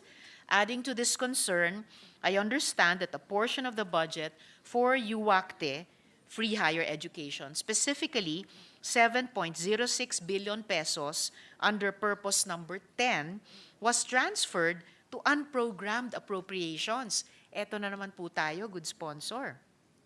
This amount, as I understand it, was intended to pay the arrears for free higher education in SUCs under the 𝗥𝗚, accumulated in 2022 and 2023. This transfer to unprogrammed appropriations effectively deprioritizes this crucial budget line item, which should be dedicated to reimbursing SUCs and covering their deficiencies. It raises concerns about government's commitment to fully funding the 𝗥𝗚 Act and ensuring the financial stability of our SUCs. Pwede po bang i-confirm ng good sponsor itong transfer at magbigay linaw sa current status ng mga arrears na ito? Ganong kalaki o ganong karami sa 7.06 billion pesos ang na-release at naibayad sa SUCs, good sponsor?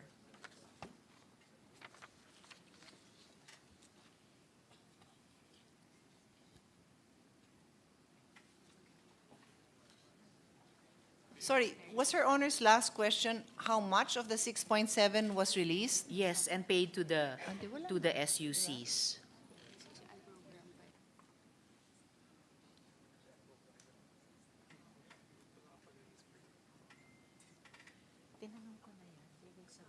Okay. In any, It's okay. okay. So,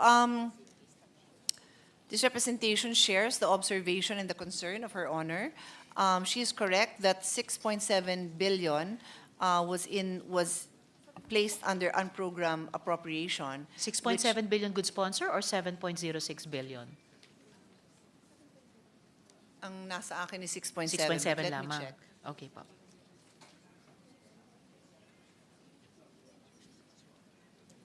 Anyway, let me confirm that amount. But so as I was saying, that so there's this amount which we're still questioning if it's 6.7 or 7. Was 7 point, is it 7.6?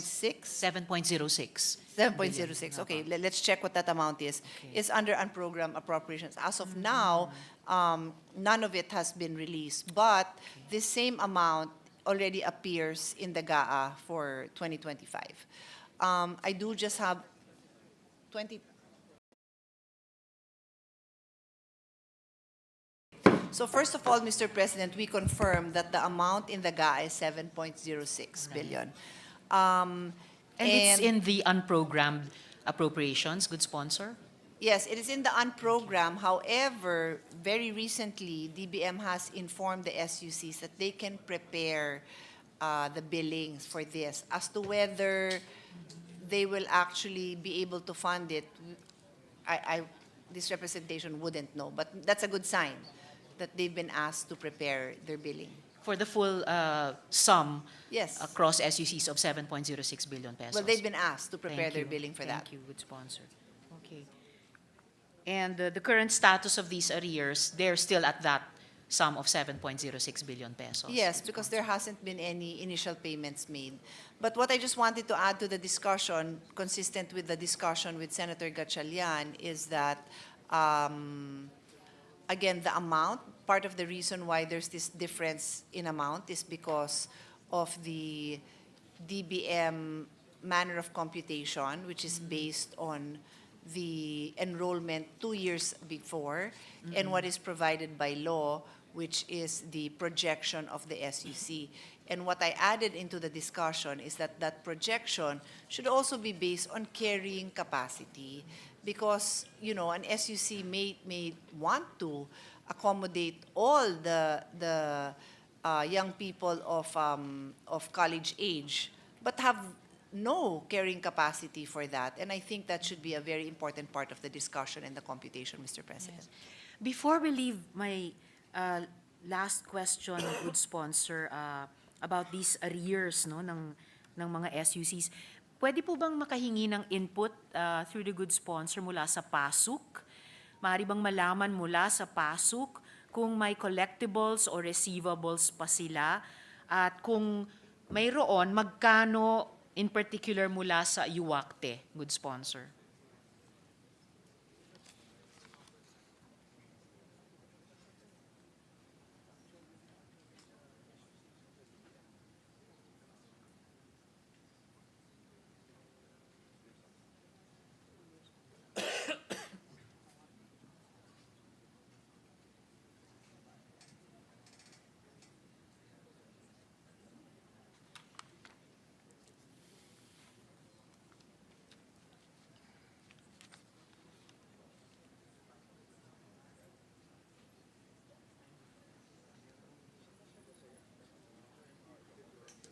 Anyway, Mr. President.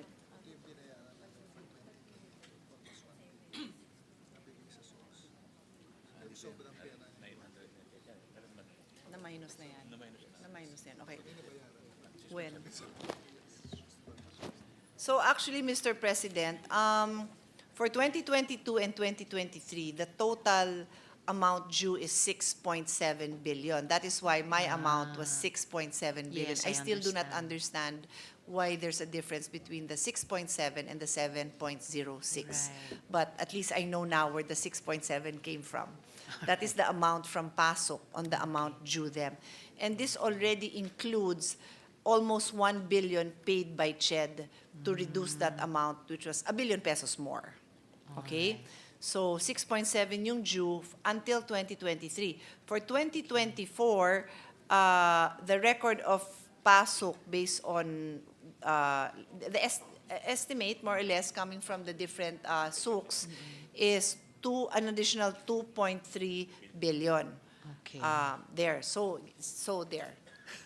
Maraming salamat para doon, good sponsor. I was hoping that the amount for 2024 added to the amounts for 2022 and 23 would total the 7.06, but it even goes beyond to 8 Yeah. billion plus. So It does. a bit of a mystery nga po where the 7.06 has come from. And bukod po or dagdag dito sa arrears, pwede po bang i-inform tayo ng good sponsor sa current total amount of budget deficits kaugnay ng free higher education for SUCs mula fiscal years 2022 to 2025, so projected until next year, good sponsor?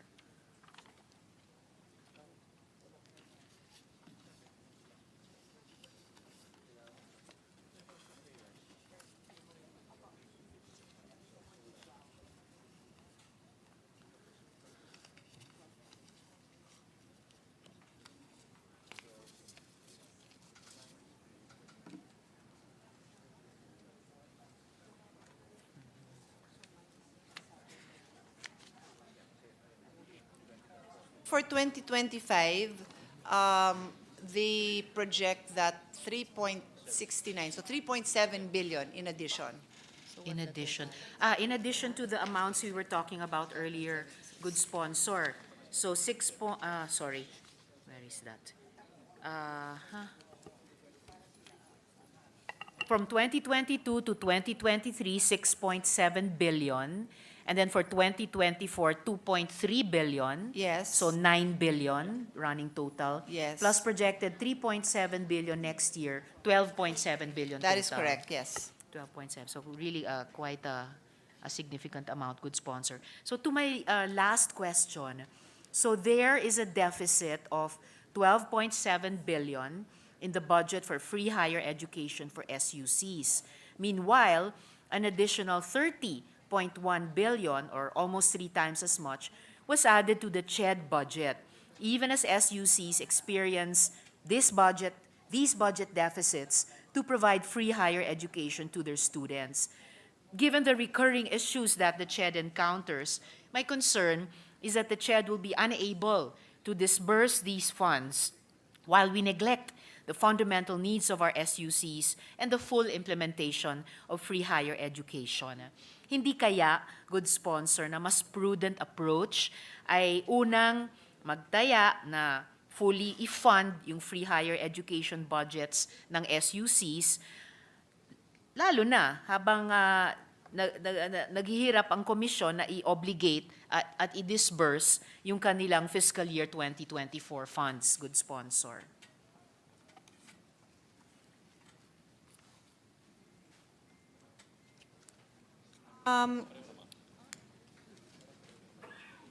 This representation agrees with Her Honor's observations on the clear gap, no, in the funding requirements.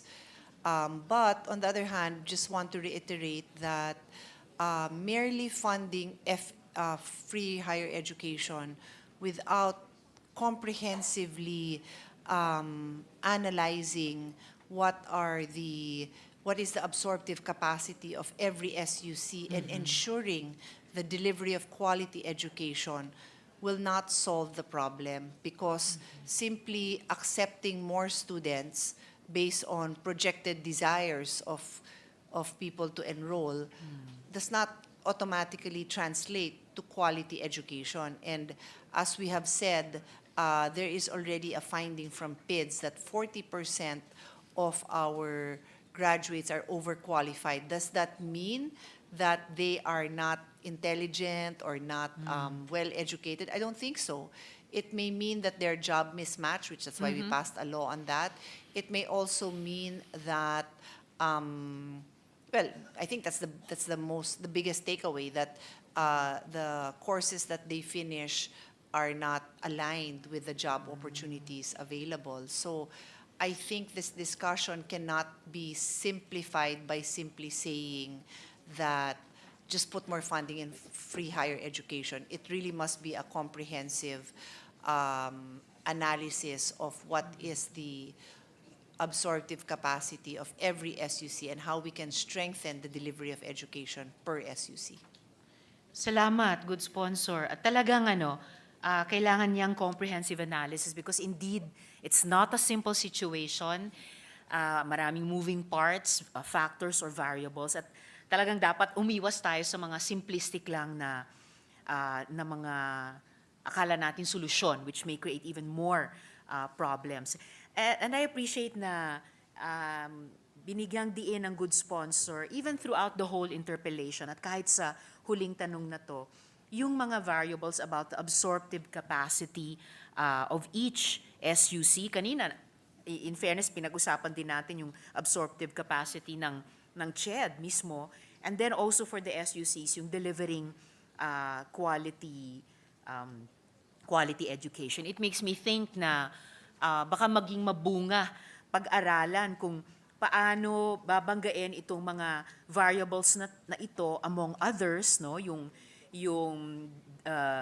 arrears at saka budget deficits ng mga SUCs, yung absorptive capacity ng mga SUCs at ng 𝗕𝗔 sa ngayon, yung delivery of quality education. Salamat din po dun sa finding ng PIDS. In fact, yung isang observation dito on the side, so 40% of our graduates are overqualified, and sabi nga ng good sponsor, probably the biggest or one of the biggest takeaways is jobs mismatch. So I would think it's not a matter of, definitely not a matter of reducing the quality of our graduates, but improving the quality of the jobs in our economy. So outside the education system per se, pero in the economy, generating more decent jobs para mag-match dun sa mga graduates natin. And so I also, salamat sa agreement ng good sponsor sa observation ng representasyong ito. And I would also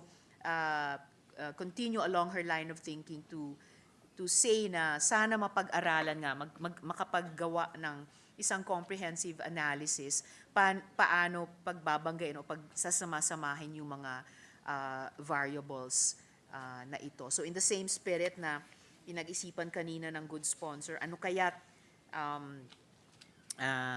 mailaan ng 𝗕𝗔 yung dagdag na 30.1 billion pesos ngayon para itaas yung value ng subsidy, lalong-lalo na sa mga test students. I think it's still worth exploring at least for a while, no, or hanggang sa BICAM, yung paano pwedeng mag-complement yung optimal use ng 𝗕𝗔 sa dagdag na pondo niya at yung mas pagsalo dun sa budget deficits ng mga SUCs as they project it also until next year. Dahil it's a little over 1/3 lamang naman nung dagdag na pondo para sa 𝗕𝗔. So, but I'll leave it at that for now, good sponsor. Huling follow-up na lang dun sa kung may sagot na po ang commission tungkol sa unang tanong. Meron na itong po. representasyon. Alright, salamat, good sponsor. So Her Honor asked about the implementation of the Safe Spaces Law. I am told that all SUCs now have a committee on decorum and investigation that handles cases covered by the Safe Spaces Law. All SUCs have orientation programs for faculty, students, and staff on the law, and that the board of the SUCs handle cases on safe spaces violation and have actually suspended and dismissed faculty and employees. The data on cases and penalties may be submitted if Her Honor would like to see it, Yes, which please, I'm good sure sponsor. she would. So Opo, you are submit right, good din. sponsor. And then with respect to HEIs, which have conducted conducted orientation, the initial data shows that 694 of them, 694 have conducted the orientation. Salamat, good sponsor. So, 100% ang nagko-comply nitong mga various obligations under the Safe Spaces Act. And the 100% is accounted for by 694, tama, HEIs inspected by the 𝗕𝗔. All, so yes. Or 600 SUCs. Salamat, good sponsor. How about private HEIs po? Or lahat-lahat po ba yon? There's only 100 plus SUCs. So SUCs. that's public and private. So, sorry, to be Alright. clear, all SUCs Yes. have complied. But the 600 orientation covers also the private schools. Around 594, given the sum. It's 694 din, kasi 694. minus 100, ilan na tayo? Ilan na tayong SUC? 690. 581. 581. Okay, and then, so a little more than 100 SUCs. Yes, Mr. President. All right.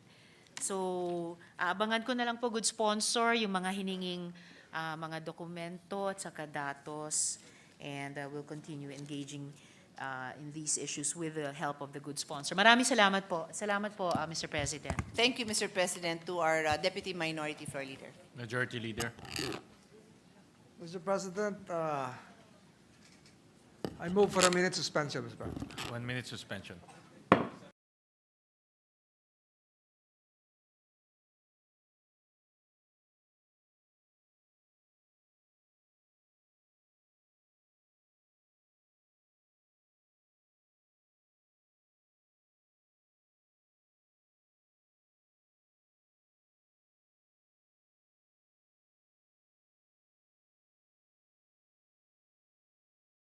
President, next to interpellate is none other than the Honorable Senator Alan Peter Cayetano. I move that he be recognized. We recognize the gentleman from Taguig City, Senator Alan Cayetano.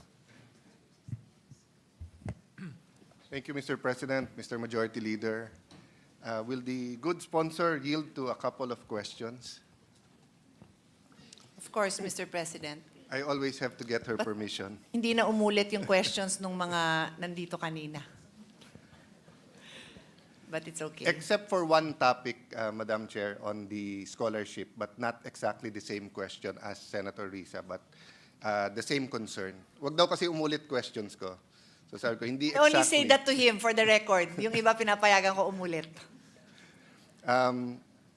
May I start with UP, and please be patient with some of my, good evening, Mr. CHED Chairperson, and to the CHED family commissioners. No? A little bit of patience, basic facts about UP. I'll make my point kasi regarding UP PGH.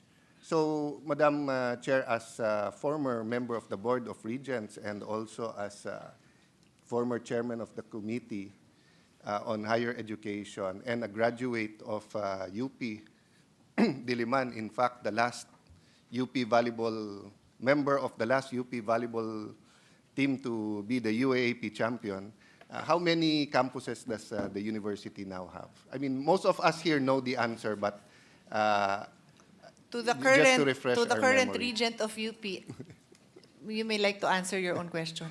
I'd rather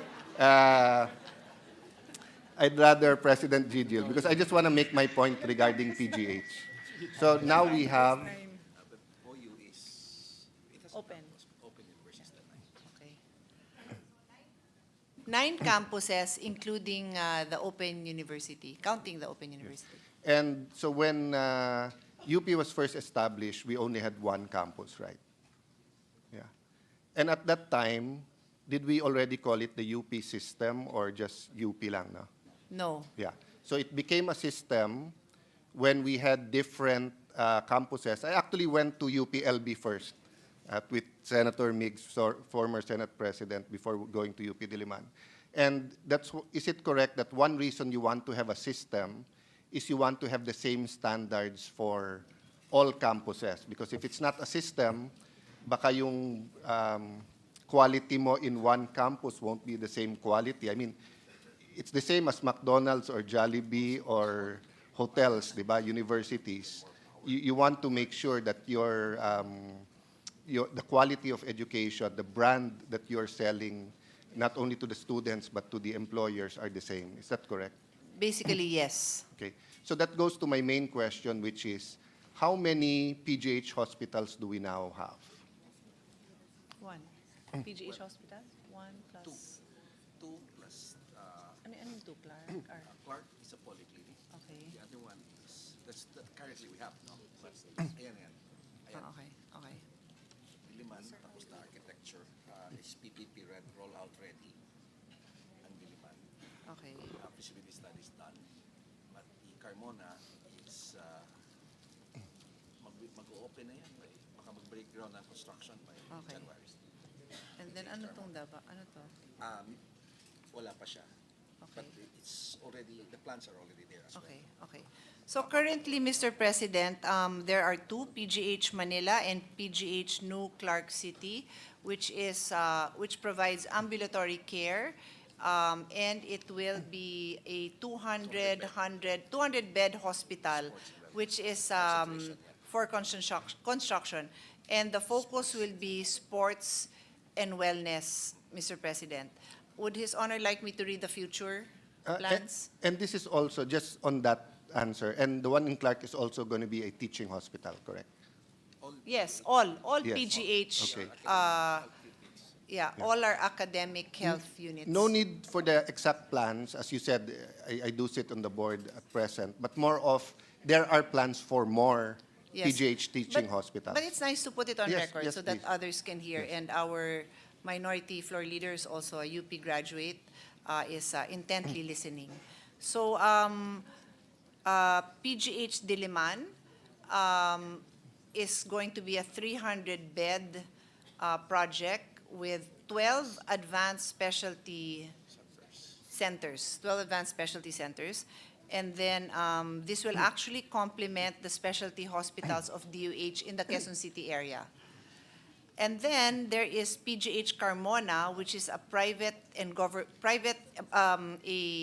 partnership, private and government facility funding, which will be, what is that, occupational? Occupational and industrial health hospital. Okay, so it is an occupational and industrial health hospital, and this is 300 beds. And then there is PGH Mindanao, That's yet planned. We have to that decide whether is it's still now a or secret, which I just divulged.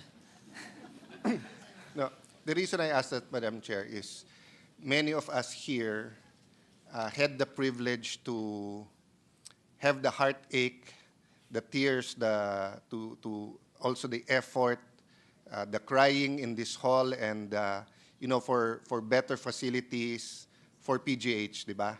The days where everyone wanted to study there because sa ibang school, one student, 6-8 sila per cadaver, pero sa UP, 1:1. Pero pag nag-aaral ka sa UP or nagre-residency ka, kung may allowance ka man konti, nauubos mo rin ang pambili lang ng... Sorry, I need to interrupt. Lumang-luma na yung example mo, That's Mr. President. that's my point. Yung cadaver, kasi ngayon, meron na tayong simulation. What do you call it? SimLab. Yes, SimLab. but that's my point, is to give a flashback of what it was before.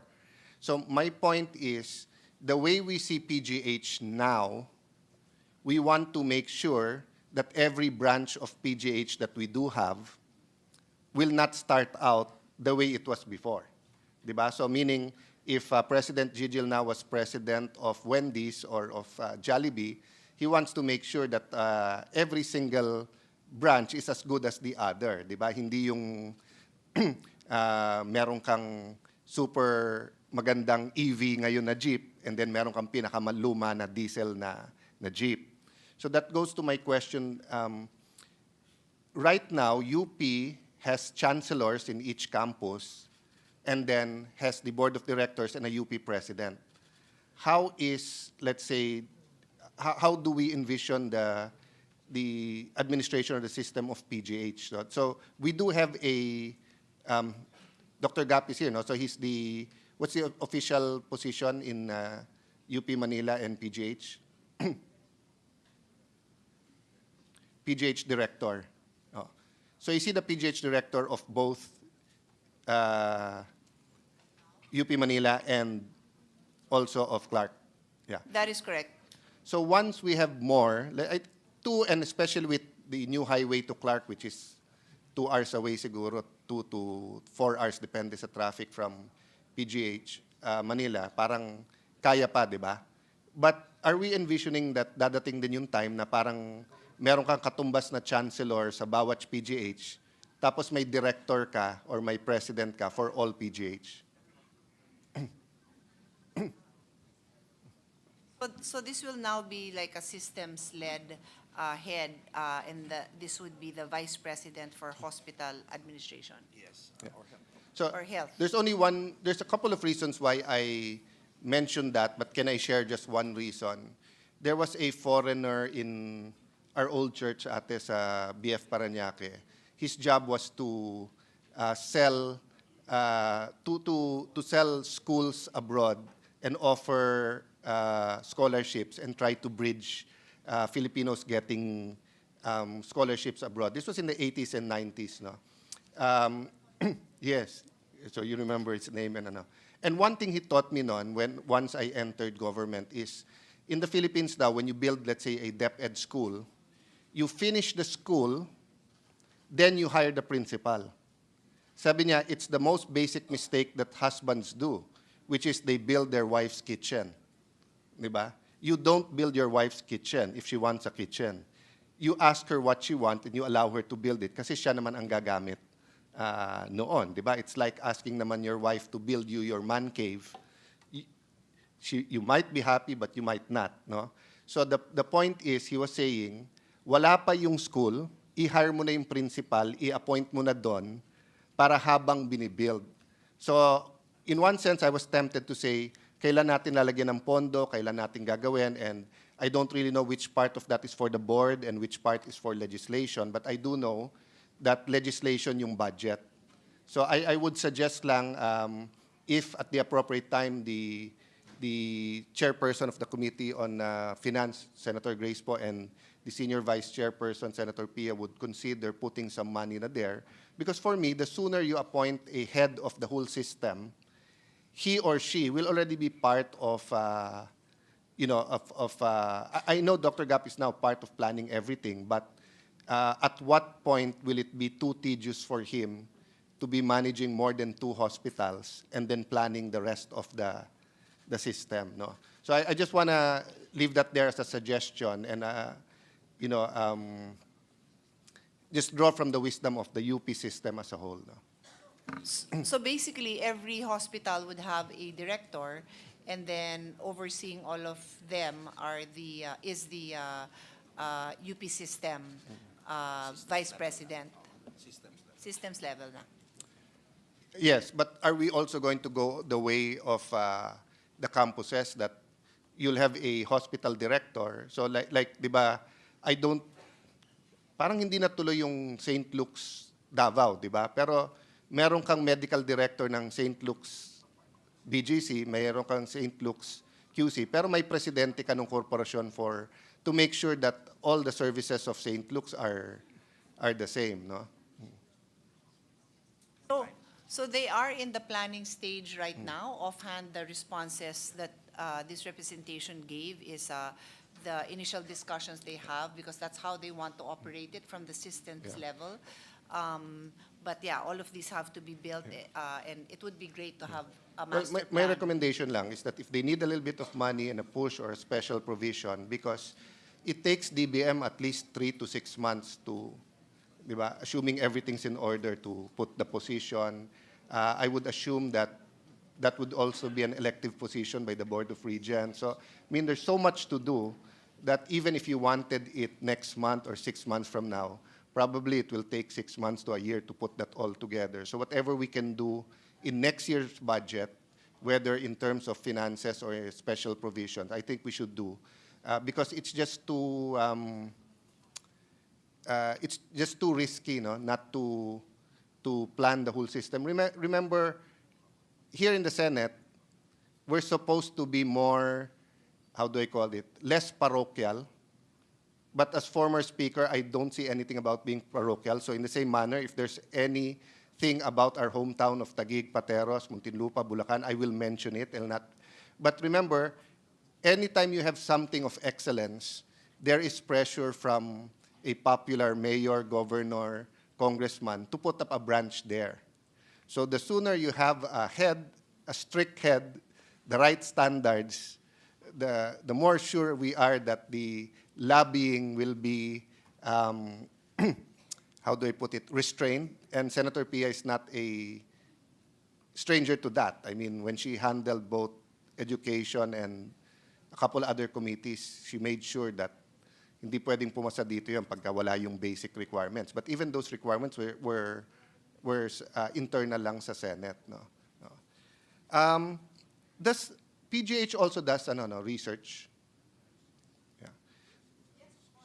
Yes, Yeah. yes, that is So, their strength, actually. I'd just like to make a suggestion and wonder how much it would cost if the BOR and if PGH agrees to do the research. I had the privilege of, and many I think here, of having check-up in Singapore. And from simple paperwork, they can have bureaucracy, they can be bureaucratic without red tape. So I remember when I had to have a procedure, kapal nung papers, sabi na, do you have to have my name and signature and all of that? Yes. Here, is this your name and your passport? I forgot my passport. It was 5 a.m. Do you have a picture of it? Showed my picture. Send it to me. So she printed out my name, signed one, then printed out my name with the signature for all 15 or 10 or 8 forms. So in one sense, you need a signature in all forms, but in another sense, sila na nag-print out, no? And yung kukuha ng stats mo, yung kukuha ng passport, etc., yung magbubuk, magdadala, isang tao lang. No, it wasn't a whole production number. So, I mean, we've gone so far, no? But one thing I noticed is that halos lahat ng doktor doon, meron silang sign. Pag consultation, ito yung amount. And I asked them, why do you have that amount? He said, so that whatever room you get, this is what you're going to pay. So I said, so hindi katulad sa Philippines, kasi karamihan naman ng nurse doon, Pilipina. So, Pilipino talaga kausap ko, no? Hindi Singlish. So sabi ko, so dito ba, halimbawa, I get the best room. Sir, kung 200 yung consultation kay doc, you get the best room, 200. Hindi ganun sa Pilipinas, di ba? Sa Pilipinas, if you get a better room, the doctor's fees, everything is up. And ang claim ng hospitals is to subsidize, di ba? Para daw yung mga mas mahirap. And not to criticize, I know it's hard to run a hospital. I know in the past, until now, di ba? Pag hindi nakapagbayad, and then we're having all sorts of problems with PhilHealth. This is my main point. I think the hospital owners will definitely be biased if they do the study of comparing our health system with other health systems that works. And I think the DOH would probably also have its own bias. They might not be completely biased, but they will be biased. But I think PGH they're running a hospital, so they know how to run a hospital. They're researchers, so they do know how to have scientific studies. So I would like, before I retire as a senator or as a legislator, to really just have a scientific study of whether or not our present system is the best for the Filipino patient and would sustain talaga building of hospitals, or if we just inherited this in the 60s, 70s and just decided that it's good and continued to do it. No? I know there are a couple other studies that different groups are studying, no? But any one of us who goes to a campaign would know that people complain about, even sa AIC, sa PhilHealth, di ba? Sasabihin nila, you can only give kung ward ka. Di ba? Tapos, pero kung may kaya ka ng konti, of course, you'd like a private room kasi may sakit ka na, di ba? May ano pa. So, you have all of this unintended consequence of our present system of having by the way, it's not unique to us. If the chairperson remembers, every time Dad is hospitalized in the U.S., he has no choice but to have his blood test in the hospital. And since he did not have insurance, it was anywhere between $1,000 to $2,000. But every time he was an outpatient, the Filipino nurse will whisper to him, sir, go across the street. It's about $200-300. So each health system has their own problems. May butas naman talaga. Wala namang perfect na system. No? What I'm saying lang is that since namulat ako sa politika as a councilor in Taguig in 1992, I have not seen any change. I've seen hospitals getting, doctors getting better, our laws getting better, PhilHealth getting better. A lot of things have gotten better, but I haven't seen a shift or a game changer in the way we look at our health system, di ba? But if PGH was the only hospital in the country, I've seen PGH become a game changer. I mean, for that matter, siguro also Vicente Soto, kasi naabot ko rin nung talagang desperate yung mga doctors at nagpapatakbo ng Vicente Soto. No? So, I don't need a concrete answer, but if they're interested, I'd really like to push for that. And of course, we'd like to know how much. Di ba? They already said yes, so just give us a, Rio, you can give it to me at the end of the day. What, to a comprehensive research, no, on what our current system is, how we can improve it, if there are other models that are better. You can just let us know by the end of the day or tomorrow, so we can include it in the Thank committee you. report. The last point on UP, walang duda yung pride, walang duda yung believe sa taga-UP, sa UP, sa ating professors, etc. But this is just a challenge for us all na taga-UP na nandito, and siyempre nagpapatakbo ng UP. President 𝗕𝗓𝗓 is not a stranger for that kasi sa Student Council, he has been pushing for that, do better. Ano ang total enrollment, more or less, ballpark, ng lahat ng UP students ngayon? 66,000. Okay. 66,000. Ano ang total budget ng UP?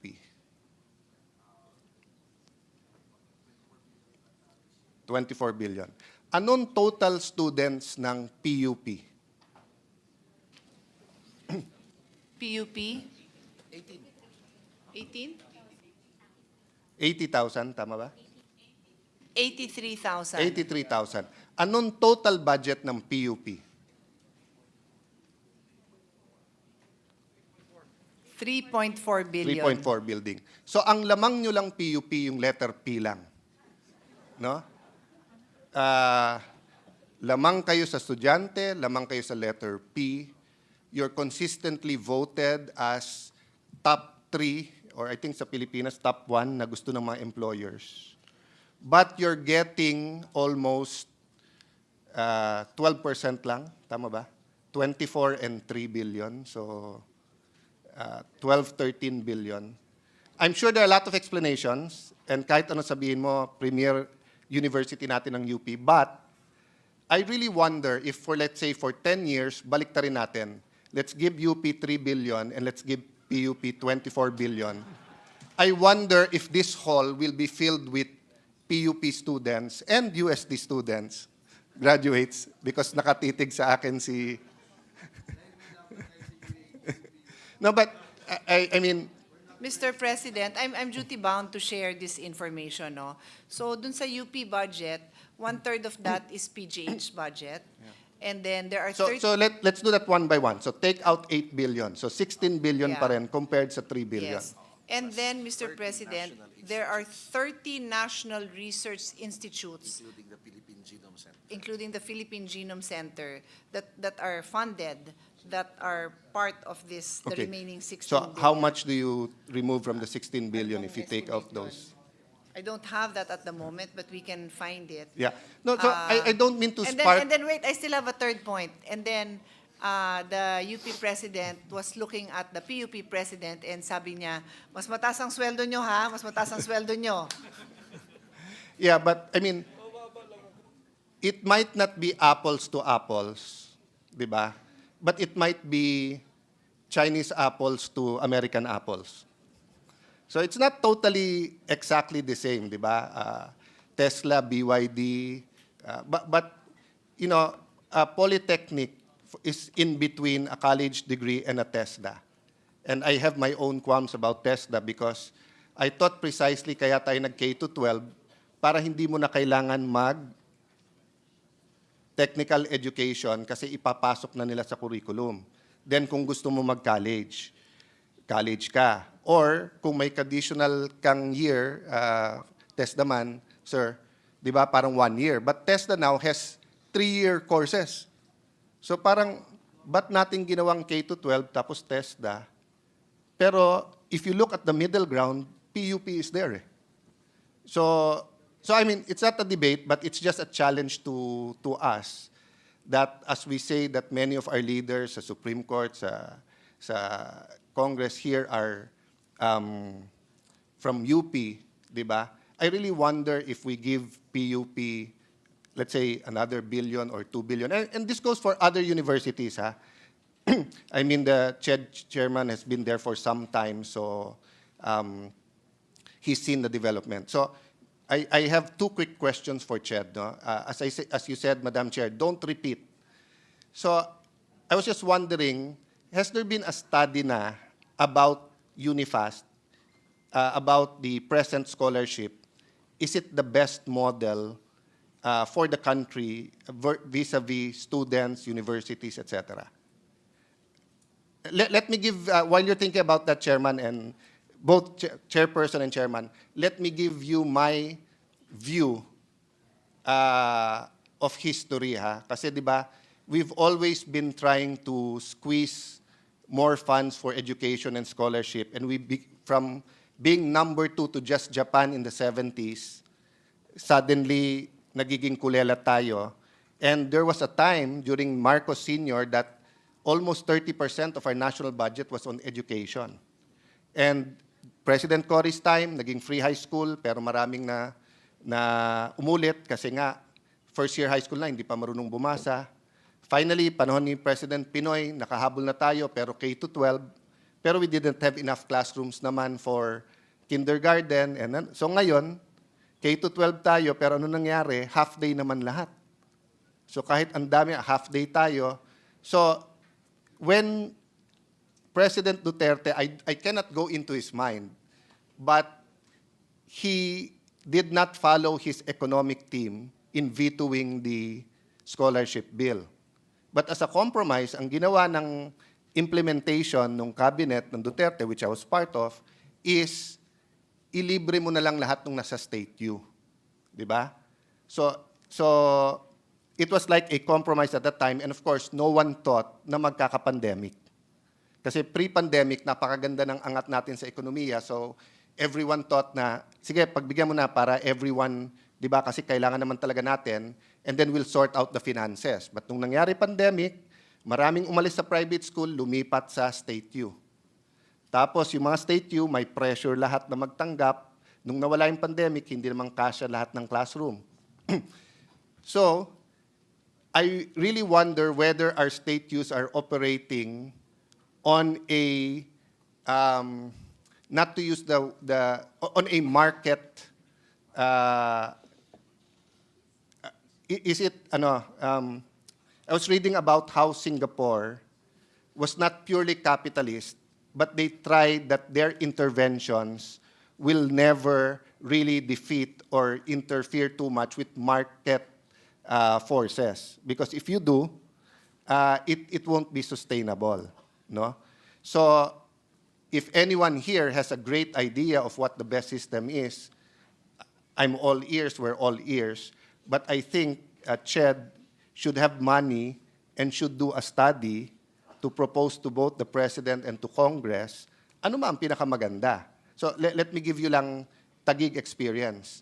Instead of paying the universities, we allot 10 to 50,000 per student. Tapos bahala ka na kung saan ka mag-aral. So we have about 40,000-50,000 scholars a year, and choice talaga nila eh. Meron talagang pumasa sa UP, then we're willing to give them 50,000, pero gusto nung parents nila malapit lang sa TCU. Meron gusto malapit lang pero private. Meron naman talaga na hindi pa rin kasya yung 30,000 pero gusto maglasal Ateneo. So iba talaga eh. But what we saw is that if you force that university to accept everyone and then cap kung magkano yung tuition, nagkakagulo-gulo talaga yung actual cost nila eh. Diba? So I know it's different for everyone, for PMA, for PNPA, for PMMA, for TUP, PUP, UP. But I was just wondering na, so after, when did we pass by UniFast? Was it 2017, 2018? 17, no? So 7 years na.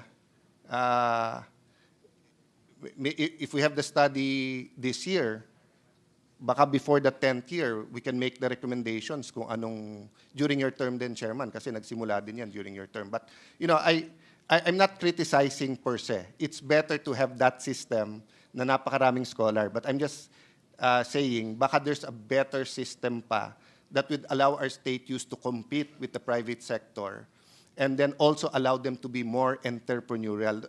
To make my point, no, going back to PUP, magkano cost per unit nyo?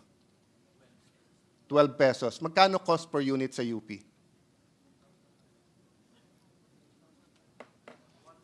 1.5. See, ang layo eh. Diba? No, I'm not, it's not only your budget. I think it's also market forces eh. Diba? 12 pesos. 12 pesos And then versus 1,500. Ang layo. So it was like that. To be fair, before Unifast, medyo ganun na. No, it was because I was chair of the committee from 2013 to 2016, and that discrepancy across all over SUCs already existed. Yes, but at that point na nagka-Unifast, na-peg na yung sa PUP, and for them to increase, you have to get CHED approval, right? And for CHED to give you a big approval, you have to balance the budget of Unifast. Diba? So it's not the actual cost eh. It's a cost in accordance with your making do with the present system and the present money.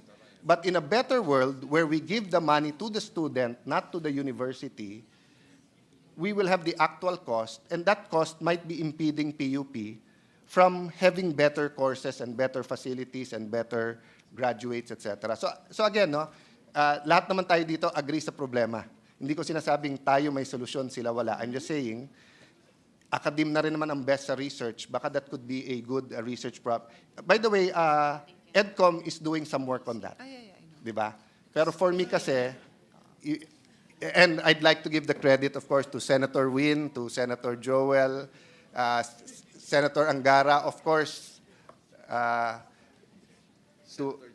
officially to Attorney Erap and to Carol, no. You've been incredible, no.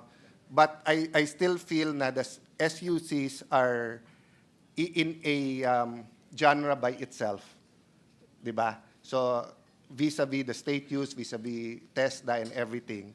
And I think the next 3 years could really be, you know, we could put a game changer kind of law if everyone comes together and agree. To just shock you, no? So nasya-shock na tayo sa 12 pesos at 1.5. Okay. What's the total budget of the LGU, of all SUCs? More or less, ballpark. 117.9 billion. Okay, 117 billion. That's only 10% of the DPWH budget. Sorry, to be clear, that's the Senate version proposal for 2025. Yes. So, for the last 2 years, more or less, 1 trillion yung DPWH, 350 billion doon, anti-flood, ganun pa rin ang flood natin. So can you imagine if we remove 100 billion from DPWH, double the budget of SUCs, baka ma-flood tayo ng research at estudyante rather than bahang-baha. To be fair to DPWH, hindi lahat yun kasalanan nila, climate change is part of it. But, for example, Project NOAA, which knows kung saan area ang dapat ingatan, hindi naman pala kinoconsult ng DPWH sa kanilang flood control. Ang point ko, nung araw kasi, moot and academic or, you know, nagkwekwentuhan lang tayo in saying dagdagan ng pondo ng state use kasi wala kang pagkukunan. But with a 6 trillion peso budget and 1 trillion goes to DPWH and people are doubting that the 300 billion are actually giving you the results for anti-flooding, I think anyone would say that education is a better investment or is at least a good investment as infrastructure. And the best proof there is Singapore. Singapore has no natural resources. At that time, they did not have ports, they did not have IT, finance, etc. So they decided that they will focus on their people, diba? On educating their people. Yun yung natural resource. So I'm hoping that a study, kasi ngayon it's a debate eh. If I tell you bawasan ng 50 billion ang DPWH ilagay sa CHED o Unifast, debate eh. But if CHED comes out with a study regarding the best scholarship program and regarding how good an investment it is to to get people to go to the best state universities, I think no one can debate with that, and hopefully we'll come up with a better law and system. Well, just a very quick response to that lengthy and exhaustive observation. We don't need research to tell us that the budget for the tertiary education subsidy, otherwise known as TES, was reduced drastically per student. Now, we had this lengthy discussion with our colleagues before His Honor took the podium. And basically, what was previously until 2024 budgeted for private education students of 60,000 has now been reduced to 27,000, and what was previously budgeted for public school students at 40,000 is now only at 20,000. If we can even, so the point I'm making, which I know is also the concern of our colleague, my brother, now for 2025, the same set of students will have to make do with a smaller amount to finish college. And the reason that the UNIFAS made that decision is they have so many applicants. But now we will have more applicants with less funding. And that amount is actually 15 billion. And then there is another 15 billion in tulong dunong. So we don't need research to tell us where we can also Well, work first, with some I'm sorry if it's lengthy, but you only listen to me lengthily when we're in session. No, I'm not complaining. Yes. I'm basically just saying my response will be very short to all the observations that His Honor made. Okay. Biro lang naman, but Yeah, I'm secondly, not denying. yeah. I do agree with you on that point, but what I'm saying is that how much of that point, which research will tell us, is because of the present system. Just to quickly jump, and hindi ko to pakahabaan, di ba? Sa economic team, I asked them, di ba, magkano yung ayuda for 2025? It's 600 billion. 600 billion. So doon nagtatanong na pwede bang magbigay ng 10,000 per family? Pwede nga 20,000 sa poor families because 600 billion yung ayuda. So the question I asked them is, at what point will we stop or will we temper ayuda and start giving money for small businesses? So the same thing, no? If I ask Chairman now, I'm sure he'll give me a brilliant answer. If I ask you, Chairman, both the chairperson and the chairman of CHED, how much dapat ang student aid? How much dapat ang student loan? How much dapat ang LGUs, how much dapat ang scholarships, etc. But without a study that will tell us also the economic forces, because I wonder, for example, if we compare how Ateneo, LaSalle, UST, diba, price their per unit compared to UP. I don't know. President 𝗕𝗔𝗓𝗟𝗏 might, but I'm sure LaSalle, Ateneo, UST, all those brothers, Saints Co sisters, Assumption sisters, hihimatayin if I compare them to PUP and ask them na mag 12 pesos lang kayo per student. Diba? So maybe there is something in PUP na pwede nating gayahin. How are they able to do that and win awards at 12 pesos? And I hope if we give them 20, 30, 40, they won't get lazy and they will even have better rewards. But the study is not really on whether we should spend more on education, but really what is the right mix of student loans, student aid, scholarships, and what is the role of the SUCs versus the private. I'll give you a last example now. Many LGUs are suffering because during the pandemic, nag-close down yung private elementary at high school. Taguig is privileged to have some money. So ang ginawa ng Taguig, inap nila yung, I think 15,000 or 20,000, 15,000, 10,000 to the private school, 5,000 sa estudyante for uniform, para hindi magsara yung private school. And people were thinking it's to help the private school. It actually helped the public school. Because kung nagsara lahat ng private school na yon, wala silang tatakbuhan kung hindi sa, and we're even assuming na halos pareho yung quality ng private school at public school sa elementary at high school. Sa college, it's really different kasi it really depends on yung focus at specialty ninyo. No? But anyway, I took too much of your time. Thank you very much, Madam Chair. But I'd really like, I don't know kung may funds na ang CHED or dapat natin lagyan, but I think they're the best one to propose, a system of how a Filipino born with nothing but wants to go to college can finish college. Of course, if they want to go to a polytechnic or they want to go to TESDA, that's just as good. But ang point ko is, if they want to go to college, how do we have the system? If PhilHealth can do their no balance billing, then it solves half of the problem. So ganun din. Paano tayo magkakaroon ng no balance billing sa college education pero hindi maapektuhan yung market forces or yung the economics of running a university? Thank you, So, Madam Chair. last response. CHED has data that shows that with the current financial support that we are giving to the students of the 60,000 and the 40,000 I mentioned, depending if they're going to private or public school, 79% are able to complete their university education. That's why this representation's concern is that now that it's going to be lower for 2025, based on a UniFast board decision, that will surely go down. And that's why my challenge to them is they might want to reconsider that, and if they need help from this body to return, to move some funding to ensure that we can at least keep the same amounts, then that is what we will wait from them, because I really think this is a disaster. I that we're totally going to agree, and I think reduce that price. And Senator Joel Villanueva is making a face, so I No, assume he I think, agrees Madam with me. Chair, I think we all agree with that. And I think for 2025, kailangan talaga natin i-bridge at itaas. I'm saying beyond that, so let's say, if you're an engineering student and wala ka talagang pera, so let's say PUP has one of the best engineering, so you go to PUP. But what if you wanted to go to LaSalle or Mapua?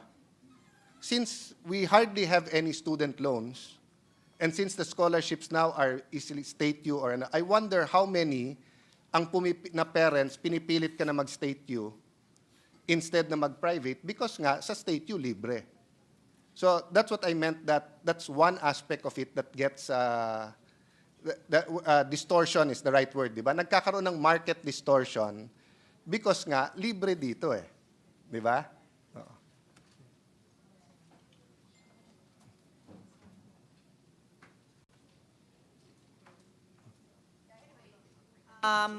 No one here in my immediate vicinity knows the tuition of Mapua. Maybe somebody can Google. But basically, until 2024, the subsidy given is 60,000. So if you assume that other than the LaSalle's, maybe His sorry, Honor knows UST, but 60,000, maybe with a little bit more, makapasok pa sila sa private. No, but Madam Chair, first of all, studies show that tuition is only 30%. 70% is yung dorm, etc. Okay. Secondly, isa state U, automatic lahat sila eh. Sa Mapua, hindi lahat ng mahirap automatic makakakuha ng 60,000. So that's what I meant na nadi-distort yung market forces. No? In a perfect world, again, I'm not saying this is the perfect system, but in a perfect world, basta't mag-aaral ka at kaya and the government is willing to pay, di ba? Then the student will choose where you want to go. Eto grades mo, you get 200,000. Eto grades mo, you get 50,000. Eto grades mo, pero galing ka ganito probinsya na hindi mo kasalanan na less, eto yung ganun, then they can go where they want to go. But now, at least in my personal consultations with people, if you're from Palawan, your parents will say, go to the two state universities of Palawan. If you're from Taguig, about 1/3 pa rin of our parents, even if we will pay for their students to go out, they'll say, 3-4 naman university natin, dito ka na lang. Just because it's cheaper. No, so what I'm saying lang is, I don't think that's the best, it's not even scholarship eh. Finish college, no one left behind program that we can have. No? But of course, it's much better than 5 years ago and it's much better than 10 years ago. Walang duda doon. But sumasabog ang population eh. So sustainability, which is your thing, Madam Chair, comes into play na talaga. No? So anyway, I'll stop there and thank you for your time and your answers and for the CHED's hard work on all of this. Thank you. Thank you, Mr. President. Majority Leader. Mr. President, the Minority Leader is seeking the floor. I move that he be recognized. We recognize our Minority Floor Leader, Senator Coco Pimentel. Thank you, Mr. President. I intended to really scrutinize the budget of the 𝗕𝗔𝗗𝗟𝗔 and each of the 100 plus SUCs. But given the lengthy interpellations already plus the manifestations, siguro I'll just urge the 𝗕𝗔 as well as each and every SUC to work closely with the EDCOM 2. And take advantage of the fact na may EDCOM 2. At saka ang lifetime ata ng EDCOM 2, just how many more years? Next year.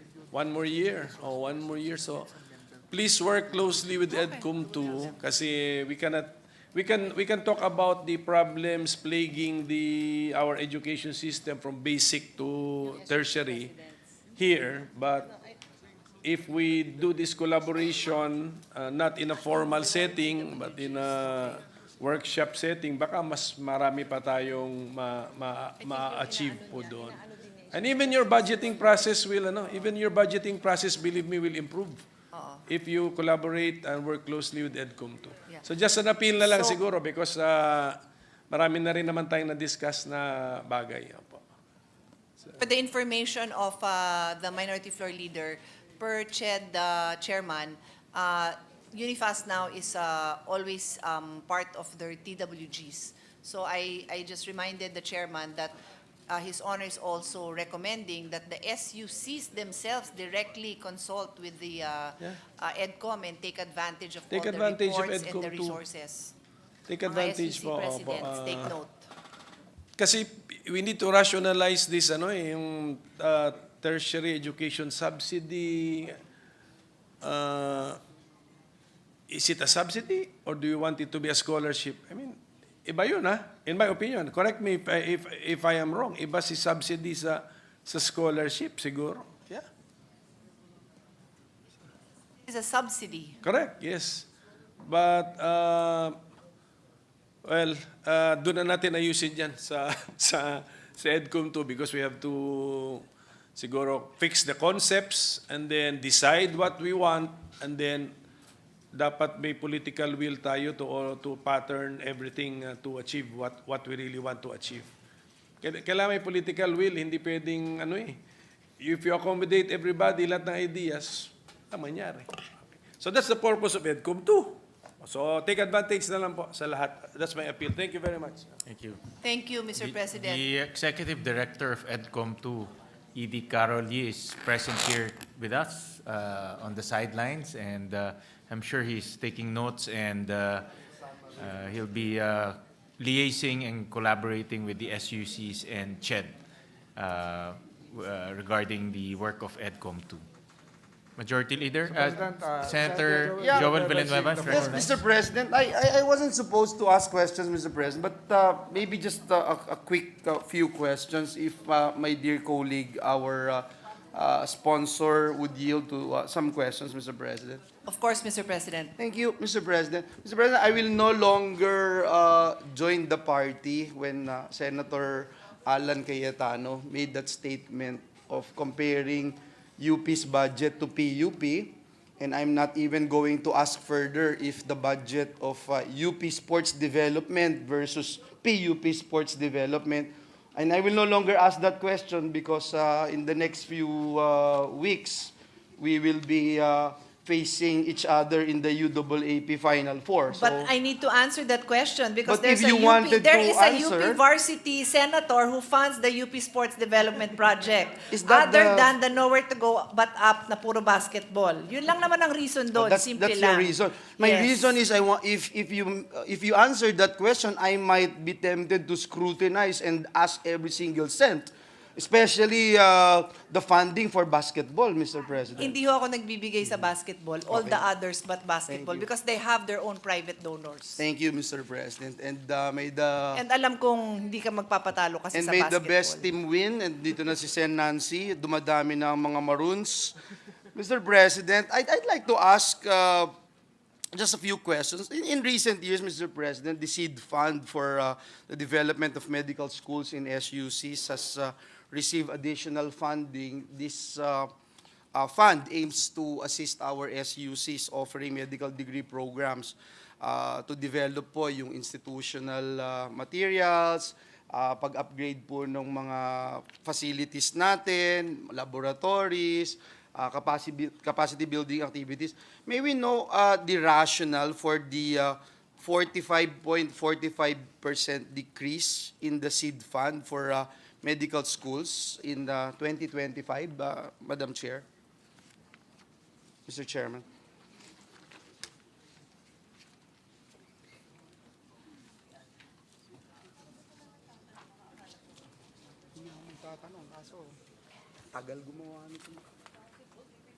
So, Mr. President, as His Honor will recall, the funding needed in many cases for this implementation of the Doctor para sa Bayan, which includes seed funds, additional capital outlay, MOE, is always a Senate initiative.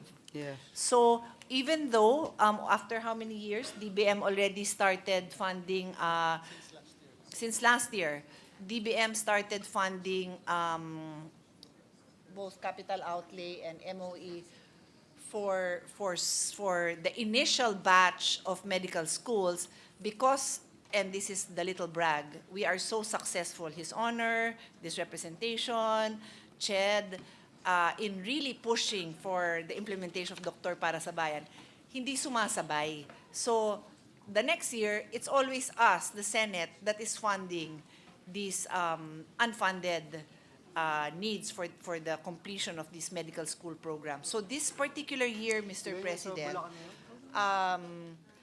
the need is now, for 2025 NEP, it was 150 million, Okay.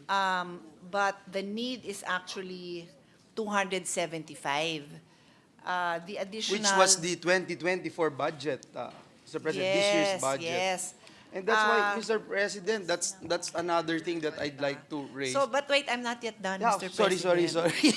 So sadly, the committee under this representation recommended the funding, but we understand the limited fiscal space, so it was not included. So this representation absorbed it in my own individual amendments, which His Honor can very well share with me. Mr. President, we laud the efforts of our distinguished colleague. I just wanted to put on record how appreciative we are in her, how do you describe it, the sponsors walking the extra mile to really achieve our goal and our dream of establishing schools of medicine, not just producing doctors, but schools of medicine. Mr. President, I just wanted to point out that I think we are in our last year by next year, which was part of the law, wherein we were supposed to put every single, school of medicine in every single region. So are we on time, Mr. President? Will we be able to achieve this part of the law that we passed here in the Senate, which the sponsor and I, together with our colleagues here, worked very, very hard, Mr. President? So, Mr. President, unfortunately, there are still 2 regions that do not have a med school, but the reason is because one of the prerequisites for putting up a medical school is a hospital where these future doctors can train. And there is no, level ng hospital? It has to be level 3, if I'm not We need a level mistaken. 3 hospital, and there are no level 3 hospitals in the Cordilleras and Caraga, Mr. President. So we have to go back to DOH, who will be here, and perhaps His Honor would like to pose that question, or I will ask the question later on with DOH. Thank you, Mr. President. That's all I wanted to raise this afternoon, this evening. I will no longer ask some of the questions that I have here. I wanted to inform the body that our region in Central Luzon, particularly our beloved province in Bulacan, received the help, the needed help from this institution. And I have been informed, Mr. President, that there are 48 students now in Bulacan who are eligible for the medical scholarship and return service program.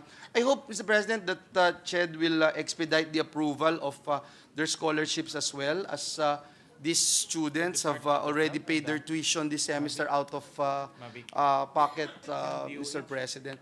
I think that's all I wanted to raise. Some of these questions I can just talk to our sponsor, Mr. President. And again, I thank the chairperson, the one in charge in defending the budget of CHED and SUCs. We thank our friends from CHED and SUCs. Maraming salamat po, Ginoong Pangulo. Maraming salamat, dear colleague. Majority Leader. Mr. President, there being no other reservation for interpellations, I move that the budgets of the state universities and colleges and the Commission on Higher Education be deemed submitted for the Senate's consideration and approval. I so move, Mr. President. Is there any objection? Hearing none, the budgets of the aforementioned departments and agencies are deemed submitted. Sorry, and before we are suspended, I have complete transparency. This representation funds UP basketball women's. I think His Honor can take that. May we ask the Cooperative Development Authority personnel to settle down? May we request the members of the CDA to already take their respective seats and prepare for the deliberation. We recognize Senator Amy Marcos for her opening statement. Yes, Thank Mr. you very Pres- much, yes, Mr. Speaker. And today I sponsor the budget for 2025 of the Cooperative Development Authority, the CDA, with the explanation that under the 2025 NEP, CDA's proposed budget of 889,424 million is in fact much lower than the agency's previous 2024 budget at 1.335 billion. The House of Representatives in the General Appropriations Bill proposed no changes in the CDA's budget.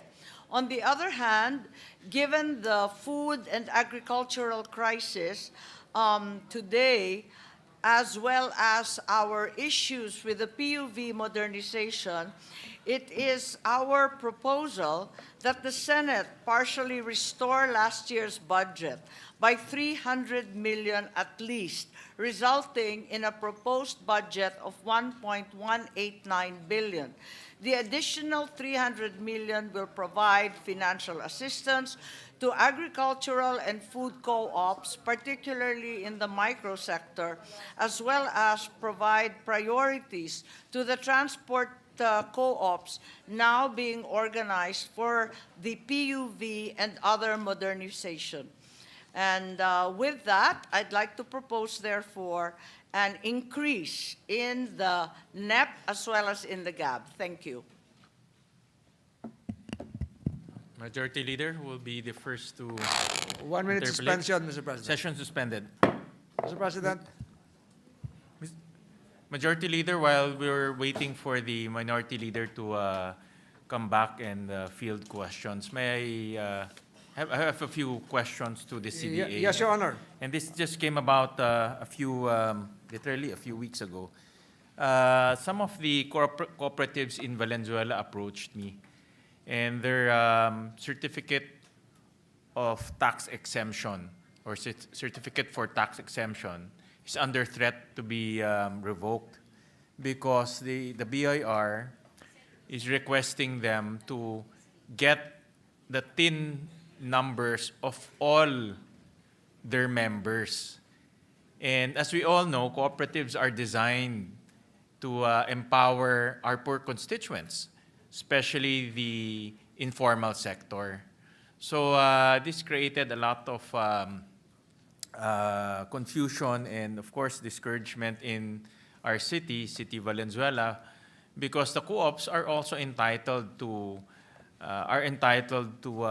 tax incentives, Mr. President. So if the BIR will revoke their tax incentives, that will be eventually passed on to their members. So, and if you have members who are fish vendors, who are market vendors, you cannot force them to get their TIN numbers because that's the nature of their work, the informal sector. You have mga nagtitinda ng fishball, alangan papapuntahin pa natin sila sa BIR to get their TIN. That's why they're called the informal sector. So may I ask the good sponsor, may I ask the authority through the good sponsor, what is their position in this matter? And Yes. indeed, what is the remedy for our co-ops, not only in Valenzuela, but nationwide? No? Because it's becoming bureaucratic for the co-ops themselves, and it's counterintuitive in terms of helping our informal sector be part of the cooperative sector. Yes, thank you very much, Senator 𝗥𝗘𝗟𝗟. We're in full agreement with you that the BIR requirement for a TIN number from every member of a co-op before they're able to renew their tax exemption and other regulatories is unfair and truly counter to all the cooperativism principles. It's only located in a BIR IRR. As I understand it, there is no law that mandates it. And as a matter of fact, we are in the process, following the President's SONA, of amending or attempting to suggest amendments to the Cooperative Code. And that is one of the prohibitions I would like to introduce because it's simply impossible in the hinterland, in the islands, in the far-flung, remote, and hard-to-reach areas to demand from fisher folk and marginal farmers TIN numbers. They are not covered by those TIN numbers, and they're not about to apply for them. So demanding that they have TIN numbers in order to avail of a tax exemption that's rightfully theirs is not fair. So we're in agreement with you, and I'm counting on your support for the amendments to the Co-op Code to prohibit such a requirement. Thank you to the good sponsor, and thank you for expressing her support and her agreement to this issue. And also, I can see the authority nodding their heads, the leaders of the authority. May I ask the good sponsor, what is the authority doing in order to at least temporarily, in the absence of that law, temporarily address this issue? Because there are now a lot of co-ops under threat that their certificate of tax exemption will be revoked. And if that happens, they will be charging VAT to their members, they'll be paying income taxes, they'll be withholding taxes. What is the commission, or what is the authority doing in the meantime that the law is not there in order to settle this issue? Yes, this has been a dispute that's been rankling between the BIR and the CDA for many years now. There have been repeated efforts to urge BIR to suspend this requirement, given that, as I said earlier, it's merely in an IRR and is not required by law. And in fact, acts as an obstacle to the exercise of a legal right, which is the tax exemption. But BIR has again and again refused, saying that it will be in violation of their IRR. Perhaps it's really time that we amend the Co-op Code and at the same time speak to the BIR and make certain that this this requirement, which is tantamount to a violation of the Co-op Code, be halted. I agree with the good sponsor that you have co-ops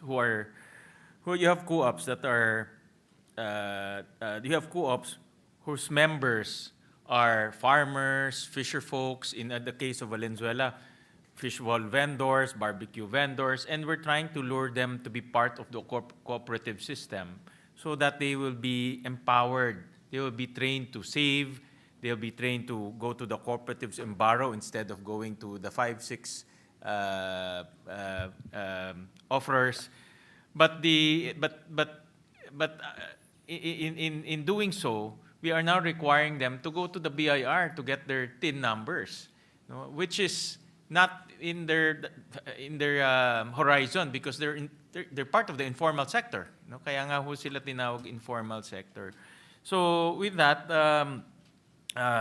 Madam Sponsor, I'm joining you in your direction of amending the cooperative code, making it explicit that members, especially in the informal sector, should not be forced to get their TIN numbers, and co-op should continue to enjoy their incentives and their exemptions as designed, because they are part of our anti-poor or our empowering vehicle, so that our constituents will be trained to save and trained to be part of the cooperative system.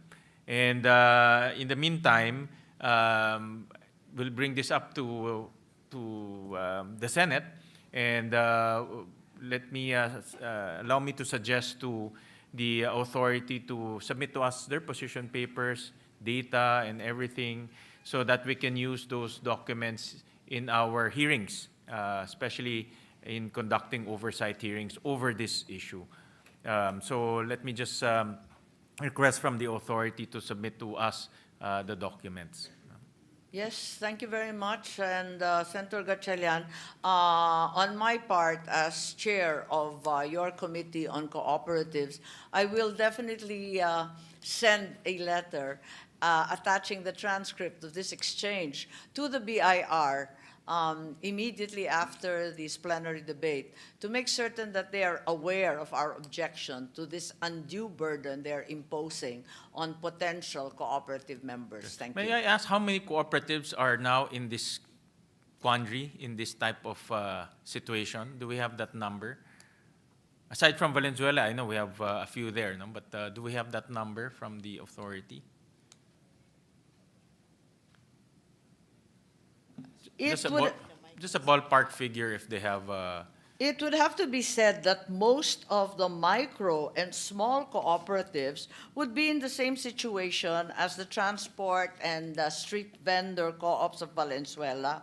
I believe that 65% of our co-ops are micro co-ops. So that means that 65% of all 20,000 co-ops are in this bind. Small co-ops constitute 18% of the 20,000+. So we are really talking about 83% of all co-ops are in exactly the same position as your constituents in Valenzuela po. Wow, that's a lot. So if we're talking about a universe of 20,000, we're talking about 80%. So we're talking about about 16,000, 17,000. Potentially, some of them are complaining to their representatives like me, but some of them choose to just probably deal with the BIR directly. So I thank the good sponsor and also being the chairperson of the Cooperatives Committee for agreeing with this representation that co-op should not be, the members of the co-op should not be forced to get TIN numbers, especially if they are part of the informal sector. This is a way of discouraging, parang dinidiscourage natin the informal sector to be part of the cooperative system. So we'll await for that oversight hearing to be conducted by the Cooperatives Committee of the Senate. And again, I thank the good sponsor for her response, and I thank the authority also for taking the cudgels of the cooperatives. Maraming salamat. Senator Risa is recognized for her interpellation.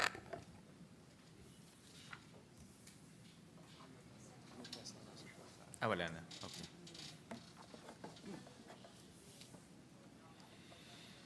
Salamat, Mr. President, at magandang gabi, good sponsor at authority.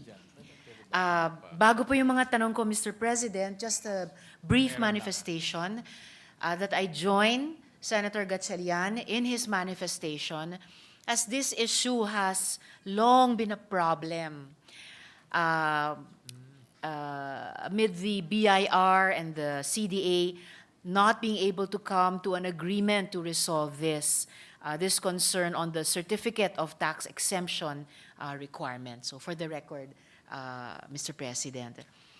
So, Mr. President, Madam Chair, for more than 100 years, cooperatives in the Philippines have proven to be a vital instrument for social change and one of the contributors to our national development. Our cooperative sector, according to BRMO, sa kabuuan, ay mayroong lampas kalahating trilyong pisong ari-arian, 719 billion pesos to be exact, at may 12.4 milyong kamay-ari, na kabilang sa, sinabi na nga po, lampas 20,000 na kooperatiba sa bansa. Hindi aabot sa ganitong katayuan o status ang ating kooperatiba kung hindi isinasabuhay ang mga prinsipyo ng kooperatibismo, kusang loob at bukas na pagsapi, demokratikong pangkasapiang pamamahala, pangkabuhayang partisipasyon ng mga kasapi, patuloy na edukasyon, pagsasanay at impormasyon, autonomiya at kasarinlan, pagtutulungan ng mga kooperatiba at pagpapahalaga sa pamayanan, na dapat ay patuloy nating gabay sa pagtataguyod ng interes at kagalingan ng kooperatiba sa bansa. As former Vice Chair of the Senate Committee on Cooperatives, I recall when the CDA Charter was passed into law 5 years ago. Our then committee chair, Senator 𝗕𝗓𝗓, expressed that the intent of Republic Act 11364 was to strengthen CDA to be more responsive to the needs of the sector, further promote cooperativism, open the lines of communications with the sector, and address issues and challenges that stunt the development and progress of cooperatives in the country. That is why, Mr. President, Madam Chair, it is alarming, disheartening, and disappointing to hear allegations that the incumbent officials of the Cooperative Development Authority are overreaching their mandates and exercising undue influence and interference that causes distrust and division among cooperatives. One of the allegations that reached my office is the case of the Philippine Chamber of Cooperatives, or Co-op Chamber, a registered non-stock, non-profit organization incorporated and registered in the Securities and Exchange Commission. The Co-op Chamber, as far as I know, is composed of leaders and members of long-standing cooperatives in the country that bond together to organize themselves to aid in the development of the cooperative enterprise, advocate for co-op-friendly policies, and provide services to its partners. I'm aware that the good sponsor and the Senate Committee on Cooperatives are aware of the existence of said group as they actively engage in the committee's work on the amendments to the Philippine Cooperative Code and other legislative agenda. Pwede po bang magtanong, Mr. President, Madam Chair, kung bakit yung administrador ng CDA ay nagbanta na maghain ng criminal case laban sa said chamber? Bakit nag-issue ang CDA ng advisory laban sa chamber? Ano ang mga grounds at ano ang due diligence na ginawa ng CDA para i-establish ang di umanong criminal liabilities ng Co-op Chamber, good sponsor?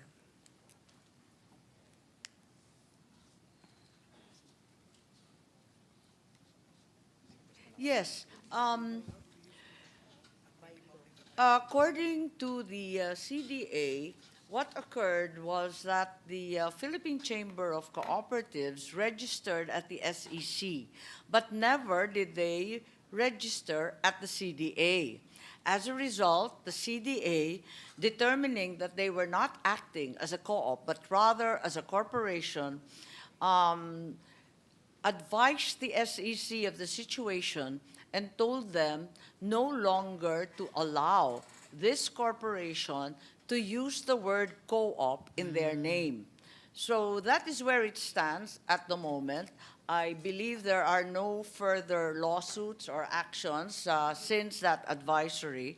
But in the meantime, it is your committee's position as the chair of the Committee on Co-ops, that perhaps we should reconsider this position and allow farmers associations, cooperatives, and other agrupations to borrow the term co-op more liberally, provided they are in fact upholding the principles of cooperativism. Maraming salamat para dyan, good sponsor.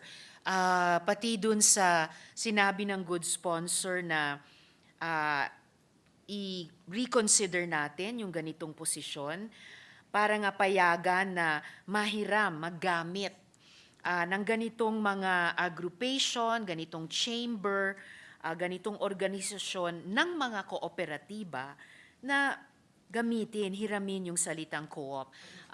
Actually, good sponsor, may tanong ako kasunod.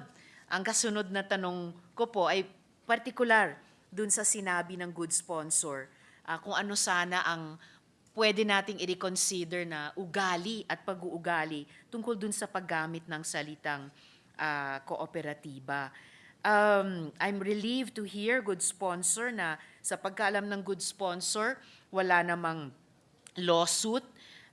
Bagamat ibinanta ito, ay mukhang walang nakaambang lawsuit at walang inihain at hari nawa walang ihahain. Dahil ako rin po, on its face, parang ang hirap makita na kung ano yung sinasabing criminal liabilities ng co-op chamber. At additionally, i-google lang kung sino yung co-op chamber at sino ang mga nasa likod nito, ang dali pong i-establish ang credibility ng nasabing organisasyon. And rest assured, good sponsor, that this representation will closely monitor the hoped-for resolution of this situation and also ask the authority to provide this representation with updates on this matter. Pangalawa po, good sponsor. Tama po, Mr. dahil President. ito ay korporasyon na ang may-ari ay mga co-op.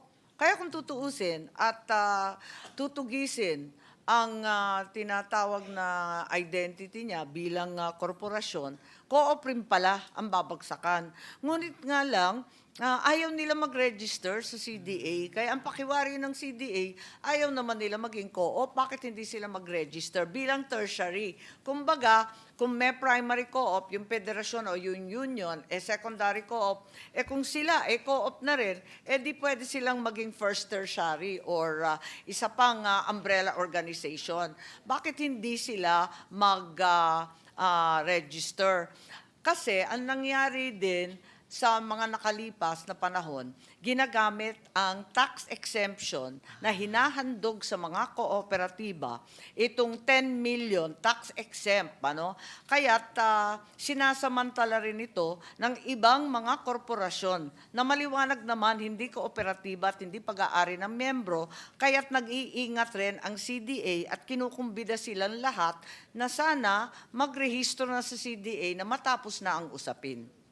Maraming salamat para doon, good sponsor. Dahil tinutuloy po ng good sponsor, yung in the spirit of yung sinabi nila kaninang reconsideration, ano yung mga punto o paksa o kaisipan na pwedeng isama sa reconsideration na iyan. Siguro, kung magsisimula o magpapatuloy yung ganyang proseso, pwedeng i-unpack yung iba't ibang factors na nire-raise din ng good sponsor kasama nitong representasyon. Halimbawa, yung di umanong alok ng CDA na bakit hindi mag-register kahit bilang tertiary cooperative. Pwede sigurong itanong sa proseso yung iyon, ang Philippine Chamber of Cooperatives ba o yung co-op chamber ay tinuturing ang sarili nila bilang isang kooperatiba o chamber ng mga kooperatiba?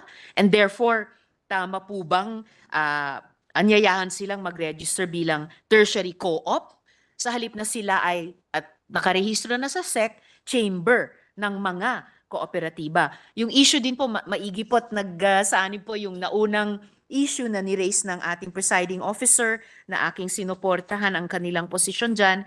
Kaugnay din itong tanong ko tungkol sa bakit nga ba tila tinugis ang co-op chamber dito sa usapin ng tax exemption. At pwede sigurong alamin dun sa reconsideration process, bakit po ba ang co-op chamber ba ay gustong pakinabangan yung tax exemption ng mga kooperatiba? So kapag dumaan po dyan sa ganyang process ng reconsideration, to borrow the term of the good sponsor, pwede po nating isurface ano ba talaga ang facts tungkol sa bawat isyung ito mula sa pananaw ng chamber, mula sa pananaw din ng CDA at sino pang ibang stakeholders.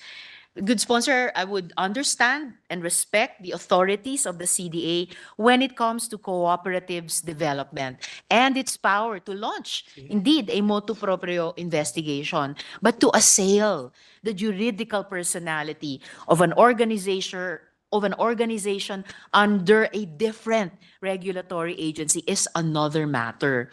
CDA invoked Article 140 of RA 9520, which prohibits the use of the words cooperative, co-op, co-op na may hyphen, or co-op na nagsisimula sa letrang K in their business names unless they are duly registered as a cooperative. So, in the spirit of yung pinagpasalamat kong sinabi ng good sponsor kanina na i-reconsider yung hindi pagpayag na gamitin ng korporasyon yung salitang co-op sa pangalan nila, bakit po kaya good sponsor?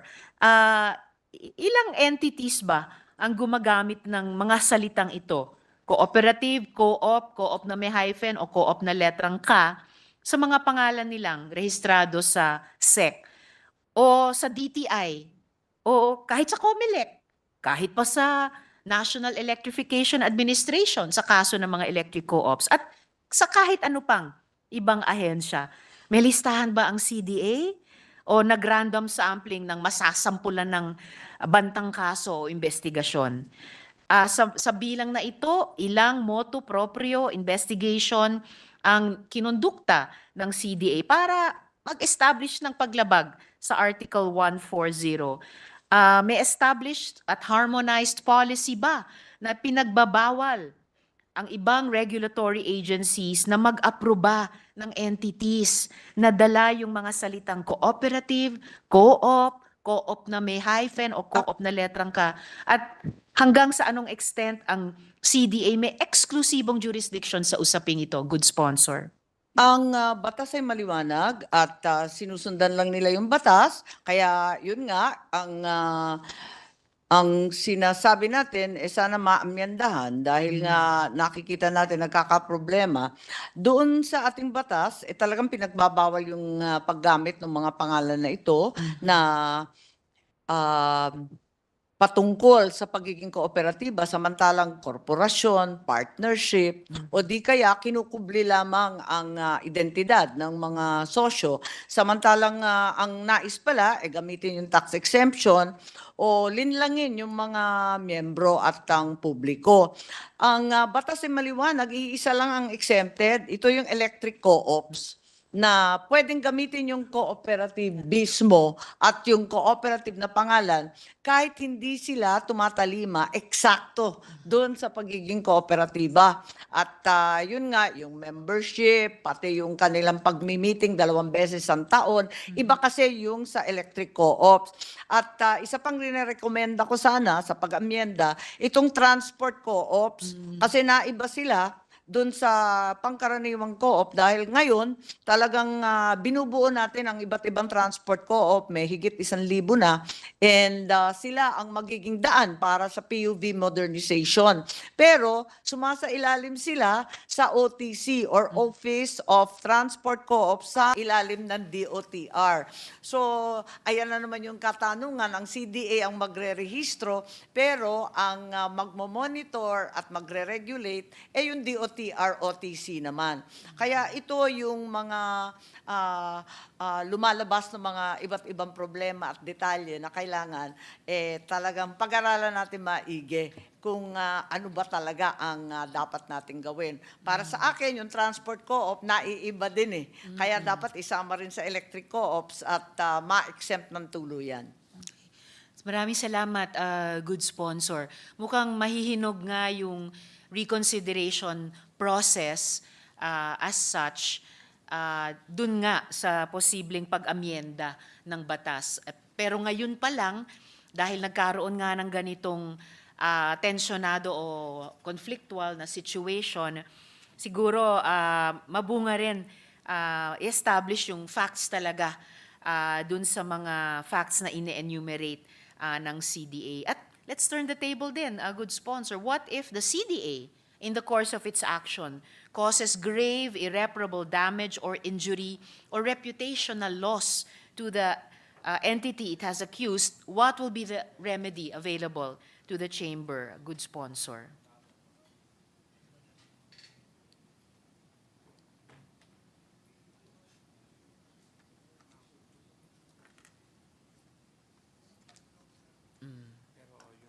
Well, ang alam ko, may penalties kapag ginamit yung pangalan o yung iba't ibang permutation itong salitang co-op. So, talagang may penalty yan at nafa-fine sila. Pero yung causing damage, siguro aabutin na ng kaso yan. Although may quasi-judicial din ng CDA, pwede ring pag-usapan yan at ipasok sa mga kaso na pwedeng hatulan. Salamat, good sponsor. Bagamat ang itinanong ko ay kung ang CDA ay dahil sa mga pagkilos niya ay siya ang makapag-cause ng damage o injury or reputational loss, kung ano yung remedy available dun sa co-op chamber of a good sponsor. Sa palagay ko, wala pa naman naghahabla o nagsasalita ng ganon, so wala pa namang pangyayaring ganon. Okay. At hari nawa, ma-preempt dun sa reconsideration process sa pagitan ng dalawang panig. And just for the record, good sponsor, simple search sa SEC, daan-daan ang gumagamit ng cooperatives and its derivatives. Good Perhaps sponsor. the clarification can also be made that there are co-ops no longer in good standing that are listed in the website of the CDA. To the extent that that causes damage to reputation and moral damage, perhaps that could be said. But given that the regulatory agency for cooperatives is CDA, it's within their mandate. Ang problema, itong chamber na hindi naman nagrehistro bilang co-op, talagang hindi sumasa-ilalim sa CDA. Salamat, good sponsor. And, I lost my train of thought. Tungkol sa, may importanteng sinabi yung good sponsor ngayon lang na meron akong naisip pero nalimutan po. Sana maalala ko mamaya bago matapos yung aking interpelasyon ngayong gabi.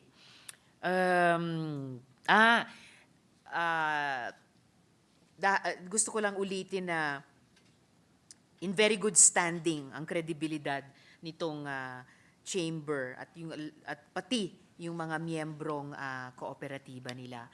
And Mr. President, Madam Chair, dahil mukhang generic na ang salitang cooperative o co-op sa mga entities, it would be an exercise in futility to waste CDA resources running after each one of them. Kaya nga sa panukalang pagbabago sa Philippine Cooperative Code, the proposal is very clear. Quote, organizations registered with other government agencies are allowed to retain the word cooperative in their registered name, provided. So kahit sa intention, good sponsor, nandito na ito, provided that these organizations shall not be entitled to the benefits and privileges under the code. So kumbaga, may intention na to act in good faith.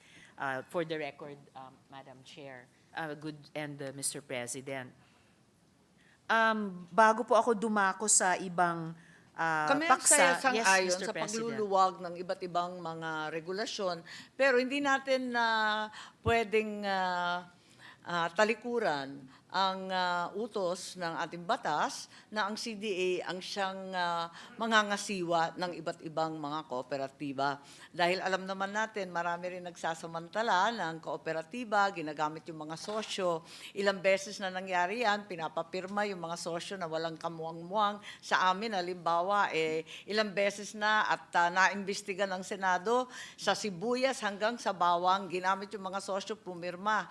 At wala naman silang kamalay-malay, pero ginamit yung pangalan na kooperatiba. Kaya ako, kabado rin ako, masyadong buksan at kinakailangan magkaroon rin tayo ng batas na talagang sinasaayos ang pagtatakbo ng mga iba't ibang co-op. Kilala ko rin yung chamber. Opo, Namit good ko na sponsor. marami sa kanila, taga Cagayan de Oro, yung Climbs at yung iba't iba pang grupo. Kilala rin natin sila at hindi natin alam at siguro kailangan na makipagpulong para matuklasan kung ano nga yung dahilan ng alitan nila sa CDA. Maraming salamat, good sponsor, para din dun sa pagsuporta sa ganyang klaseng proseso. Reconsider at saka yung magpulong. At dahil, yes? Actually nga po, salamat para doon, Mr. President, at sa good minority leader.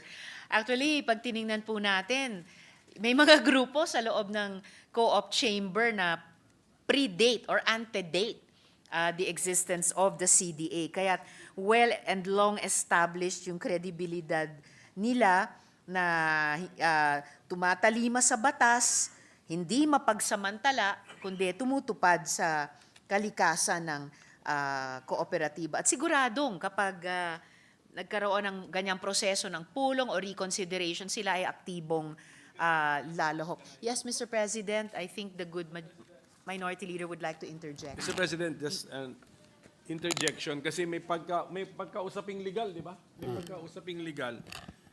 Siguro tama yung instruction ng batas, bawal gamitin ng co-op. Siguro pero tignan din natin yung paggamit ng salitang cooperative. If you're clearly a chamber of cooperatives.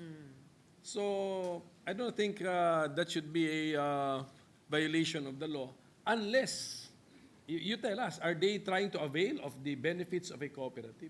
No, what the CDA is simply saying, minority leader, is that they never registered under the CDA and Correct. hence cannot be considered a cooperative Correct, under the yes. CDA rules. Right. Tama. And then, do they want to be treated like a cooperative by availing of incentives of a cooperative? Wala naman po. So if Kaya not, nga, there is, nag-apply sila sa SEC Kaya ang pagkaintindi ng lahat, korporasyon sila, hindi co-op. Kaya nga, yung gamit kasi ng word na cooperative sa pangalan nila is a chamber. They're chamber of of cooperative. So, they're not really... So The argument can be made that chambers are in fact non-profit corporations Correct. and not co-ops at all. So what is the issue?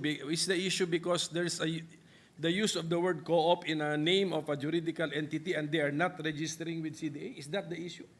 That appears to be the issue, yes po. CDA, let's use common sense. Come on. Let us use common sense.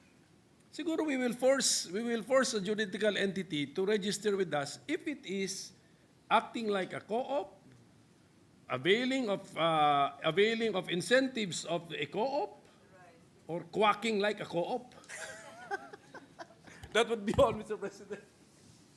Which Salamat, is why, Mr. President, for kaya that sinasabi humorous ko, and very illuminating interjection. Pero Good sponsor. yun ang dahilan din kung bakit sinasabi ko kailangan amyendahan nga. Kasi yung pagkasulat ng ating batas, ang liwaliwanag na bawal.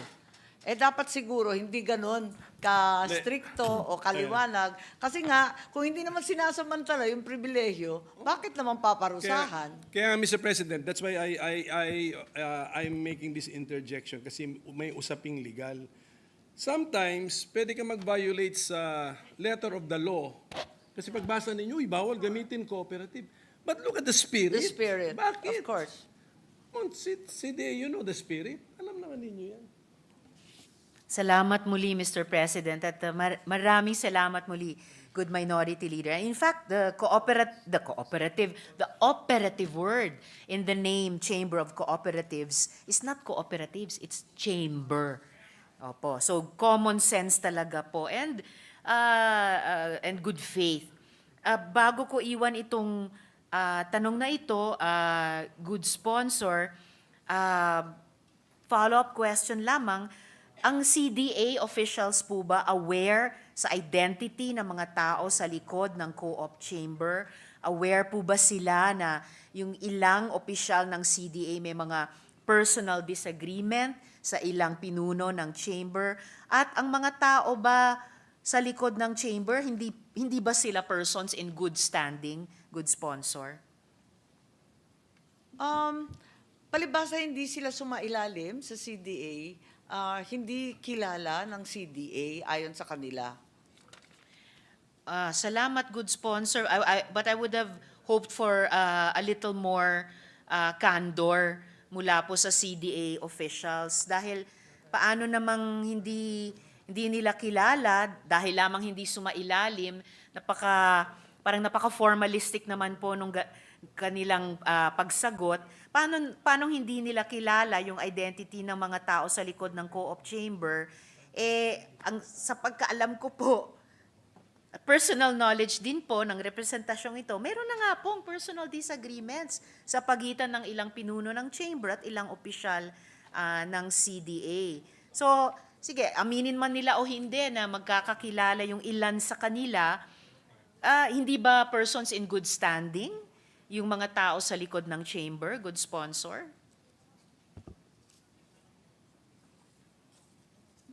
Ang sabi nila, palibhasa hindi naman nagpakita sa CDA, hindi naman nagpakilala sa anumang opisina o kanino mang opisyal, talagang hindi daw nila kilala.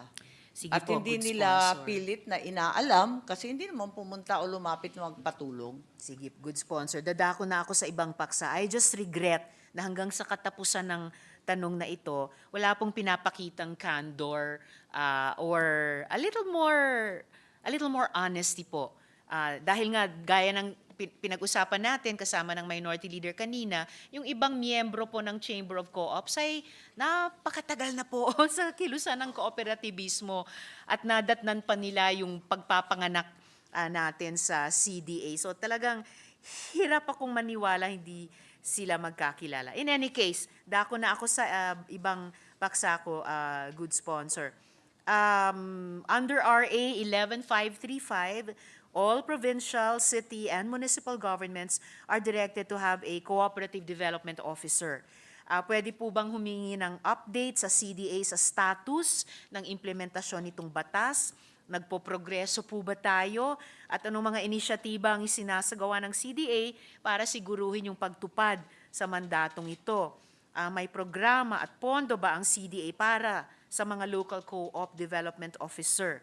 May partnership agreement ba sa pagitan ng CDA at DILG sa usaping ito? At for the record, baka naman pati ang liga ng mga cooperative development officers na matagal na nating nakakatrabaho dito sa Senado ay pagbabantaan pa ng CDA na motu proprio investigation at criminal case dahil lang may cooperative sa pangalan nila, good sponsor. Yes, tama. Mataas naman ang compliance sa awa ng Diyos kasi maganda naman yung pagkasulat natin, kung maalala ninyo, sinabi natin, kasi umaangal nun yung mga LGU na wala na daw silang pamplantilla. So ginawa natin, kahit ex officio lang, kinakailangan mag-assign ng talagang co-op development officer. Kung kaya't, nasa 83% ang compliance sa probinsya, sa highly urbanized, nasa 88%, tapos yung individual cities and municipalities, yun ang medyo mababa pero tinutulak pa rin sa 67%. So maganda naman ang pagsusunod at pag-implementa ng batas. Salamat, good sponsor. At may pondo po ba ang CDA para sa pagpapatuloy ng programang ito? At may partnership ba sila sa DILG sa usaping ito? O partnership agreement pala, good sponsor? Yes, walang hiwalay na na pondo o line item ang CDA, subalit kapag pupunta sa isang lugar at tatawag ng capability building, workshop, training, o kaya may pulong-pulong pagkonsulta sa iba't ibang bagay, talagang tinatawagan nila pati yung mga municipal and other officers na talagang nakatutok sa kooperatibang lokal. Salamat po, good sponsor. At follow-up lang, may paglabag ba sa batas? Nakikita ang CDA doon sa may liga ng mga cooperative development officers dahil lang ginagamit ang salitang cooperative?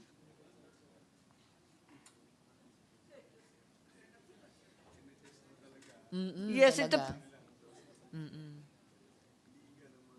I think it's more or less, in their understanding, a liga, which is informal, and there doesn't seem to be any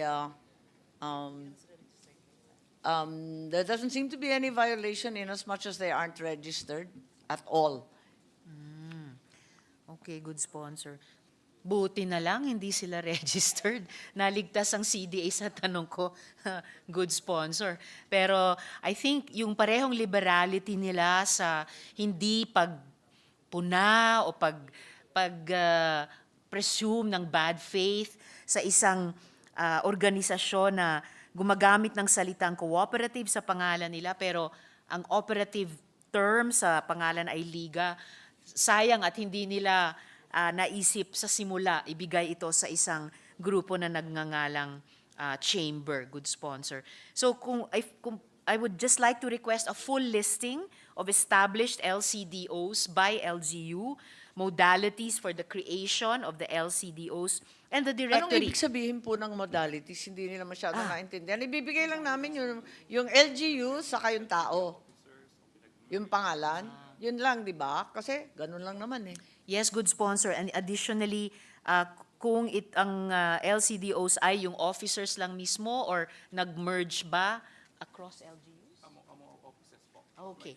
Kung nag-merge yung mga local co-op development officers among offices, so kumbaga anong form Ang ibig mo sabihin, ang ibig ba niyo sabihin kung full-time siya na co-op officer o ex-officio lang at may iba pang item? Yun Ganun ba po, yun? good sponsor. Kasi hindi ko masyadong naintindihan. Yes, ganun po, Oo, good kasi sponsor. sa maraming munisipyo, lalo na yung maliliit, yung 4 to 6 class, talagang walang hiwalay na co-op officer.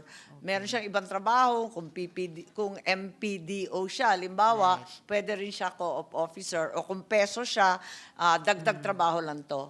Opo. So kung pati po yun, yun na nga po, yung modalities of compliance dun sa batas na magkaroon ng LCDO, whether yun po yung solong mandato niya or multitasking siya para sa LGU. Pati po action plans ng CDA para sa pagpapalakas ng mga LCDO natin. Good sponsor, kung maaring humingi ng ganong listahan. Yes, they will comply. Salamat, good sponsor. Tuloy-tuloy naman ang pagte-training at saka yung pag-iikot. Tumaas nga yung kanilang transportation bill para sa 2025 para puspusang ikutin yung mga co-op natin at yung mga co-op officer. Salamat po. May pondo naman para dun sa transportation. Talagang naglagay sila ng mas malaki para sa transport, para nga mag-ikot at mag-comply sa kinakailangan, pati na rin yung specialization. Kasi merong mandato ngayon na kinakailangan magkaroon ng specialists.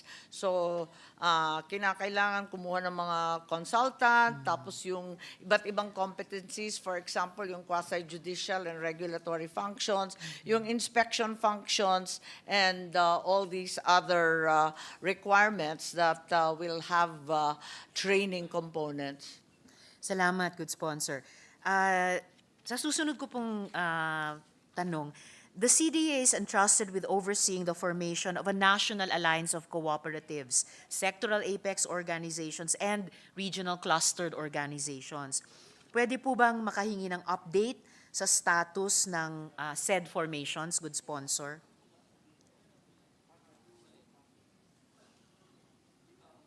Yes, 3 years ago, a National Alliance of Co-ops was formed. Okay, salamat, good At sponsor. ang pagkaalam ko, napaka-active nila kasi buong buwan ng Oktubre, busy-busy po ako kaka-attend ng kanilang iba't ibang pagtitipuan sa buong bansa. Masaya sila at masigla at laging nagkakaisa. Hari nawa, mas magkatotoo po 'yon pati sa iba't ibang forma ng mga organisasyon na nagsusulong ng kooperativismo. And as far as this representation is concerned, the idea of RCOs, SAOs, and the NAC is to be consultative mechanisms for and among the cooperatives. Parati good silang sponsor. nasa Senate. At Yes. nakikilahok sa lahat ng hearing. At marami silang opinion. Talagang buong sigla sila pumupunta rito sa Senado sa ating mga iba't ibang hearing. Masaya nga eh. Naalala ko po yun at nasasaksihan hanggang ngayon, good sponsor. At yun na nga po, when I was Vice Chair of the Senate Committee on Cooperatives, one of the discussion points was that these formations, mula sa RCOs hanggang NACs, ay dapat at marapat na self-organized by the cooperatives themselves in line with the principles of autonomy and independence of cooperatives. Mari po bang malaman yung extent ng participation, so pakikilahok at papel ng CDA sa paglikha nitong formation? Ano yung magiging policy thrust at direksyon sa pagmentena nitong mga organisasyong ito sa susunod na taon at mga taong darating? Kasama ba dyan sa policy thrust at direksyon na iyan ng NAC, SAO at RCOs ang pagsuporta sa pag-oorganisa at pagpapalakas ng mga party list groups para sa kooperatiba? What's the policy of CDA for its officers and management when it comes to engaging with party list groups and formations? Good sponsor. Doon muna tayo sa unang sinasabi ninyo, Apo. yung National Alliance, ang papel ng CDA ay simpleng-simple lang at tumaliman sa batas na nagsasaad na kailangan mabuo yung regional clusters. So nung nabuo na yung regional cluster organizations, binitawan na nila kasi sila na ang naghalal ng kanilang mga opisyal, sila na rin ang nagtatag ng kanilang National Alliance. Yun. Pero yung sa party list, wala pa kami doon. Ano na nga ba yung tanong?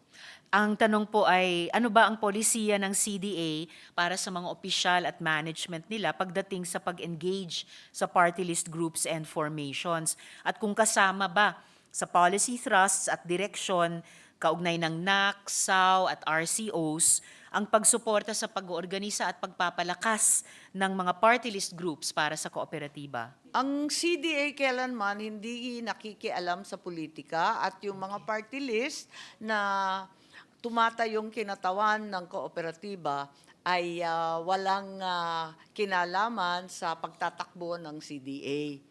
Okay. Salamat, good sponsor. And I really hope that the board, administrators, and management of the CDA will be mindful when it comes to their partisan politics and engagement so as not to be negatively perceived to be divisive and biased to any particular group. I would also, ang nakikita yes, good ko po, ay sponsor. sorry. Oh, yes, Ang Mr. nakikita President. ko po talagang nagbabasagan na nga ng ulo yung dalawa ko minsan eh. Yung alin Baliktad po? ang nangyayari eh. Nagbabasagan ng ulo ang alin po, good sponsor?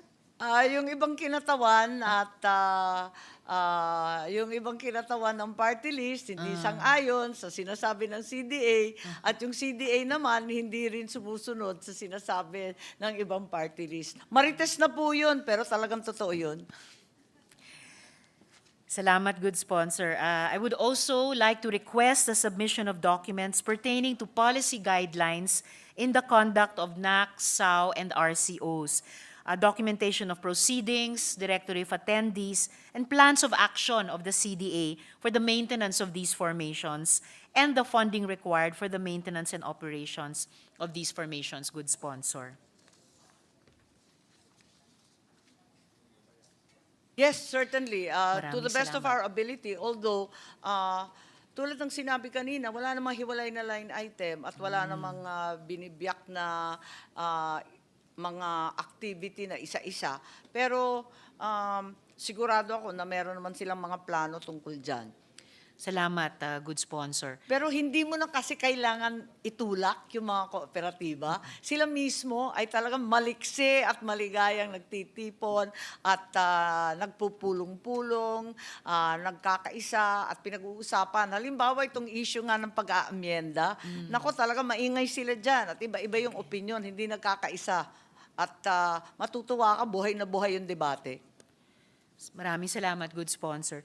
Huling tanong ko para sa gabing ito, I'm aware that Section 20 of RA 11364 or the CDA Charter mandates the promotion and development of agri-agra and aqua cooperatives as a priority program to ensure food security and reduce rural poverty. For this year, 2024, an amount of 204 million pesos is allocated to the acquisition and distribution of a combined 2-in-1 rice and corn mill for 170 cooperatives, amounting to 1.2 million pesos each. And an amount of 128 million pesos is allocated for startup livelihood capital assistance to 256 consumer, marketing, producers, and logistics CMPL cooperatives with a grant of 500,000 pesos each. Maaari po bang malaman ang status ng implementasyon nitong proyekto? Briefly, pwede po bang makakuha ng tugon kung paano pinili ang mga benepisyaryo at ano ang aktual na presyo o cost ng 2-in-1 rice and corn mill pagkatapos ng bidding process? O may bidding process ba to begin with bago acquisition and distribution? Sino ang supplier ng nasabing machinery o equipment? At maaari po bang malaman yung dahilan bakit ang CDA ay directly engaged sa proyekto samantalang tedious task ito ng ibang mga qualified agencies ay pwedeng mag-perform tulad halimbawa ng DA, good sponsor? Yes,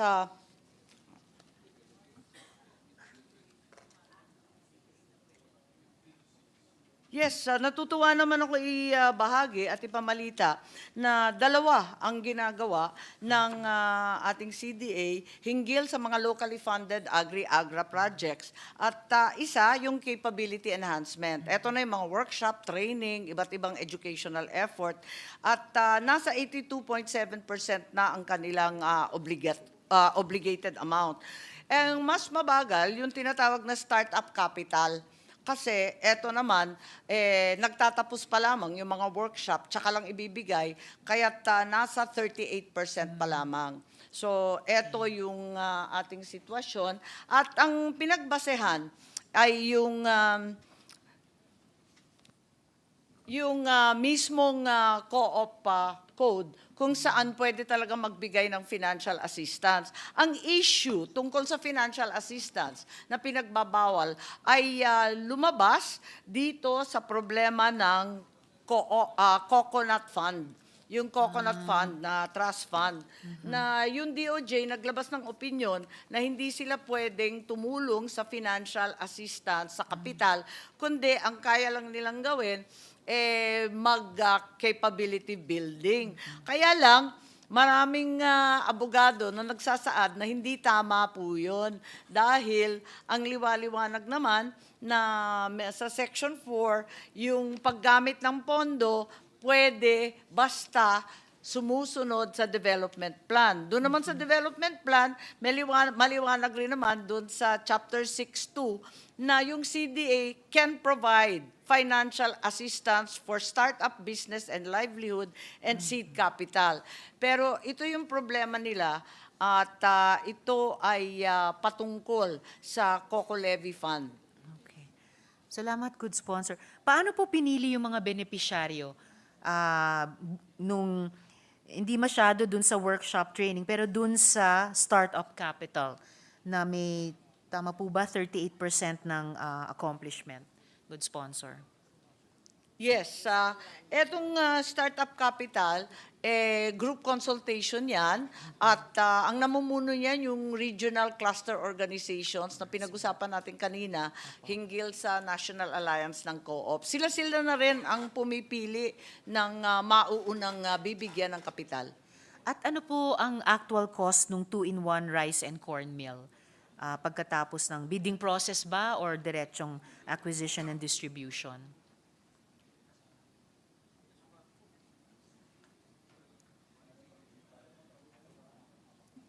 Yes, it's about 1 million, 1.2. 1.2 million. Bidded po ba ito o may ibang proseso para ma-acquire at distribute ang mga ito? Public bidding po. Public bidding. Salamat po. Sino pong naging supplier nung nasabing machinery? Sorry? Oo. Sa central office daw, nagpabid sila at kung tama ang pagkaalala nila, Great Agriculture or something like that ang pangalan. Great Agriculture. At huli po, bagamat may mga pagpapayag sa cooperative code kaugnay ng financial assistance, bukod nga dun sa coconut levy fund, dahil tedious din yung ganitong task, bakit hindi na lang pinagawa in partnership sa DA? Bakit CDA ang nag-directly engage sa proyektong ito, good sponsor? Kasi yan ang isinaad sa batas na talagang ang PCA ang magbibigay ng listahan ng mga coconut farmers.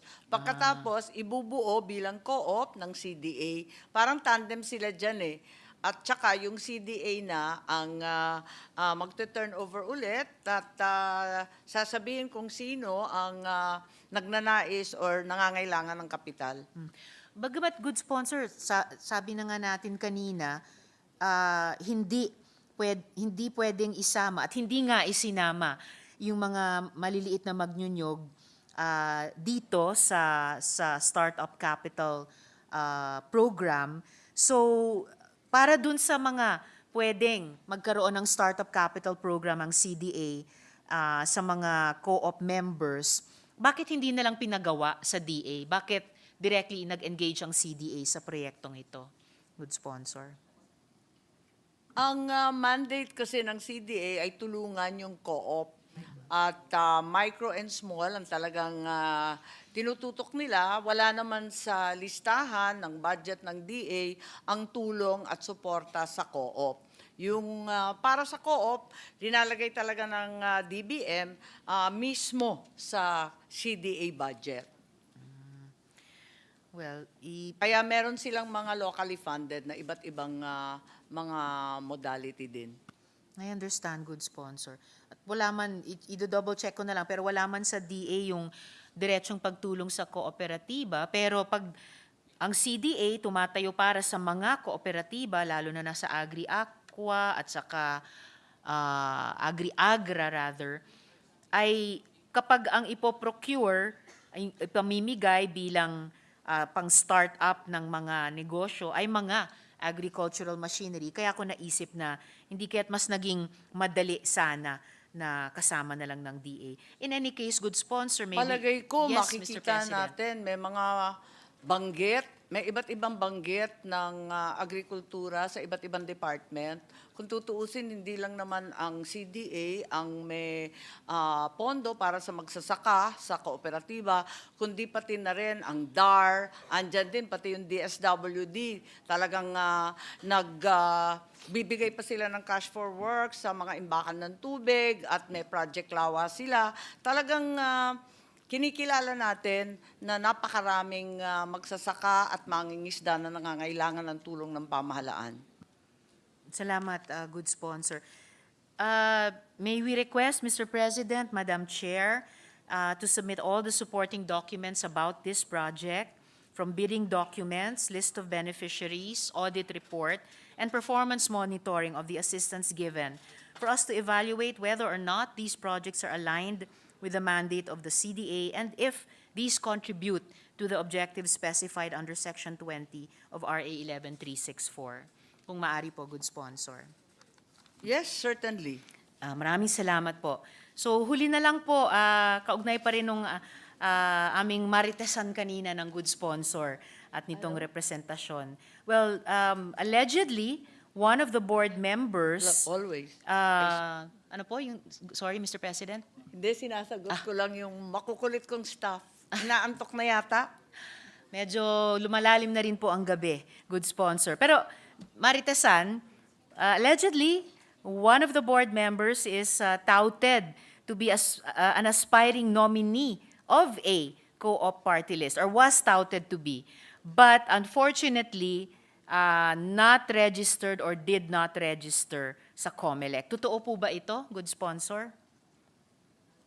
Wala akong alam dyan. Yung CDA po, may alam po sila? Wala rin daw. Wala rin daw. Okay po. So, maraming salamat, Mr. President, at maraming salamat, good sponsor, for responding to my queries. Umaasa ako na patuloy na igagalang at itataguyod ng CDA at ng mga opisyal nito ang karapatan at kagalingan ng mga kooperatiba. At gaya ng madalas nating paalala sa kahit anong regulatory agencies, lalo sa mga agencies na may development functions, kayo po ang pinagkakatiwalaan ng mandato at responsibilidad bilang katuwang sa pagpapaunlad ng mga sektor na inyong pinaglilingkuran at inaasahan na lagit-lagi kayo ay magiging patas at makatarungan. Maraming salamat muli. Kaisa po ako ninyo na patuloy nating isusulong at palalakasin ang kooperatibismo sa bansa. Salamat, salamat po. Yes, maraming salamat. At sa kabila ng masasamang balita, gusto ko lang ibida na may labis sa 100, 108 na ang ating mga co-op na bilyonaryo co-op. So, eto nga, at hinihikayat natin ang ating bilyonaryo co-ops na ampunin yung mga micro and small co-ops na siyang nagbubungkal ng lupa at nagbebenta ng pagkain. Sana sila ang tumulong kasi marami silang pera pang investment. Sana mag-invest din sila ng kapraso para sa maliliit. Ikalawa, yung magandang balita ko, nakita ko lang si Senator Coco, ang ating minority leader. Nais ko rin na ipagmalaki na nasa 60% na yung CDA tower building. So, mukhang hindi na kita pinasasalita. Binasa na naman yung she read my mind again, Mr. President. I'm not allowing you to talk anymore, minority leader. Thank you, Mr. President, and thank you to our sponsor for having answered the question I was only thinking about, Mr. President. So 60% na pala yung ano natin, yung building po na pinapagawa ninyo. Anyway, at any rate, we will make this quick, Mr. President, about the budget lang. Is it correct that our committee report increases the budget of the CDA by 300 million? Yes, that is correct. Saan po, ano po ang ating dinagdagan or mayroon ba tayong dinagdag na proyekto or programa? Yes, as mentioned during the sponsorship, it is an increase of 300 million for financial assistance to be provided the food and agriculture co-ops, particularly those that are micro and small. And secondly, the brand new transport co-ops that have been registered with both the CDA and the 𝗣𝗘𝗟𝗏𝗏𝗏𝗏𝗏𝗏𝗏𝗏. So the 300 million will be in the nature of financial assistance? That's correct. We hope that this will be more developmental in as much as we do not want the CDA to be confined to education and workshops and training. Yung in the earlier interpellation of Senator Risa Ontiveros, she mentioned 2 locally funded projects. Yung isa doon is capital assistance. This is not, yung financial assistance is not in the same nature as that capital assistance. Yung CPML, Cooperative Startup Capital Assistance, that's not in the same nature. Iba, it's not, okay. Yes, both are in fact the provision of capital, but the micro and small cooperatives livelihood startup is pegged at 250,000 to 400,000. Whereas in the case of the transport co-ops and the agricultural co-ops, the amounts can vary.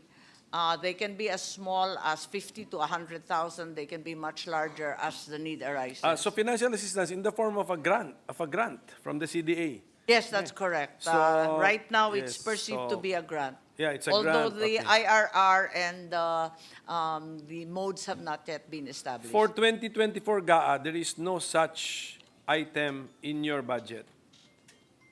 The giving of financial assistance or grants, do you have? Yes, ito na nga yun. Sinasabi ko nga, ito yung... Yes, that ito ba was- yung dalawa, yung capability enhancement of micro agricultural cooperatives through cooperative development project? Yes. Is that a financial assistance Yes, program, project? that is Yes. financial Yung assistance. isa, yung micro and small consumers, marketing producers, and logistics cooperative startup capital assistance. Startup capital Is also. that also financial assistance? That is financial assistance. So perhaps Yes, to tidy up the budget, the 300 million can also fall under the same locally funded. But what will be the entry now? Kasi sa NEP, ito lang kasi ma'am, talagang nakita ko rin naman ito, sa NEP, discontinued yung dalawa eh. Sa NEP, right? Discontinued yung dalawa. Yes, Yes, in the I NEP see. 2025. In It's the NEP the two- 2025, there's no locally funded, Yes. no capital startup, Yes. no provision of any financial assistance. So the fear is that those who have been trained and organized as co-ops will have no capital to start with, and this is the reason why we are inputting the amount of 300 million to allow them to Yes, start. yes, 300 million nga, but will it now fall under which of the two? Or we are coming up with a new project, an entirely new project? I believe that this will probably be a brand new project, sige. given the very clear-cut priorities of the administration for food and transport. Yes, o nga. Basta, ang kailangan natin tandaan doon is the nature of financial assistance, and then the recipients would be food, agri-transport co-ops. That's correct. Yun ang That's kailangan natin the tandaan. perception. Okay, so I wanted just to clarify that. Pero siguro, I just got bothered with the points earlier raised, no, na sana hindi kayo mapasukan ng politika. Okay, kasi pag pumasok ang politika sa co-op, hindi kayo co-op, the co-op will disintegrate actually because of politics eh. So the leader or the regulatory, the model for co-ops, which is the CDA, wag din kayong pasukan ng politika. Kaya yung mga allegations na gano'n, nakakalungkot at sana nga hindi totoo na you are regulating, you are calling the attention of a certain entity because meron kayong personal grudge or whatever personal issues. Dapat kaya ninyong hiwalayin sa sarili ninyo yon. Unless you did not come from the co-op movement. Did all of you come from the co-op movement? All the leadership of the CDA, yan ang importante because iba po ang characteristic ng cooperator. Opo. Iba po ang characteristic po nila. So just Ang sabi po nila, takot na takot sila sa party list. Sige, ganun lang po. Just a reminder sana, pero medyo, the mere fact na narration, ibig sabihin nun na yung noise umabot na to the level na it's becoming credible or believable. So, by your actions, pakita ninyo na hindi totoo yung mga istorya na yon, yung mga kwento na yon. Okay?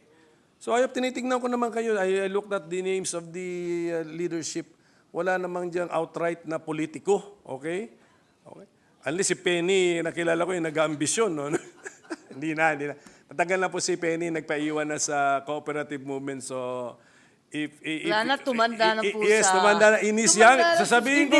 Nakalbo na rin. Sasabihin ko sana yun, in his younger years, kung may ambisyon man siya noon, ngayon definitely wala na. So keep it that way, no? Para yung CDA talaga would be a developmental body as well as a regulatory body. But pagdating sa regulatory, kasi may adjudicatory din kayo, you really like court with the integrity of a court. Okay, so maraming salamat po and we wish you all the best. So thank you to our chairwoman. Majority Leader. Mr. President, there being no other reservation for interpellation, very hard to multitask as a presiding officer and a majority leader as well. Should I leave the post, Your Honor? I might as well be the committee chairperson to preside. There being no other questions too. interpellator, I move that the budget of the Cooperative Development Authority be deemed submitted for the body's consideration. I so move, Mr. Is President. there any objection? The chair hears none. The motion of the Majority Leader is hereby carried. Congratulations to Minute CDA suspension. family. Session suspended for a minute. President, I move that we consider the budgets of the following: Department of Social Welfare and Development, Office of the Secretary, the Council for the Welfare of Children, the National Authority for Child Care, the Juvenile Justice and Welfare Council, the National Anti-Poverty Commission, the National Council on Disability Affairs, the Presidential Commission for the Urban Poor, the National Commission on Indigenous Peoples, and recognize the sponsor and chairperson of the Subcommittee I of the Committee on Finance, Senator Amy R. Marcos, for her opening statement, and later to interpellate Senator Alan Peter Cayetano. I move that they be recognized, Mr. President. Before I act on your motion, are the heads of the agencies, attached agencies present here tonight? Yes, Mr. President. All of them? Yes. The Council for Welfare of Children, National Authority for Child Care, Juvenile Justice and Welfare Council, National Anti-Poverty Commission, National Council on Disability Affairs, Presidential Commission for the Urban Poor, and National Commission on Indigenous Peoples. Are they all present? Yes, they are. You may now proceed, Senator Marcos. Thank you very much. And tonight, I sponsor the proposed 2025 budget of the Department of Social Welfare and Development, the DSWD, including its attached and supervised agencies. Under the 2025 NEP, the proposed budget stands at 229.787 billion and is, in fact, 18 billion lower than the agency's budget last year. The House of Representatives, in the General Appropriations Bill, or the GAB, increased the budget to 313.263 billion, or an addition of 83.477 billion over the executive's proposal in the NEP. On the other hand, your committee in the Senate has proposed an increase of the NEP of 3.9 billion, at the same time, a decrease of the House budget by 79.404 billion from the GAB. The 3.9 billion increase from the NEP is composed of the congressional amendment for 3.4 billion in sustainable livelihood and the Senate increase of 500 million for the Quick Response Fund. Those are the salient points in the committee's report. Thank you, Senator Marcos. The first to interpellate is Senator, where is he? Alan Peter Cayetano. Please proceed. Good evening, Mr. President, Mr. Minority Leader, Majority Leader. To our lovely and brilliant sponsor, may I ask a few questions? Certainly. Certainly. Senator Cayetano, please. Unang-una, welcome sa atin DSWD and the attached agencies family here today. I acknowledge naman your hard work and especially with the natural calamities, parang almost impossible to really be able to solve much of our challenges and problems, but we're all trying our best. I'll shortcut because marami pong nakapila.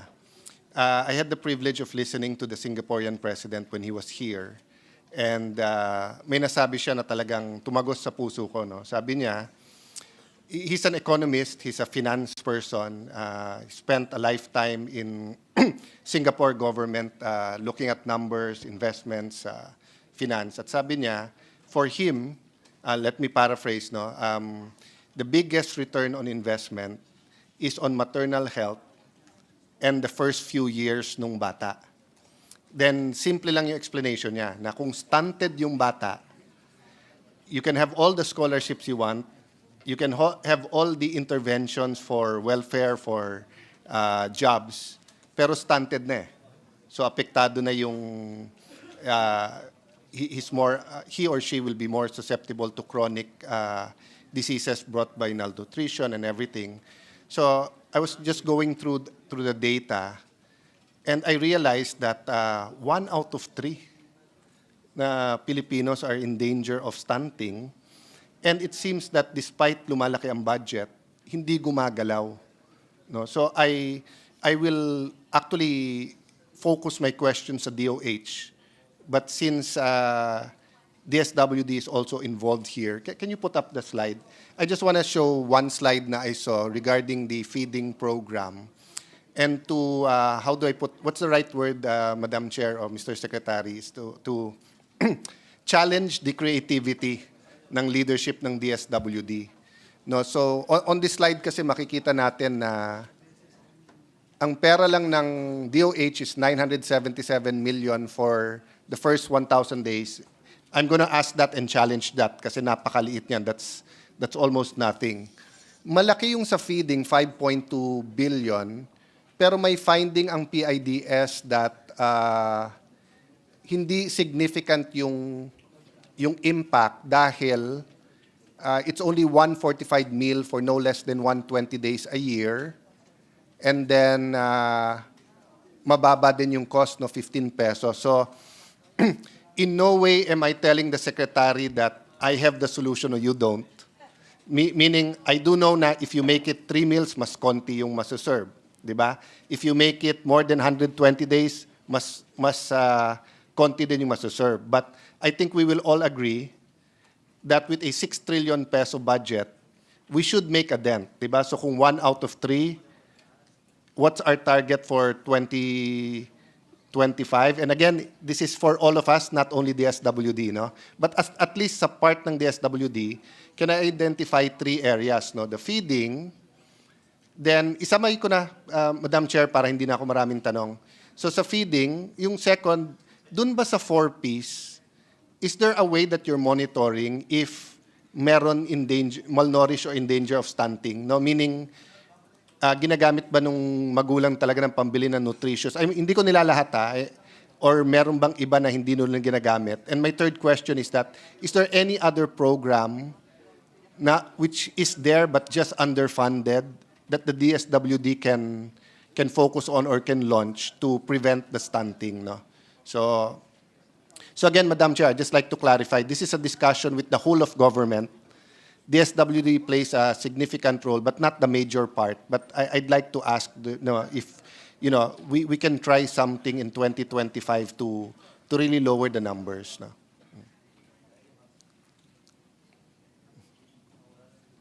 Yes, thank you very much, Senator Cayetano. And in fact, it's a matter of grave concern that 10% of our population is vulnerable to stunting. And we are now comparable to the African continent and not to the Asian continent at all, which is long past that. Firstly, we have the inclusion in the 4Ps of a new program, itong tinatawag First 1,000 Days. At ang target po nito is 600,000 children between the ages of 0 to 2 years old, including the pregnant and lactating mothers. Mabibigyan sila ng 3 taon ng 350 pesos na cash grant buwan-buwan. Ikalawa, meron rin tayong yung matagal nating programa na inutang pa natin to eh. Ang pagkaalam ko, ito yung ADB, ito yung ADB, AFD at saka OPEC. Ito naman, supplemental feeding, ito yung 4 million mahigit ang target. Tapos, meron rin tayong walang gutom. Yun naman, yung panibagong food stamp program na pinalalawak natin ngayon, and hopefully this year makaabot na ng 300,000 beneficiaries. Pero tama po kayo, sa hinabahaba ng panahon, talagang tumataas pa yung malnutrition. Kaya't kinakailangan tutukan natin. Maganda naman ngayon, meron pang ika-4 na programa. Ito naman yung Bangsamoro Umpungan sa Nutrisyon, BANG-UN. Provision of halal for 180 days. So 4 na ngayon. Padami ng padami, sana sa dinami-dami nito, talagang masugpo na yung malnutrition. Yeah. Just to follow up, Madam Chair, no? And to emphasize why it's so important, although I think wala naman disagreement, di ba? So in the past few weeks, we've looked at all departments. Of course, at CHED, we just finished paano mas mapabuti yung scholarship nila. We talked to DepEd, paano less ang dropout, more quality education. We talked to DOLE, paano pagandahin, and DTI na mas maganda trabaho dito. But actually, sa lahat ng usapan na yan, you're basically talking about 2/3 of our future population. Because kung stunted yung 1/3, hindi rin nila mapakinabangan yon because nga stunted na yung kanilang growth, no? And that's emotional, mental, and of course yung sickness, no? So I don't doubt that this government and previous governments have been doing something about it. It's just that parang walang effect, di ba? Parang kumbaga sa TB, it's the resistant type of TB na kahit grabe na yung antibiotics mo, hindi gumagaling. So personally, I'm not against pilot projects. I mean, of course, where there are 300 members of the House, there's 23 senators at present, we can disagree or agree. But ang point ko lang naman, finding the solution. Because if across the country, 33% lahat, but if you look, there are areas na 15% lang yung stunting eh. So I wonder what they're doing there compared sa ibang area. Secondly, I wonder if I look at, magkano ma'am yung AIX this year?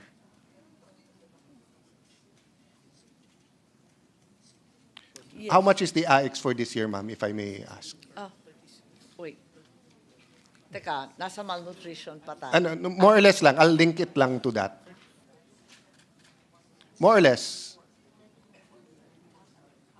Sa AIX? Yung AIX naman? Yeah. Iba naman yon, yung 34 billion. Yung 34 billion. So, no, this is an example, no? And again, this might be partially fair question, it might be partially unfair question, but I wonder if we do a statistics of the AIX for the last, even during Duterte time hanggang ngayon, no? The last, let's say, 5 years. I wonder kung mas maraming AIX dun sa lugar na mas maraming stunted.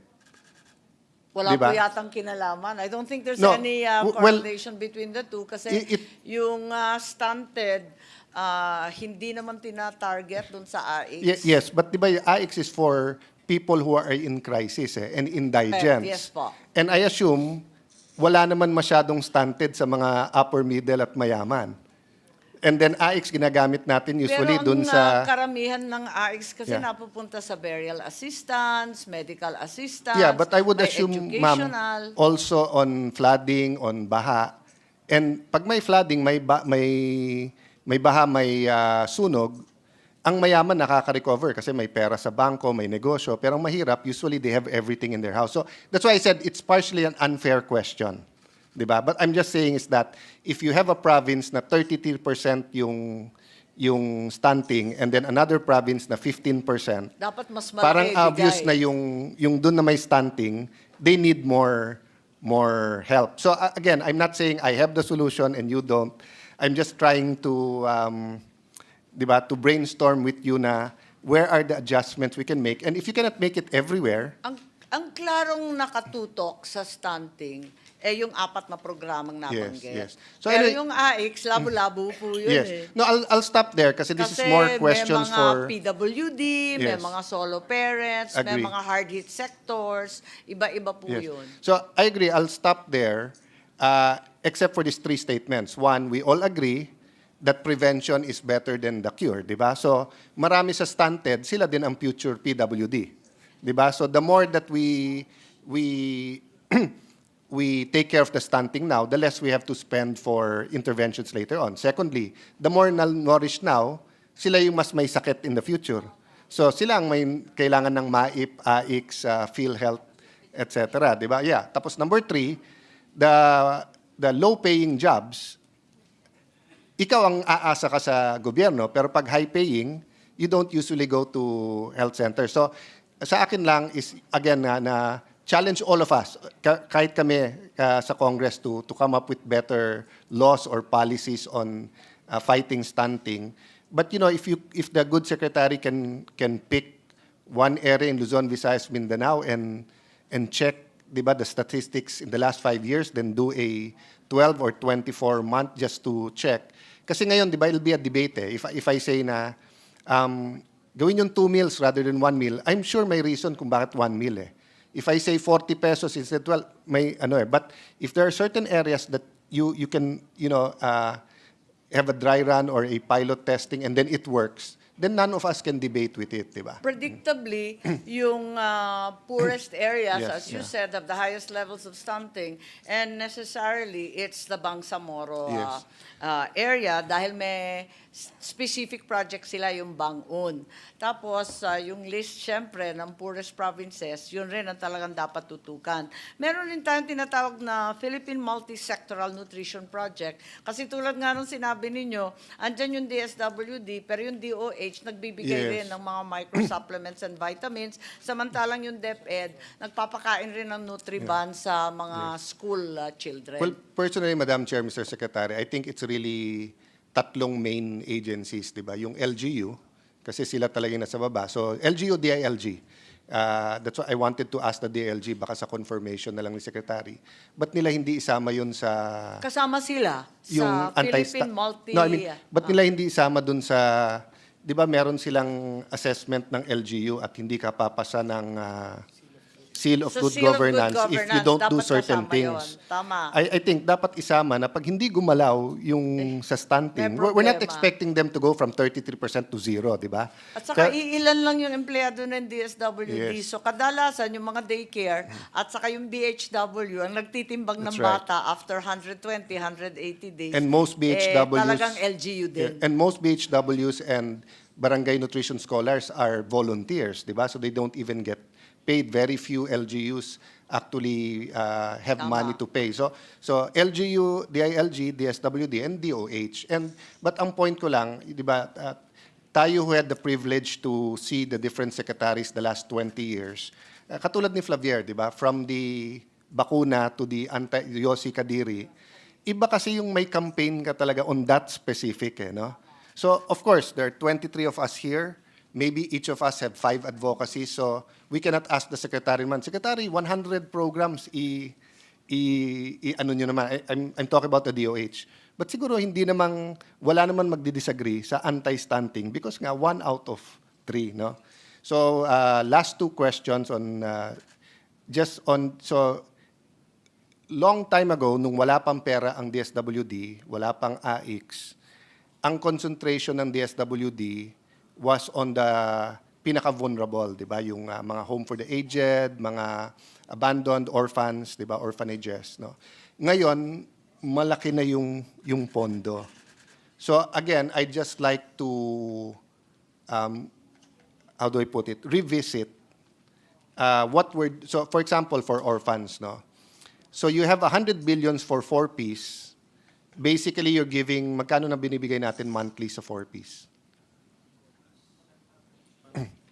Ang average natin sa Pantawid is 1,650 a month. Average. Sorry, that's the minimum amount. So Okay. it's from 1,600 to 3,450. 3,000. And usually Depende sa bilang ng anak. Yeah, so usually 1/6 pag isang anak. But I wonder, are we giving 1/6 sa any private or public institution per month per child na abandoned or ano? Yes, yung AICS binibigay sa care facilities at saka meron tayong programa sa pang-abot, yung ating mga street children. Kasi ito na yung mga abandoned children. Yung 4-piece kasi nakatutok talaga sa Yes. pamilya. What my point is, ma'am, is that if you're giving the same amount, they're good. If you're not giving the same amount, blessed pa nga yung anak ng mahirap dahil may magulang sila eh. Eto mga orphans, walang magulang. So, if you give the same amount to the institutions who are taking care of them, but with the same conditions, that kailangan pag-aralin sila, kailangan dalhin sila sa health center. May I ask, Yes, anong yung- estimate natin ng dami ng orphans sa bansa natin? Yung More or less? AIX kasi, nasa 3,000 per head, binibigay sa care But facility. not per month.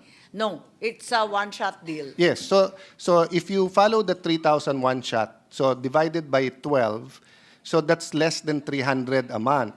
Samantalang yung may parents, binibigyan natin ng 1.6. So I'll be shameless in lobbying for those who don't have parents. Tama Diba? po. So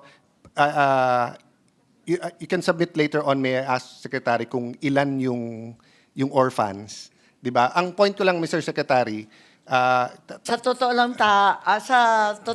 wala talagang numero, Yes. walang census, walang statistika. well, you had better grades than I sa law school. So am I saying it correctly? 'Di ba yung state acting as your parents patriae, 'di ba?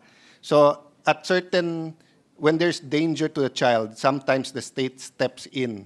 So the state can take care of the orphans either through private orphanages or homes or through public, 'di ba? But except for the very few na mostly religious na may pera, most of them talagang umaasa lang sa donation. And dati, walang problema, pera ang gobyerno. But if we're allotting 100 billion for 4Ps, why can't we allot X number for the orphans, di ba?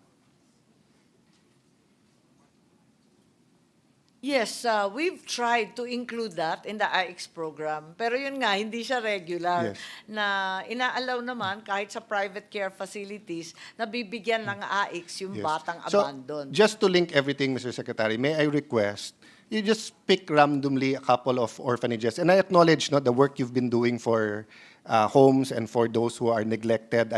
We've talked a couple of times and sa news binabantayan ko, and you really care for, I mean, hindi to bola, hindi dahil kaharap, I've seen that you do care for this sector of marginalized, yung future talaga mga bata, no? But if you can pick a couple and check, ilan sa kanila malnourished talaga at ilan stunted, just to link the two, di ba?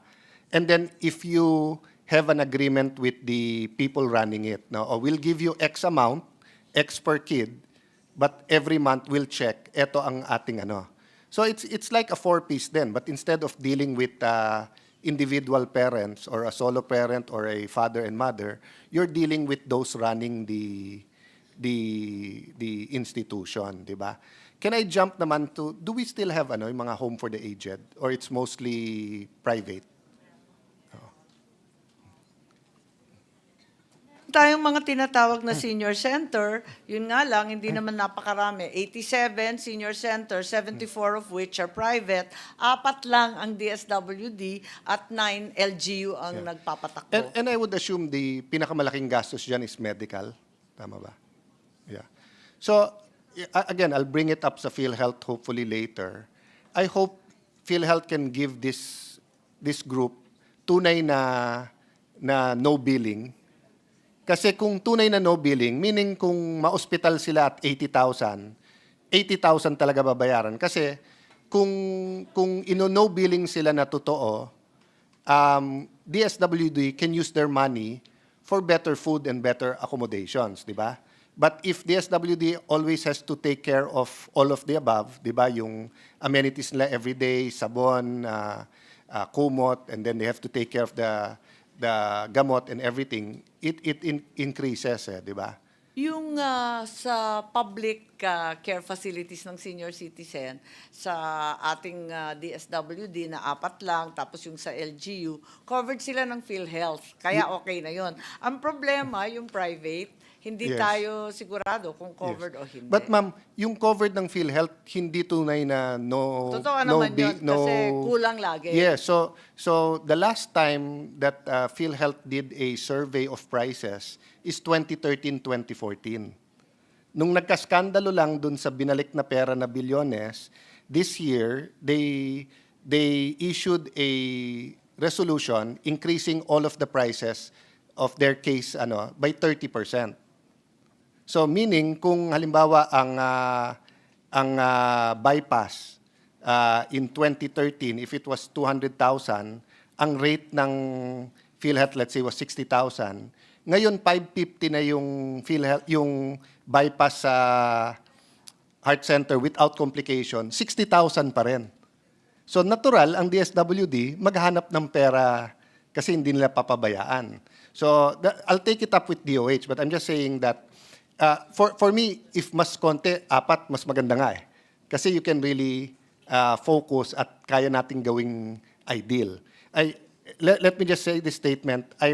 Since my mother's American, and I have taken a few trips, especially when I was Secretary of Foreign Affairs to the US, we are so blessed that ang ating values pagdating sa family is Asian. Kasi hindi natin nilalagay sa homes yung mga parents. So most of those na nasa DSWD or private institution, yung talagang wala ng kamag-anak or for one reason na abandon. But most, 9 out of 10 or almost all Filipinos, kahit anong mangyari, aalagaan yung kanilang parents. And that's such a blessing, di ba? But those na talagang wala na talaga, ibig sabihin talagang wala nang mag-aalaga and they're abandoned, I think yung, how do I put it? Yung dignity, di ba? Yung getting the best care for them. And I think talaga if PhilHealth takes care of their medicines, their check-up and everything, DSWD will have enough for the facilities, for the gamit, etc. I may be wrong. Feel free to correct me, Secretary, now or in the future. But yun lang po. Yun lang tatlo. Yung stunting, yung aged, and then I know naman malapit sa puso ng ating Secretary yung abandoned, yung mga orphans. So the last thing lang I want to say about the orphans, can you also study, I've had a bill for the last 10 years na kung yung orphan ay nasa facility, nasa orphanage, especially kung public, baka we can deposit an amount in a trust fund, 1,000, 2,000, 3,000 pesos, para pag dating nila ng 18 or 21, pag college na sila, may konti silang naipon. Di ba? Kasi nga, this might not have been a good idea for some 10 years ago, but if we have, ang sabi ng economic team, 600 billion na yung ayuda. So I don't know the number of orphans. I agree with the sponsor naman. Let's get the numbers first before we decide on a program. But I'm just saying, they're so disadvantaged that whatever we can do to be their second parents, we should actually do. Mr. President, Madam Chair, thank you for this opportunity. Mr. Secretary, thank you po. Thank you very much also to Senator Cayetano for mentioning the notion of social return on investment. It is a methodology that I've been expounding and proposing to all those who measure simply economic development. Kasi nakikita naman natin, there are values that are not measured by the traditional economic or financial measurements. And these are the social values, the economic values also, and weight to the family, as well as the environmental burdens. So it's a method that has now become quantified and utilized in many, many areas, not only in Singapore, in Sweden, and proposed by the United Nations. Sana gawin rin natin sa Pilipinas kasi hindi naman pera lahat. Thank you. Mr. President, Your Majority Leader. next to interpolate our sponsor is Senator Lauren Legarda. I move that she be recognized. Senator Legarda is recognized to interpolate. Thank you, Mr. President. I'm here to first to support the budget of the DSWD and to just ask some clarificatory questions, knowing that there are many challenges in its implementation. We know that from the past years, the allocation for the assistance to individuals in crisis situation, or AICS, has increased incredibly. But those implementing it on the ground have not increased. I am aware that there are limited number of special disbursing officers. I'd like to be enlightened on this number. An option suggested by the DSWD is to request the DBM, and they have already, to act favorably on the request for the creation of additional permanent positions, totaling to more than 6,000 permanent positions. We know that the funds are allocated annually.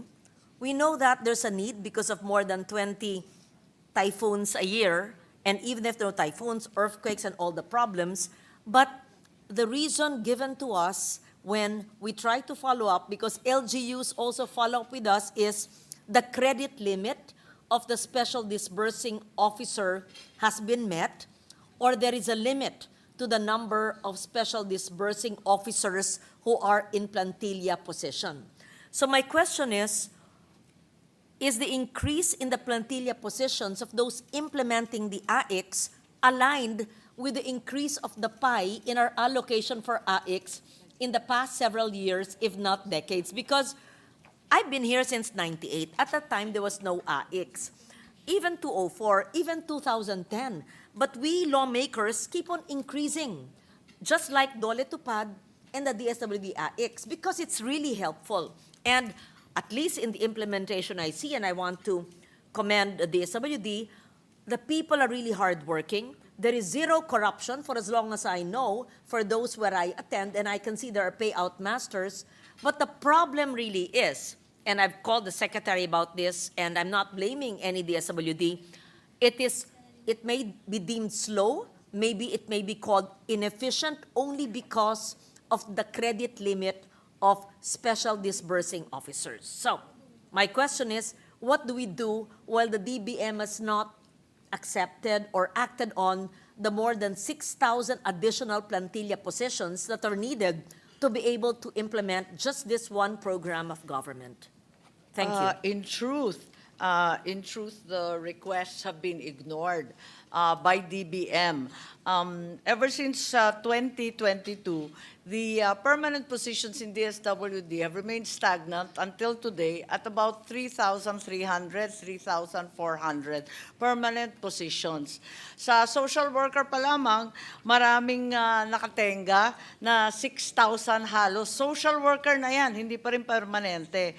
Ang ating DSWD, siguro isa sa pinakamataas na naglalabag sa ENDO, nasa 44%, 18,205 today are contractual, 71 are casual, 18,412 are job order lang. At sila ang disbursing officer, hawak-hawak ang cash at hindi mabigyan ng mas mataas na credit limit. Kaya ito talaga ang malaking problema. Ang dami-dami natin tinatambak na trabaho pero hindi naman natin binibigyan ng sapat na kontrata, wala namang sweldo na maaasahan at wala man lang kasunduan sa DSWD. Yes. May I know what is the credit limit of one special disbursing officer? Depende what is kasi. The maximum credit limit? 100 million para sa pinakamataas na salary grade, USEC ba yan?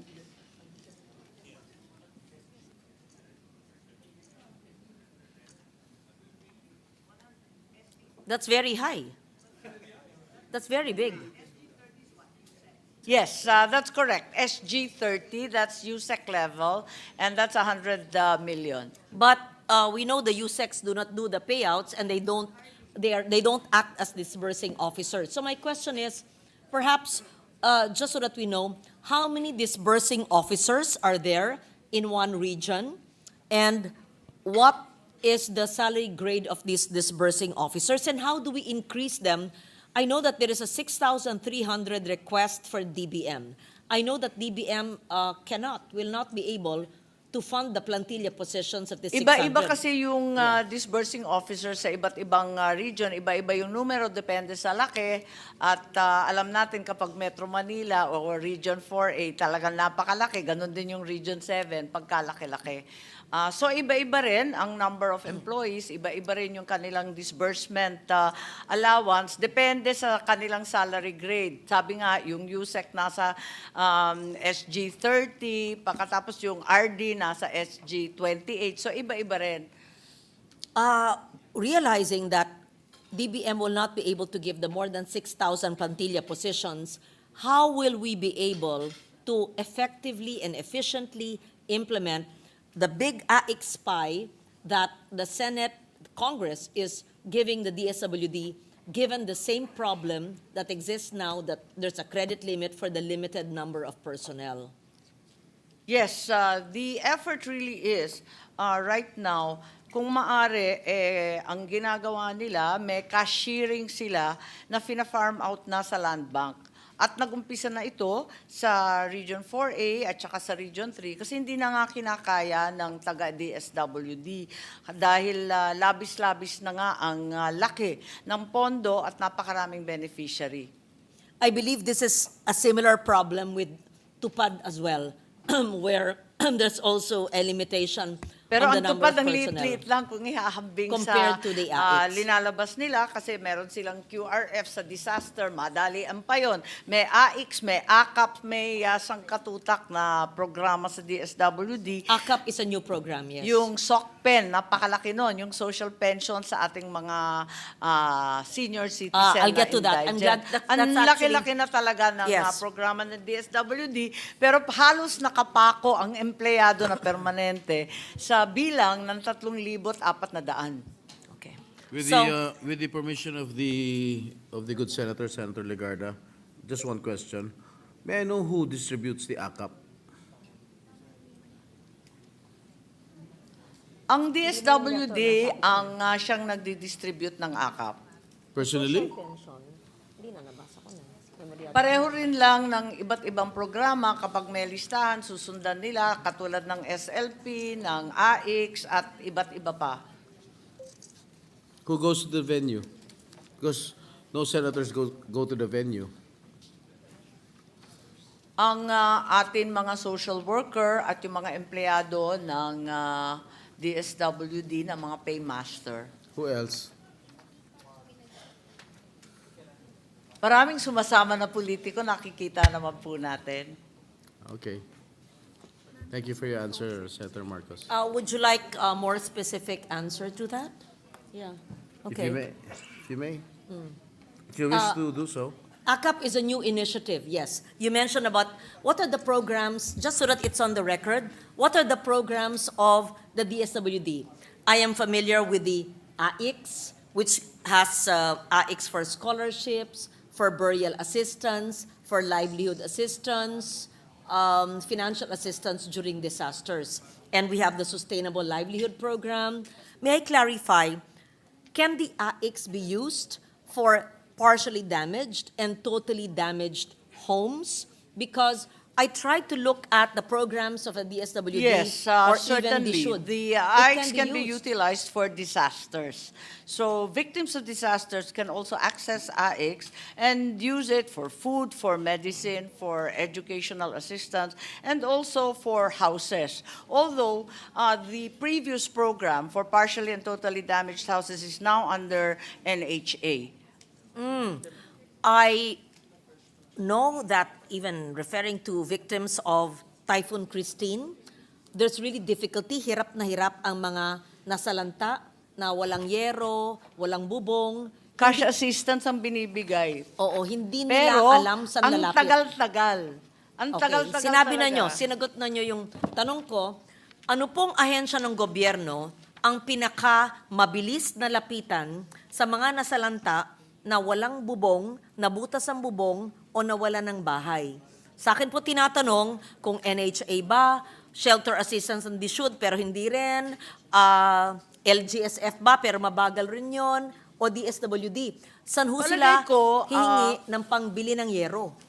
Sa hunot dulo, DSWD pa rin ang pinakamabilis. Sa bagal natin, mas mabilis pa rin. Kasi kung mag-iintay ka dyan sa NHA, hahanapin pa nila ng pera. Pagkatapos kung yung NDRRMC, nagbibiroan kami, tapos na yung emergency, nag-aaral pa lang sila. So, sasagutin ko, DSWD pa rin eh. Okay. From the time that when Christine happened 2 weeks ago, up to now, to 2 weeks, ganong kabilis po kung ang mga barangay ay nagbigay na po ng listahan ng nasalanta, partially damaged and damaged, what's the fastest time that we are able to provide housing assistance? And what is the maximum amount? Well, kapag kumpleto at buo yung listahan ng mga opisyal at na-verify ng mga lokal na mga social welfare, sa loob ng 1 linggo na bayaran sa Bicol yung mga nasalanta ng Typhoon Christine at nabigyan ng 10,000 kada isa. Sana ganun. Alam natin, at least in Region 4A At least and sa 6. Kamsur yun, Okay. nagawa kagad. So, ang 1 linggo ay dapat batayan natin sa ating mga regional offices at provincial offices sa panahon na nabigyan na ng kompletong listahan. So, I'm putting it on record, it should be 7 days from the time that the complete lists are given, if the funds are available, because we have allocated it through amendments in an increased budget, and as long as the information is accurate and complete. So 7 days. Because in my experience, perhaps 1 month, 2 months, and when I call SecRex, he's been very helpful.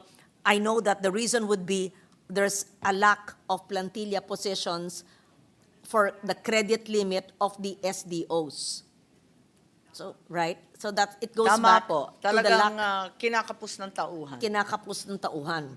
Which brings me to the same question of my first question na, paano natin gagawin? Amend tayo ng amend na lumalaki ang budget, pero yung tauhan na mag-i-implement. So, does this lead to an unobligated... Dahil nga sa kawalan ng sagot mula sa DBM tungkol sa karagdagang mga regular items, napilitan na nga yung DSWD na mag-farm out nitong cashiering. Para yung cashiering sa land bank na lamang. Para sang-ayon na yung land bank, meron na silang MOA. Yes. At sana mapabilis at yung mga tauhan ng DSWD, hindi naman mapinsala sa daan o mahirapan o matagalan sa pagbabayad. So, I think that's a good idea to have a MOA with land bank. And so, nag-umpisa na sa 4A and Region 3. I'm sorry? Nag-umpisa na sa 4A and so Region 3. ang land bank ay sila na yung kasama payout. Sila ang mag-payout. Oo. The land bank payout masters will go to the barangays and the LGUs. Hindi po pupunta ang mga benepisyaryo ng AIC sa mga land bank branches. Right? Sila ang pupunta. Oo, lalabas sila sa bangko. Yes. At sila na mismo ang cashiering. Okay. Pagkat nga napaka-konti ng tao ng DSWD. Okay. I think that's a good innovation of the good secretary, and I hope we see that this will happen in the next few months. We can see that on the next few weeks, lalo magpapasko, na marami yan nangangailangan na naman, at saka ang daming bagyo, sunod-sunod. Alam natin din... Meron rin tayong USSC na Western Union, ang partner na land bank, na sana sa kinabukasan, sa mga susunod na buwan, kung maaari yung digital payments. Pero ang problema lagi dyan, yung payment portal, naniningil.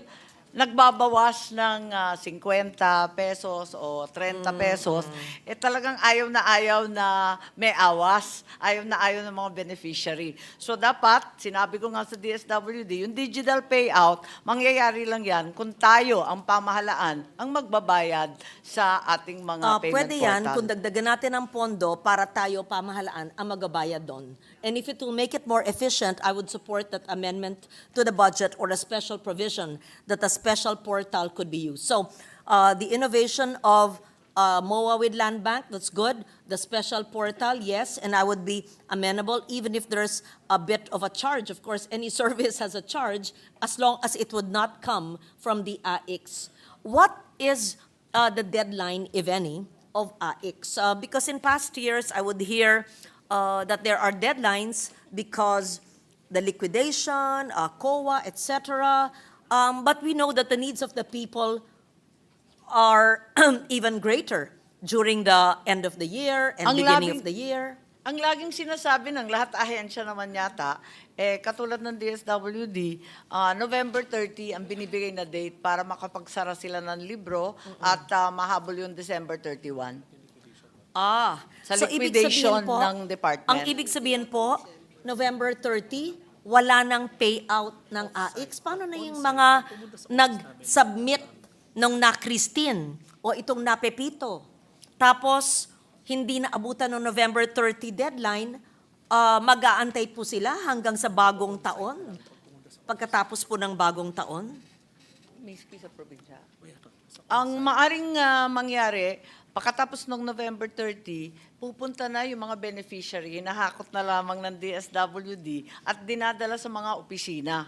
Doon sila pwedeng bayaran on-site. On DSWD site. Pero hindi lalabas yung DSWD kasi sabi nila, talagang mahihirapan sila mag-liquidate ng kanilang mga payout at hindi mahahabol ang deadline sa katapusan. Naiintindihan natin ang tungkulin ng DSWD na mag-comply sa government rules and regulations. Naintindihan natin sa nakaraang taon ay palaging may deadline na November 30, kaya I wanted to put in record because LGUs don't know this. People in need in the barangays don't know this. And we know that there will be more intense typhoons in the coming weeks.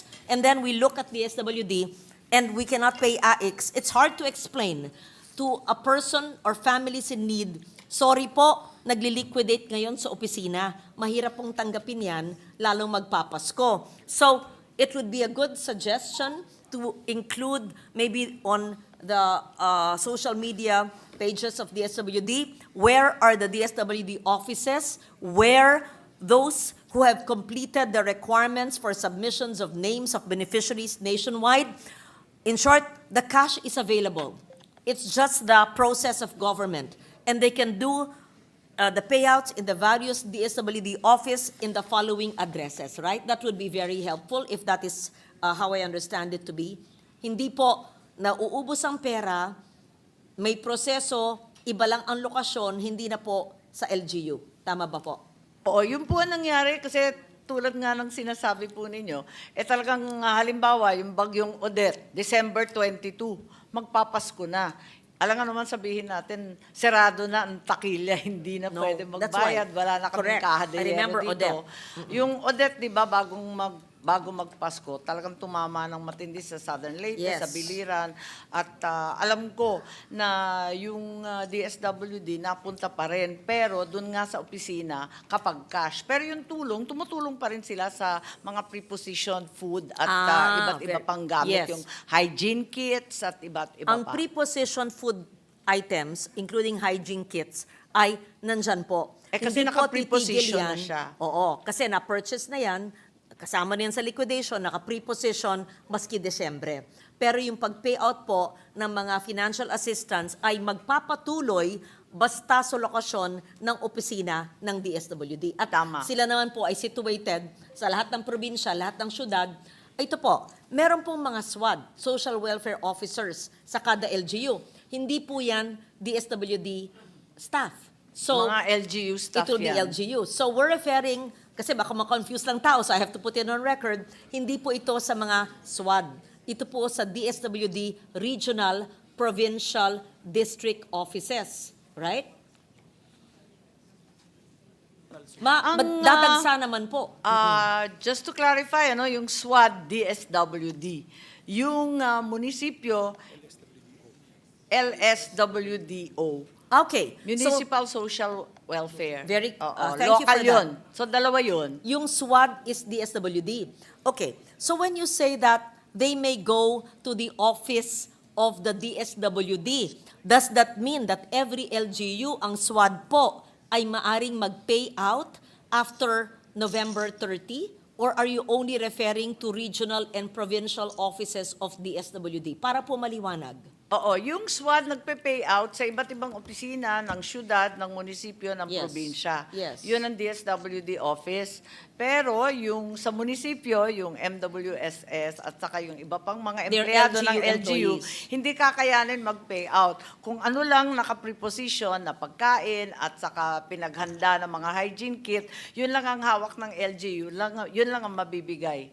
And so, it's just important that the public knows where to go. The LGU social welfare officers are not authorized because they're not DSWD, but the SWAD offices maybe not. So probably you're referring to the regional and provincial DSWD offices who can directly administer the payouts for those who did not receive until November 30. Is that Tama. correct? Tama. Okay, clear. Tama po, kaya magandang i-publicize nila ng todo, Yung maliban pa locations. sa website at saka ma-inform yung tao. Kasi kung minsan nga pinapagalitan yung mga lokal, wala namang hawak yung lokal ng mga Exactly. AIC sa tulong. So, importanteng nalalaman natin yung diferensya, yung mga lokal na social worker at saka yung SWAT at saka anong office ng DSWD ang otorisado na mag-payout. Kasi nakikita natin, kaya nga na nangyari, sabi nyo sa Odette, hindi pwedeng, sarado ang DSWD kasi nag-liquidate kami. Hindi natin pwede sabihin yan sa mga biktima ng disaster.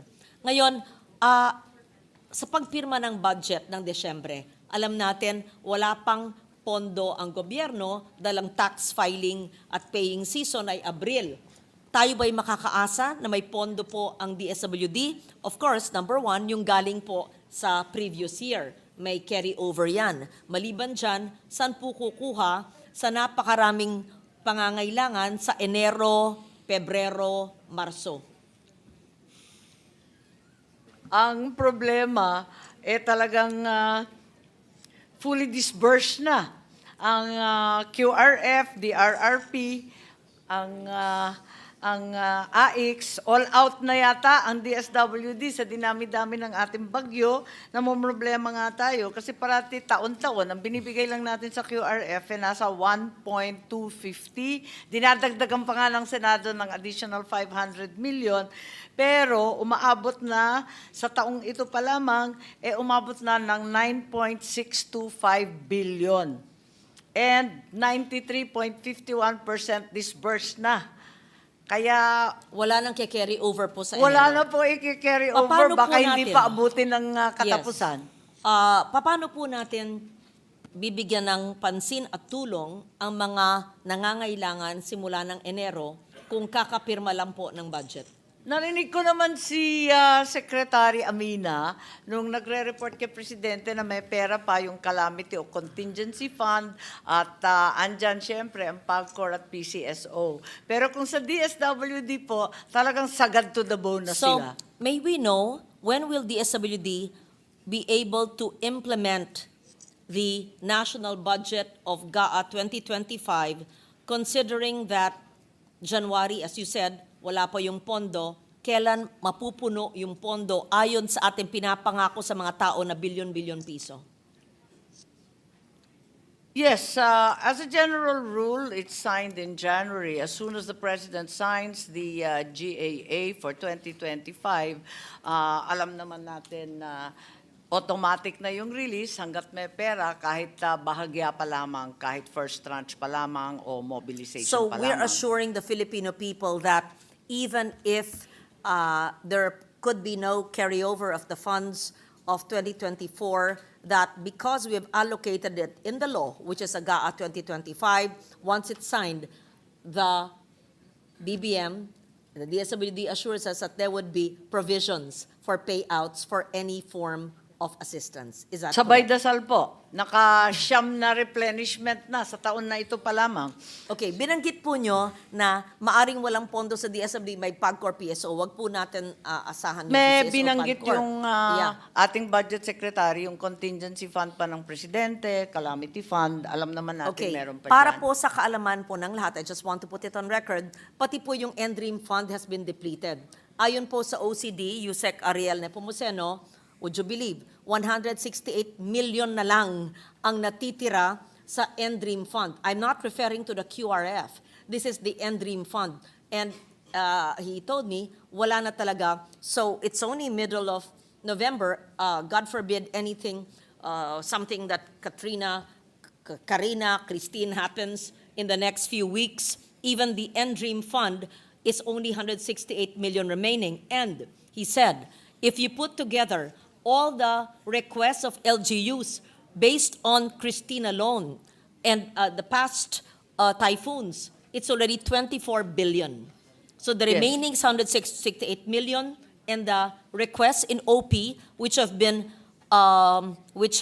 consolidated based on the PDNA, the Post-Disaster Needs Assessment, is already 24 billion. That is insofar as the 𝗕𝗔𝗓𝗏. So, Tama sinasabi ko po. Kaya nung nakita ko sa television lang naman, narinig ko naman na parang may kumpiyansa naman si Secretary Amina at ang sabi niya, meron pang contingency fund ang ating Pangulo, halos hindi pa raw nagagalaw at nabanggit din niya yung PCSO at PAGCOR. Parang wala naman siyang kaba na kukulangin. Okay.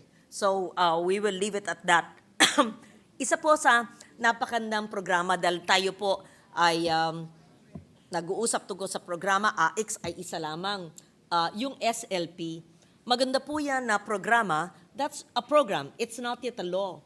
Would the good secretary, through the sponsor, may I ask, wish that this be institutionalized? Because we know that the Sustainable Livelihood Program aims to enhance the socio-economic conditions of vulnerable households by providing access to livelihood opportunities and resources. We also see that from the GAB to the Senate, am I correct in what I'm reading, that this has been increased, Madam Chair, Mr. President? Yes, that is correct. Yes, may I know the reason for the increase of the Sustainable Livelihood Program?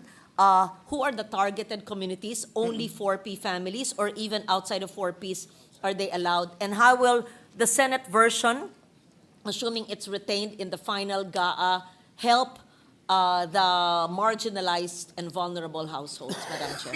Alam niyo, dinagdagan po natin ang SLP kasi parating sinasabi na yung 4Ps walang katapusan.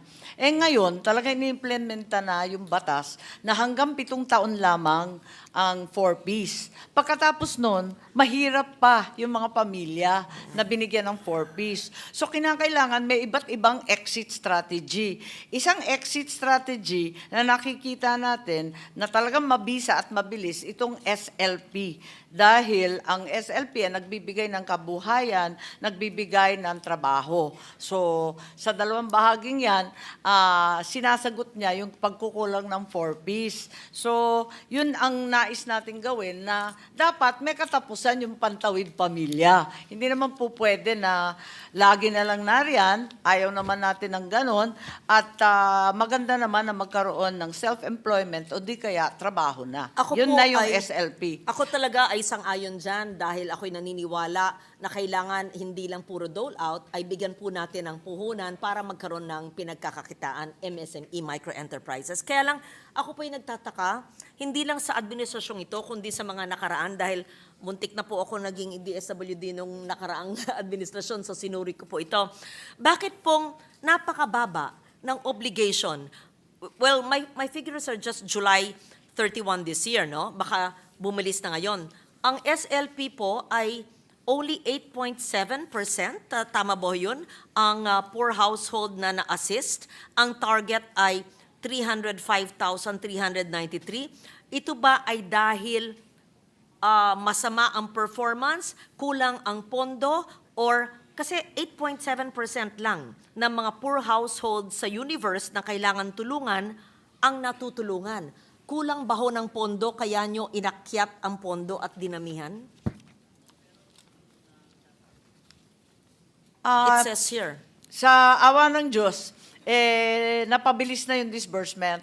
Nasa 67.88% na sila ngayon dahil ang ginagawa sa SLP, yung training at capacity building ang inuuna. Kaya yung gastos ay nahuhuli. Pero nag-improve na, pero aaminin natin na talagang napakababa ng utilization rate dati. Kasi natatagalan sa list of target areas, number of beneficiaries, pagkatapos napakatagal nun ng pagbubukas ng mga bank account ng mga beneficiaries. Kasi Ayun, mga ang poorest of challenge. the poor yan, wala silang documentation at ayaw kilalanin ng land bank sa mga kasuluk-sulukang probinsya yung MOA sa DSWD. Pero nagagawa na ng paraan at mukhang napapabilis na ang performance natin. At hindi lang 4Ps ang binibigyan, tulad ng nabanggit po ninyo, yung low-income earners, marginalized, vulnerable, disadvantaged, PWD, etc., nabibigyan at may bagong MOA nga na agaran sila bibigyan ng bank account. Ano po ang pinaka-mababang amount ng SLP at anong klaseng microenterprise ang pinaka-paborito o matagumpay ng ating mga households na mahihirap? Bigasan, sari-sari store, mini grocery, pananahi.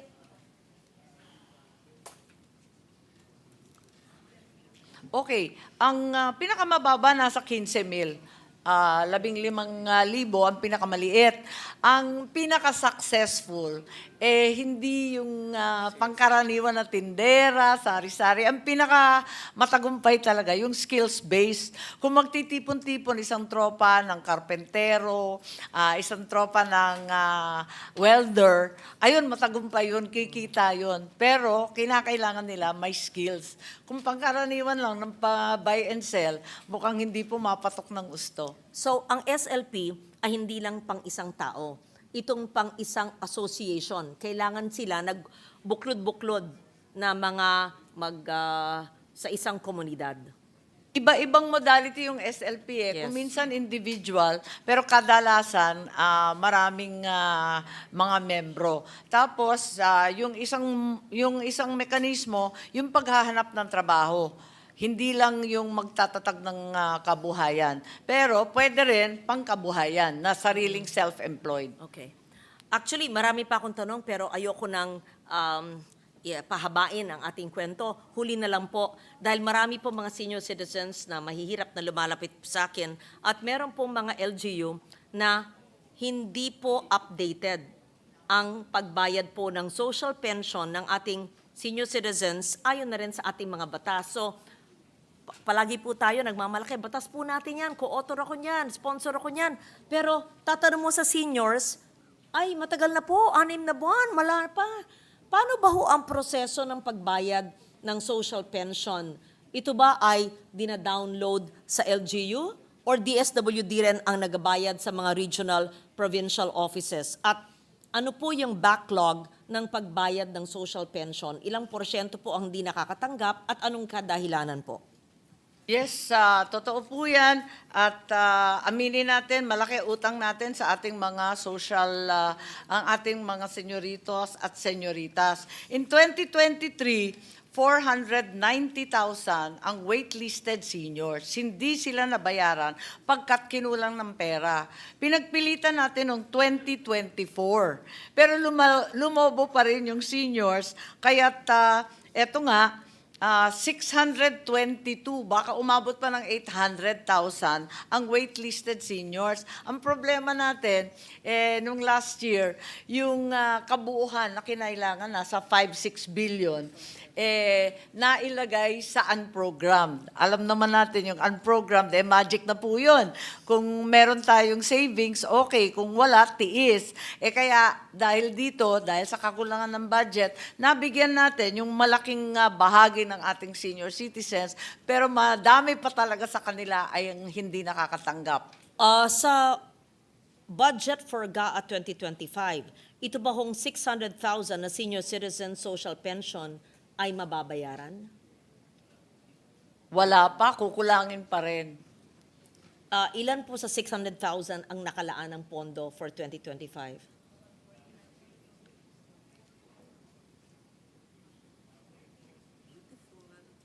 Hi, dear. Yes, wala pa rin pondo dun sa waitlisted, ha? Etong 49.8 na nasa NEP, na dinagdagan natin ng konti, 49.8, 1 billion, parang tawaran talaga sa bilasang isda, kukulangin pa rin sa totoo lang. So out of the 600,000, ilan po mababawas na mga senior citizens at paano nyo pipiliin? Parang wala pa rin. Oh Wala my- pa rin na mabibigyan dun sa 600,000 kasi ito pa rin yung carry over from 2023 Ilang buwan and po, 2024. ilang buwan ang kakulangan sa pagbayad ng social pension? Usually, nakakausap ko 6 months. Wala talaga sila sa listahan at all. Never sila nabayaran. Ni kailan, ni These are minsan, new, ni mga anumang bagong- buwan. Mga bagong senior citizens na wala sa listahan. Pero may mga nakakausap po ako na dating tumatanggap, tapos huminto po at may mga backlog sa pagbayad. Tama na. Sa palagay ko, hindi dapat mangyayari yun. Yung mga bagong seniors, doon talaga wala tayong pambayad. Pero kung dati nang nasa listahan, baka nadidelay lang or nagkakatagalan lang. Okay. Pero dapat mabayaran sila. Thank you for that assurance. So, yung mga bago pong senior citizens lamang ang hindi nababayaran, pero yung mga dating nang nasa listahan ay backlog, may pera pong nakalaan na dapat mabayaran silang updated. Is that correct? Yes, that's right. Tuloy-tuloy ang bayad kung nasa listahan ka na. Ang problema, lumulobo nga yung numero at hindi kinakaya ng ating budget. Where are the funds? In LGUs remitted by the SWD or in central, in the region?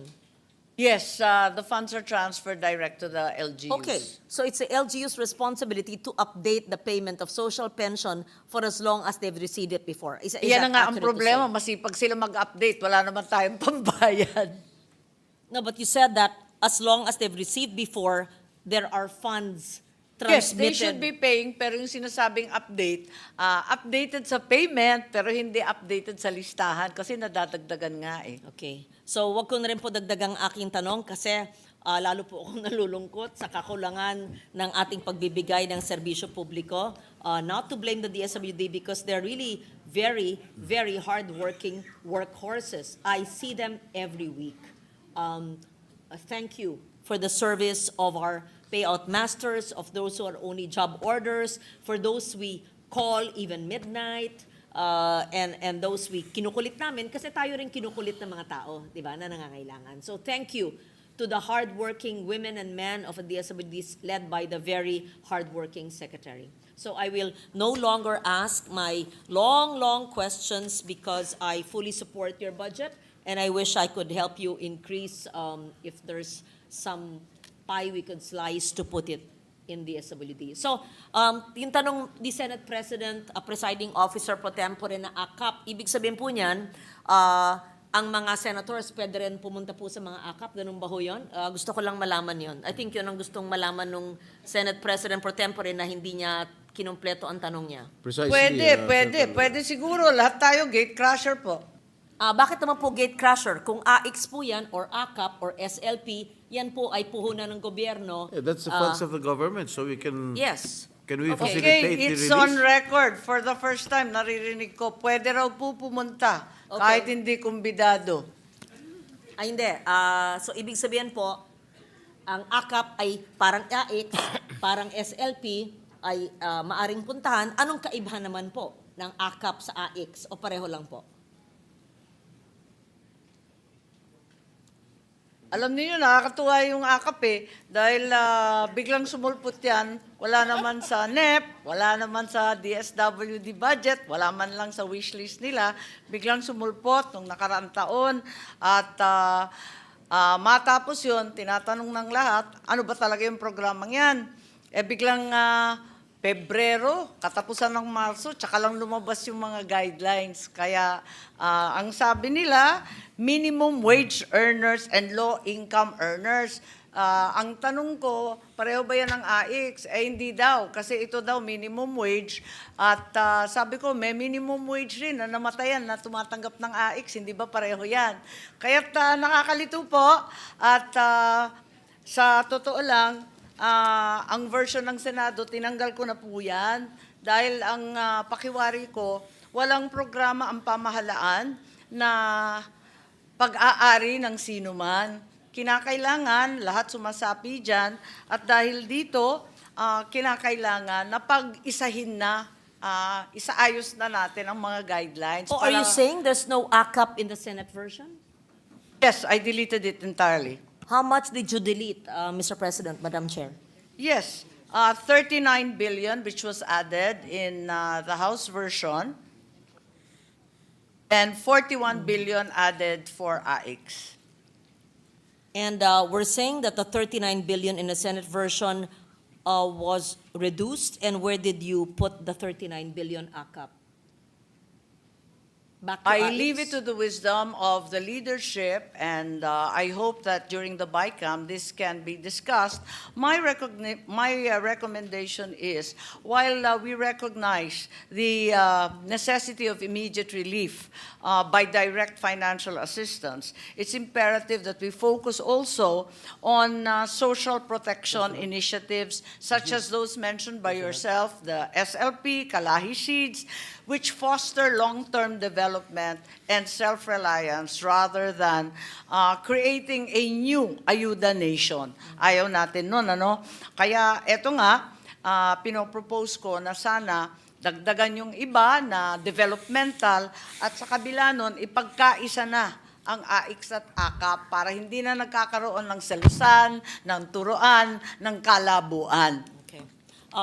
I will stop at that, but to be fair, my brother's a congressman, and I've heard that he helps or joins in ACAP, and the needs of our constituents, our Kasimanwas, are also served. So thank you to the SWD. Yes, I am not familiar with ACAP. I know AIX, but whatever name of the program is, malaking tulong po.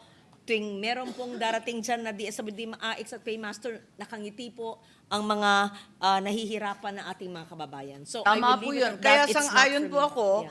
na sana pag-isahin na yung pondo para malaking-malaki, lahat ng hihingi, mabigyan ka agad, wag na natin paghiwalayin, wala nang turuan, wala nang sisihan, wala nang akuhan na amin lang to, wala nang ganun. Basta may pondo dyan, handa para sa nangangailangan. Ganun lang kasimple. Isahin na natin at sana madali na natin kunin para sa lahat ng target beneficiaries, all persons subsisting below the poverty line, unemployed, formally employed, self-employed, seasonally, periodically employed, those in crisis or emergency situations such as severe, extended illness, disability, death in the family, working in economically hard-hit sectors, victims of natural man-made disaster, calamity, pandemics, war, or other violence. And it shall be used for food, nutritional, medical, funeral services, educational, livelihood, and other financial assistance. Thank you very much to the chair for your very comprehensive answer to my question on the programs of the SWD. And I will probably initiate a piece of legislation to institutionalize at least one program, the SLP, assuming that no one has filed that yet. But thank you so much, Madam Chair, for all the information that you've given. And At sana sumportahan rin ninyo itong kung ano man yung pangalan niya, kung AIX o ACAP o ano man pangalan na bago mahanap natin, sana suportahan rin ninyo ang pagkakaisa nitong pondo at institutionalize na dahil malaking tulong sa ating mga kababayan. I will leave it to the better judgment of the chair and the leadership, and I would like to thank Secretary Rex 𝗥𝗘𝗟𝗟𝗏, who is just always half a call away. He answers the calls right away, and if he misses it, he's on a flight, he will text and call you back. That's the epitome of a public servant. So thank you also to all in the SWD, especially the 4A and the 6 and everybody in the regions. Thank you. Thank you, Senator Ligardo. Before I recognize the majority leader, only one question, Senator Marcos. What is the difference between ACAP and TUPAD? Because you were saying a while ago, minimum wage. ACAP po and TUPAD? Yes. Ang TUPAD nasa DOLE. Yes, I know. Hindi siya sakop ng DSWD. Ang binibigay niyo ba sa ACAP, minimum wage din? Kasi sa TUPAD, under DOLE, ang binibigay minimum wage. Kung saan ka, kunwari sa Metro Manila, 700 plus, yun din binibigay per day, pero magtatrabaho kayo. What is the difference between ACAP and TUPAD? Ang tupad maliwanag na cash for work. May trabaho. Yung AKAP, binibigay lang. Magkano po binibigay? Based sa menu ng pangangailangan. Yung iba't iba, yung burial assistance, medical, hospital, kung What is the ano-ano. maximum amount that you can give an individual? Ang maximum 10,000. At sinasabi natin na kinakailangan malimitahan sa 6 na buwan. Minsanan lang ang bigay. One time, big time. Pero maximum nga 10,000 pesos. What is the minimum that you can give from the funds of AKAP?